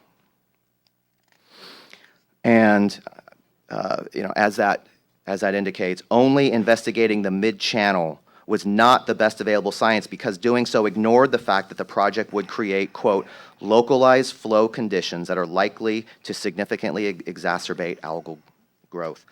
And in fact, the EIR acknowledged at where I cite, page 3.7-23, again, in the context of cyanobacteria, it acknowledged that there are these localized variations in flows. So mid-channel, it's more. On the sides, it's a lot less. And again, I'm just quoting BSK here. The project impacts associated with and related to blue-green algae in the general and cyanobacteria specifically are fine-scale impacts at a scale that would not be identified in the hydrodynamic analysis. And again, that is from the BSK report. And so what BSK did was it looked at the hydrodynamic report and it said, well, you know what, as far as the hydrodynamic modeling, okay, it is what it is. Substantial evidence, we're not going to disagree with it. We get that. But what it did is also it looked at what the Moffitt-Nickel report was not accurately doing, or it wasn't even purporting to do, and how it was basically being misused by SJAFCA in making these claims and making these predictions and conclusions that the authors of the report never intended or were frankly outside of their expertise in order to do. And so those are our three subject areas. I made it underneath, and I'm happy to answer any questions you may have. You did great, yes. This on the Hyacinth. SJAFCA was informed by the FEMA that there was 20,000 lives or property might be affected by the lack of flood control. And I want to know what are your clients concerned about with the Hyacinth? Is it because of boating obstructions or obstacles, or is it the visual aspect of Hyacinth? What is their concern? What is your client's concern? Well, my clients own property in Atherton Cove, right? I realize that. And so there's, with respect to the cyanobacteria, for example, there's... No, let's deal with Hyacinth. Sure. Is it the visual impact that they don't like? Or does it obstruct an obstacle to boating, leisure boating or fishing, whatever it may be? Well, yeah, it's all those things, right? It's boating, it's fishing, it's visual impacts, it's being able to use that open body of water for what they've been doing for 30, 40, 50, 80 years. Well, assuming that 20% is the max, and I know that you won't accept that, and I understand why you won't, by the way, but let's assume it just stays at 20%, whatever that happens to be at the gate. That still interfere with boating as well as the visual impact? That's a very difficult question to answer because we don't know where it will be, right? There's no modeling that's been done to show where exactly these mats will be congregating. The 20%, again, because the experts, and again, this is in the EIR, it can double in a week. That, as a practical matter, if it takes a week to mobilize a harvester, that 20% will never actually bear out in reality. It'll be 40% or 50% or 60%, and then there'll just be this constant fighting about complying with the 20% rule. right? Because, it may not ever actually happen in reality. Do you have a hyacinth problem at present? No. And the reason why is it floats in and out with the tides. Gotcha. Thank you. I wanted to ask you a question. Usually projects are conceived for certain reasons, and this gate project definitely was conceived to save lives, and it was against flooding and the chance of being in 100-year storm and flood and all that. We hear a lot about this treating the hyacinth and the bacteria, and what I'm not hearing is that does this do the work of really protecting lives, human lives? And yes or no, what kind of impact first? And then going forward is other things like, okay, economic impact, negative economic impact, visual impact to the property owners, rightfully so. So I'm not hearing any of that, and I'm trying to hear of if there is a real danger to human life there of flooding and having situations like, how come we never talk about that? And I'm not saying what we're talking about is not important, but before going through all this, I have bigger items that I would want to discuss. That's a fair question, and let me answer it this way. There was a project alternative that was proposed that was raised in the EIR, and our clients actually sought SJAFCA to approve, and that was having actually the levee, build up the existing levee so that there was no flood wall, so that there was no gate, and it was just along the existing levee of Atherton Cove. That was one thing that my clients, were hoping SJAFCA would more seriously consider. But then there's the other issue of just making sure that a project mitigates its own impacts, right? So we're not necessarily dealing with a lights on, lights off situation. We're not talking necessarily about either people don't have their flood protection or, and we're, making sure there's no water hyacinth. You can have both those things. You can still have adequate flood protection with a project that mitigates its own impacts. It's exactly what I'm getting at. I mean, why wouldn't we have 3 different alternatives that all 3 serve the same purpose? And then we kind of like pick and choose these alternatives by scoring, deciding this one is okay for negative economic impact, this is visual impact, and then score and pick the one that kind of, is a more win-win situation. And how come this discussion never is out there? And instead we're like, you're so content focused, and rightfully so. I mean, this is the Delta Stewardship Council, but this project in a real world has other implications beyond or besides what it does to the Delta and to the species and all that. And there's no discussions about that. I mean, there's another 2 or 3 alternatives that, like we do in all the EIRs, we develop 4 alternatives, we pick one. What happened to that process? Or it was there and I don't know about it, Well, you're preaching the choir a little bit when you're talking to me about that. But I'm asking because I just come to Ms. Olschlager and I obviously disagree about whether SJAFCA honestly, considered my client's proposal for the project in the CEQA context. That's a CEQA context. Here we're talking about whether this project the proposed project complies with the Delta plan. And so that's why, what I'm here telling you is the proposed projects, setting aside whether there's another viable alternative that could be proposed and analyzed pursuant to the CEQA process, which is done.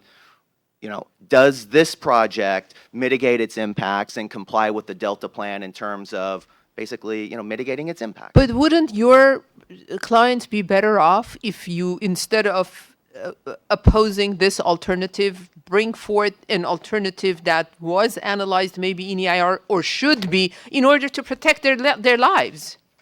I mean, I'm just very surprised that it seems like so upside down to me that, the whole issue of protecting lives is not being discussed, that if it's not this, it's something else, that this is a real issue, that these homes have to be protected, and then come to think what helps the delta and what does not, and then comes even to this to this stage.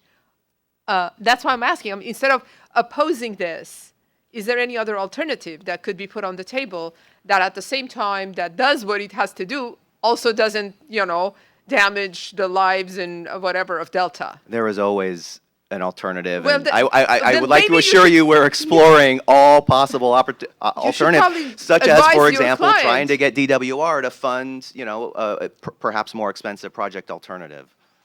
Well, I think you do a good service to your client if you tell them to look into alternatives instead of opposing this one. That's where I am. Besides, before even I get to the 3 points that you're discussing. Okay, thank you. Sure. Ken? I want to go back to your points on the cyanobacteria. So in the BSK report, so you indicated BSK found blue-green algae 1 mile away in the Stockton. Was it the turnaround? Yeah. Is that what it's called? So did they identify an abundance? How much did they find? How often? Was this a one-time thing? Has it consistently showed up? Did BSK have a model that they used here? Did it show a hydraulic connection to Atherton Cove?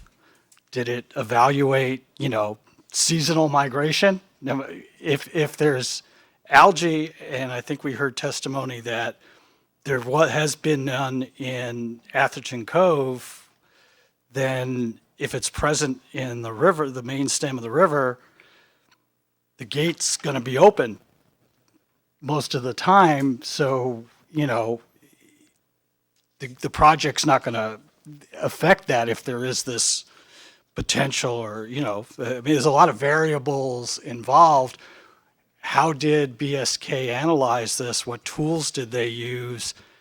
And why did they conclude that in a high flow event, when the wall is closed, which tends to be a lot of water, colder, you've brought up the issue of temperature. I mean, algae tends to be a warmer weather, lots of sunlight type of issue. So I think that's important for us to understand, making this claim, what were their tools? What were their basis? What was their best documentation? And it seems to be a fairly low probability type of event, unless, you can point me to substantive evidence or substantial evidence to the contrary.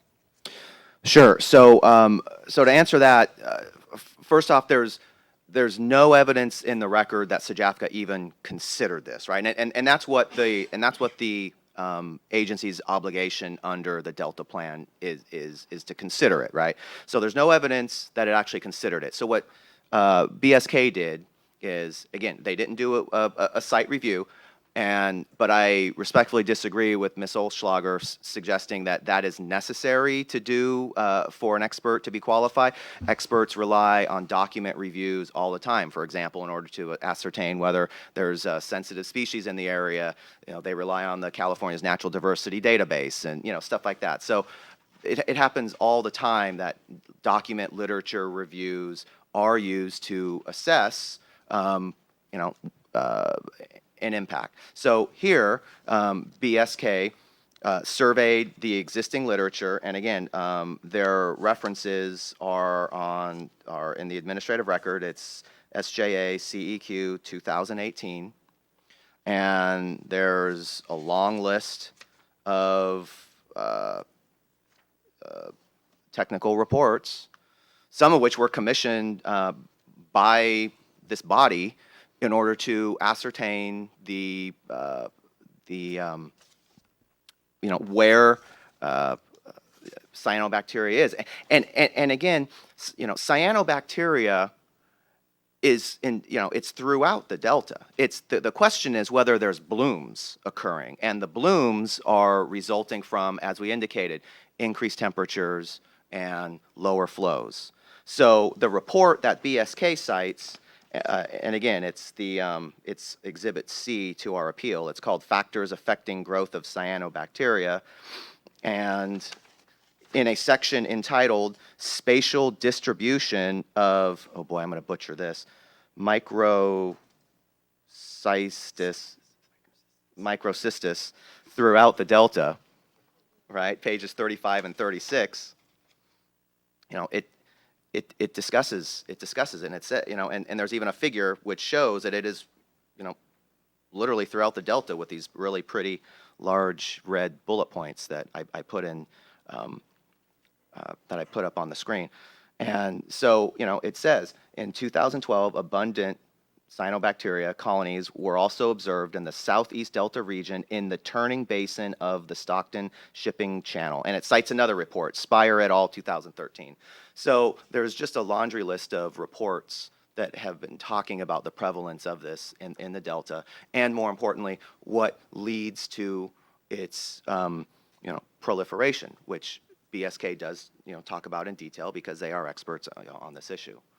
But, so did BSK model, you know, how that bacteria in that location would enter Atherton Cove, and which we're hearing doesn't have? I mean, I think that's sort of substantive evidence is how do you go from the turnaround channel to Atherton Cove? How do you do that in the wintertime during a high flow event when the gates are closed? I mean, I think that's you know, did that level of analysis occur? No, because what they were focused on doing was demonstrating that the EIR did not address this issue at all, and that this project could result in exacerbating the cyanobacteria through, you know, these known triggers and that. So it didn't do specific modeling. It's their focus was to show the inadequacy and how this issue has not been analyzed by SJAFCA. Okay. No, thank you. Let's see. You mentioned that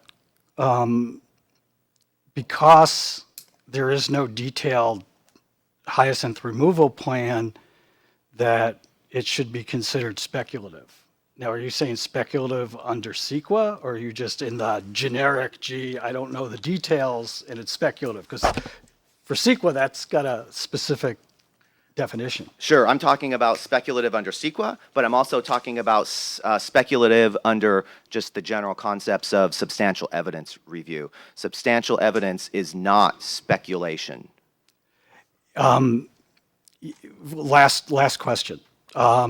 You noted in one of the slides that SJAFCA says that, and maybe I hope I'm interpreting this correctly, that they say they don't have to comply with mitigation measure 4-2.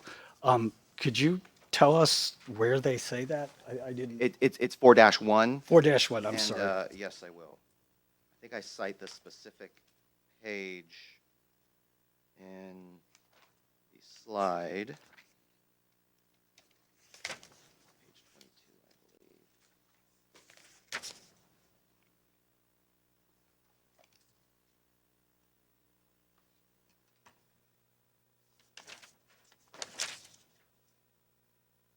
Yes, it's page 22.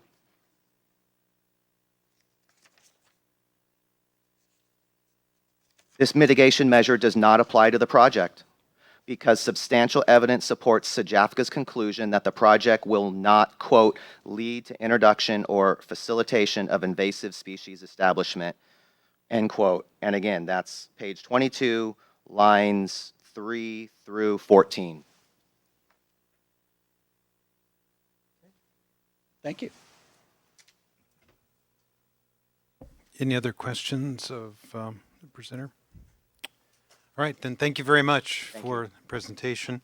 That concludes our presenters' time at the podium. So Lita, if you could bring the blue slips now.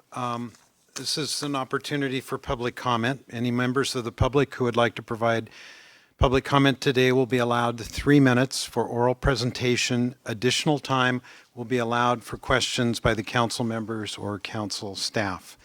We will now open public comment to members of the public, beginning with, you'll come to the microphone, and we begin with Patrick Johnston. Thank you, Mr. Chair, and members of the council. I'm a resident of Stockton. My name's Patrick Johnston, and I live in the Reclamation District 1614 that is within this Smith Canal basin area that would be protected by the project, and I support the project. We ought to keep our eye on the ball, as some of the questions pointed to. This is about flood protection and about levees in the Delta. And the levees here that are at risk protect up to 8,000 property owners, homeowners, of which I've been a homeowner in that area in the same house for 40 years.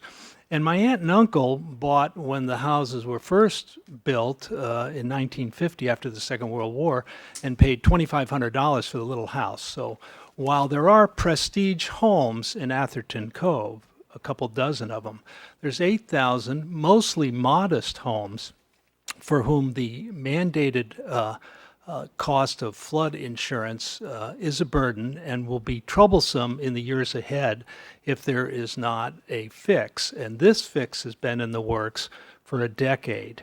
And so while there are costs to be borne, nearly 60% in the assessment vote was in favor of it. And the Flood Control Agency and the Reclamation District, I just pulled out of my file that I've kept 8 over the last 7 years, which are maps and explanations of costs and timetables for the project. So people knew what they were voting on, and they have to pay for the assessment, and as indicated, also pay for the flood insurance. Most importantly, of course, this provides real flood protection. And that flood protection is a high public good. Certainly the concern about hyacinth is worth worrying about. Hyacinth is endemic in the Delta, and it does exist, by the way, in Atherton Cove. I walk my dog there all the time, and over that little land bridge of mooring road that actually goes to the island itself, and in Lewis Park and Dad's Point where the project is.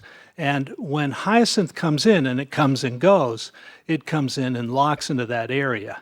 So the applicants seem to think that it would be better if this hyacinth, which is endemic, would just go somewhere else. I think actually the project will likely provide more relief, certain removal to portions of that area, and will be actually a help to reducing the hyacinth that currently comes in all the time. As to the other issues, which are more scientific, it seems that the project analysis has dealt with them seriously, and those issues of predation or of bacteria are found throughout the Delta and are not specific to this area and unlikely to be affected in any substantial way by the project. But most importantly, the public good is protecting these 8,000 homeowners and property owners, and doing so in a way that doesn't delay things much further than they already have been. Appreciate your comments. Next up, Dominic. The penmanship's very good, but I'm having trouble recognizing the last name. My name is Dominic Gooley. I live in Stockton as well. I request 7 minutes, Mr. Fiorani, if I could. I'm an expert and witness. I also have a lawsuit as well regarding many other issues. I'd like to take some time. To be fair, you have 3 minutes. Okay. But you can submit what you have in writing, hand it to Lita, Okay. and we will. I have done that, and I request that Perfect. you review that. But a lot of questions have come up here, so I think I'll spend my time addressing the board's concerns here.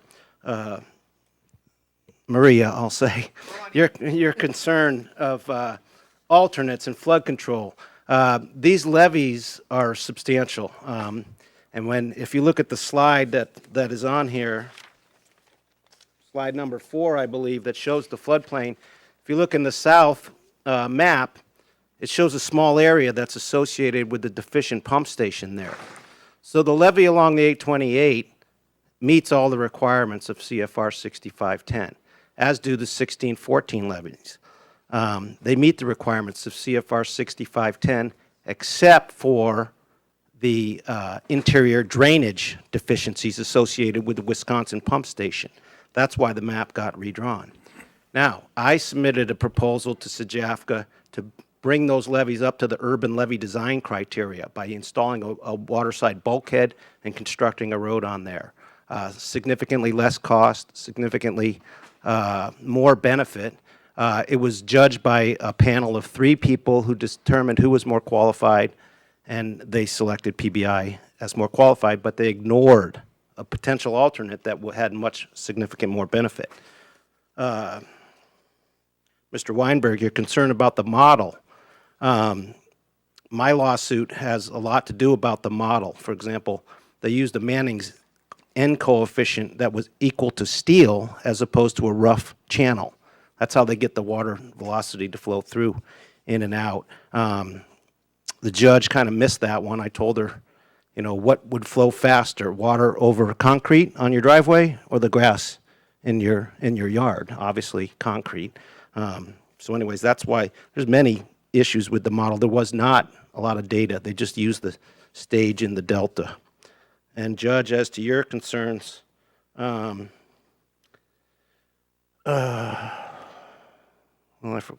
hyacinth's going to clog the gate. What's going to happen when it all builds up, it's going to clog in the gate, and boats can't go through it. I have a jet ski, and the jet ski sucks up the hyacinth, and so you won't be able to get through the gate because it's going to clog up. I'm an expert in hyacinth as well. I've submitted stuff to the Boating and Waterways. If you go to my website, Save Dad's Point, you'll see that it transfers, and you can use the tide to move it to places where it can be mass taken out, which won't be able to be done here at the gate. Is that it? That's great. Thank you very much. Thank you. And be sure and submit your written, anything in addition to what you've Yeah, I'll already follow submitted. up with some comments relative to the concerns of the board here today. Great. Appreciate it. Thank you. Is there anyone else present who wishes to provide public comment? All right. Then hearing no further requests, we will now close the public comment portion of this hearing. We will now hear from any council members who wish to provide comments. Would any council members wish to comment? All right. Then I would like to thank all of the parties, the Delta Protection Commission, and the members of the public who have contributed to this proceeding. The council has received valuable information from the parties and speakers we heard from today. Much of the information is highly technical, and it will take the council some time to give it proper consideration before making a decision on the appeals. In order to help the council consider the issues before it, at this time I would like to direct staff to prepare draft findings based on the materials submitted by the parties and taking into consideration the comments received over the course of this hearing. The council will hold a hearing to deliberate and vote in March. Staff will issue a notice for that hearing. A quick reminder that we council members and staff remain subject to ex parte communication prohibition on this matter. This hearing is now adjourned. And since this is a council meeting, we do have an opportunity to receive public comment from anybody on any matter. Seeing none, thank you all for attending. This meeting of the Delta Stewardship Council is now adjourned.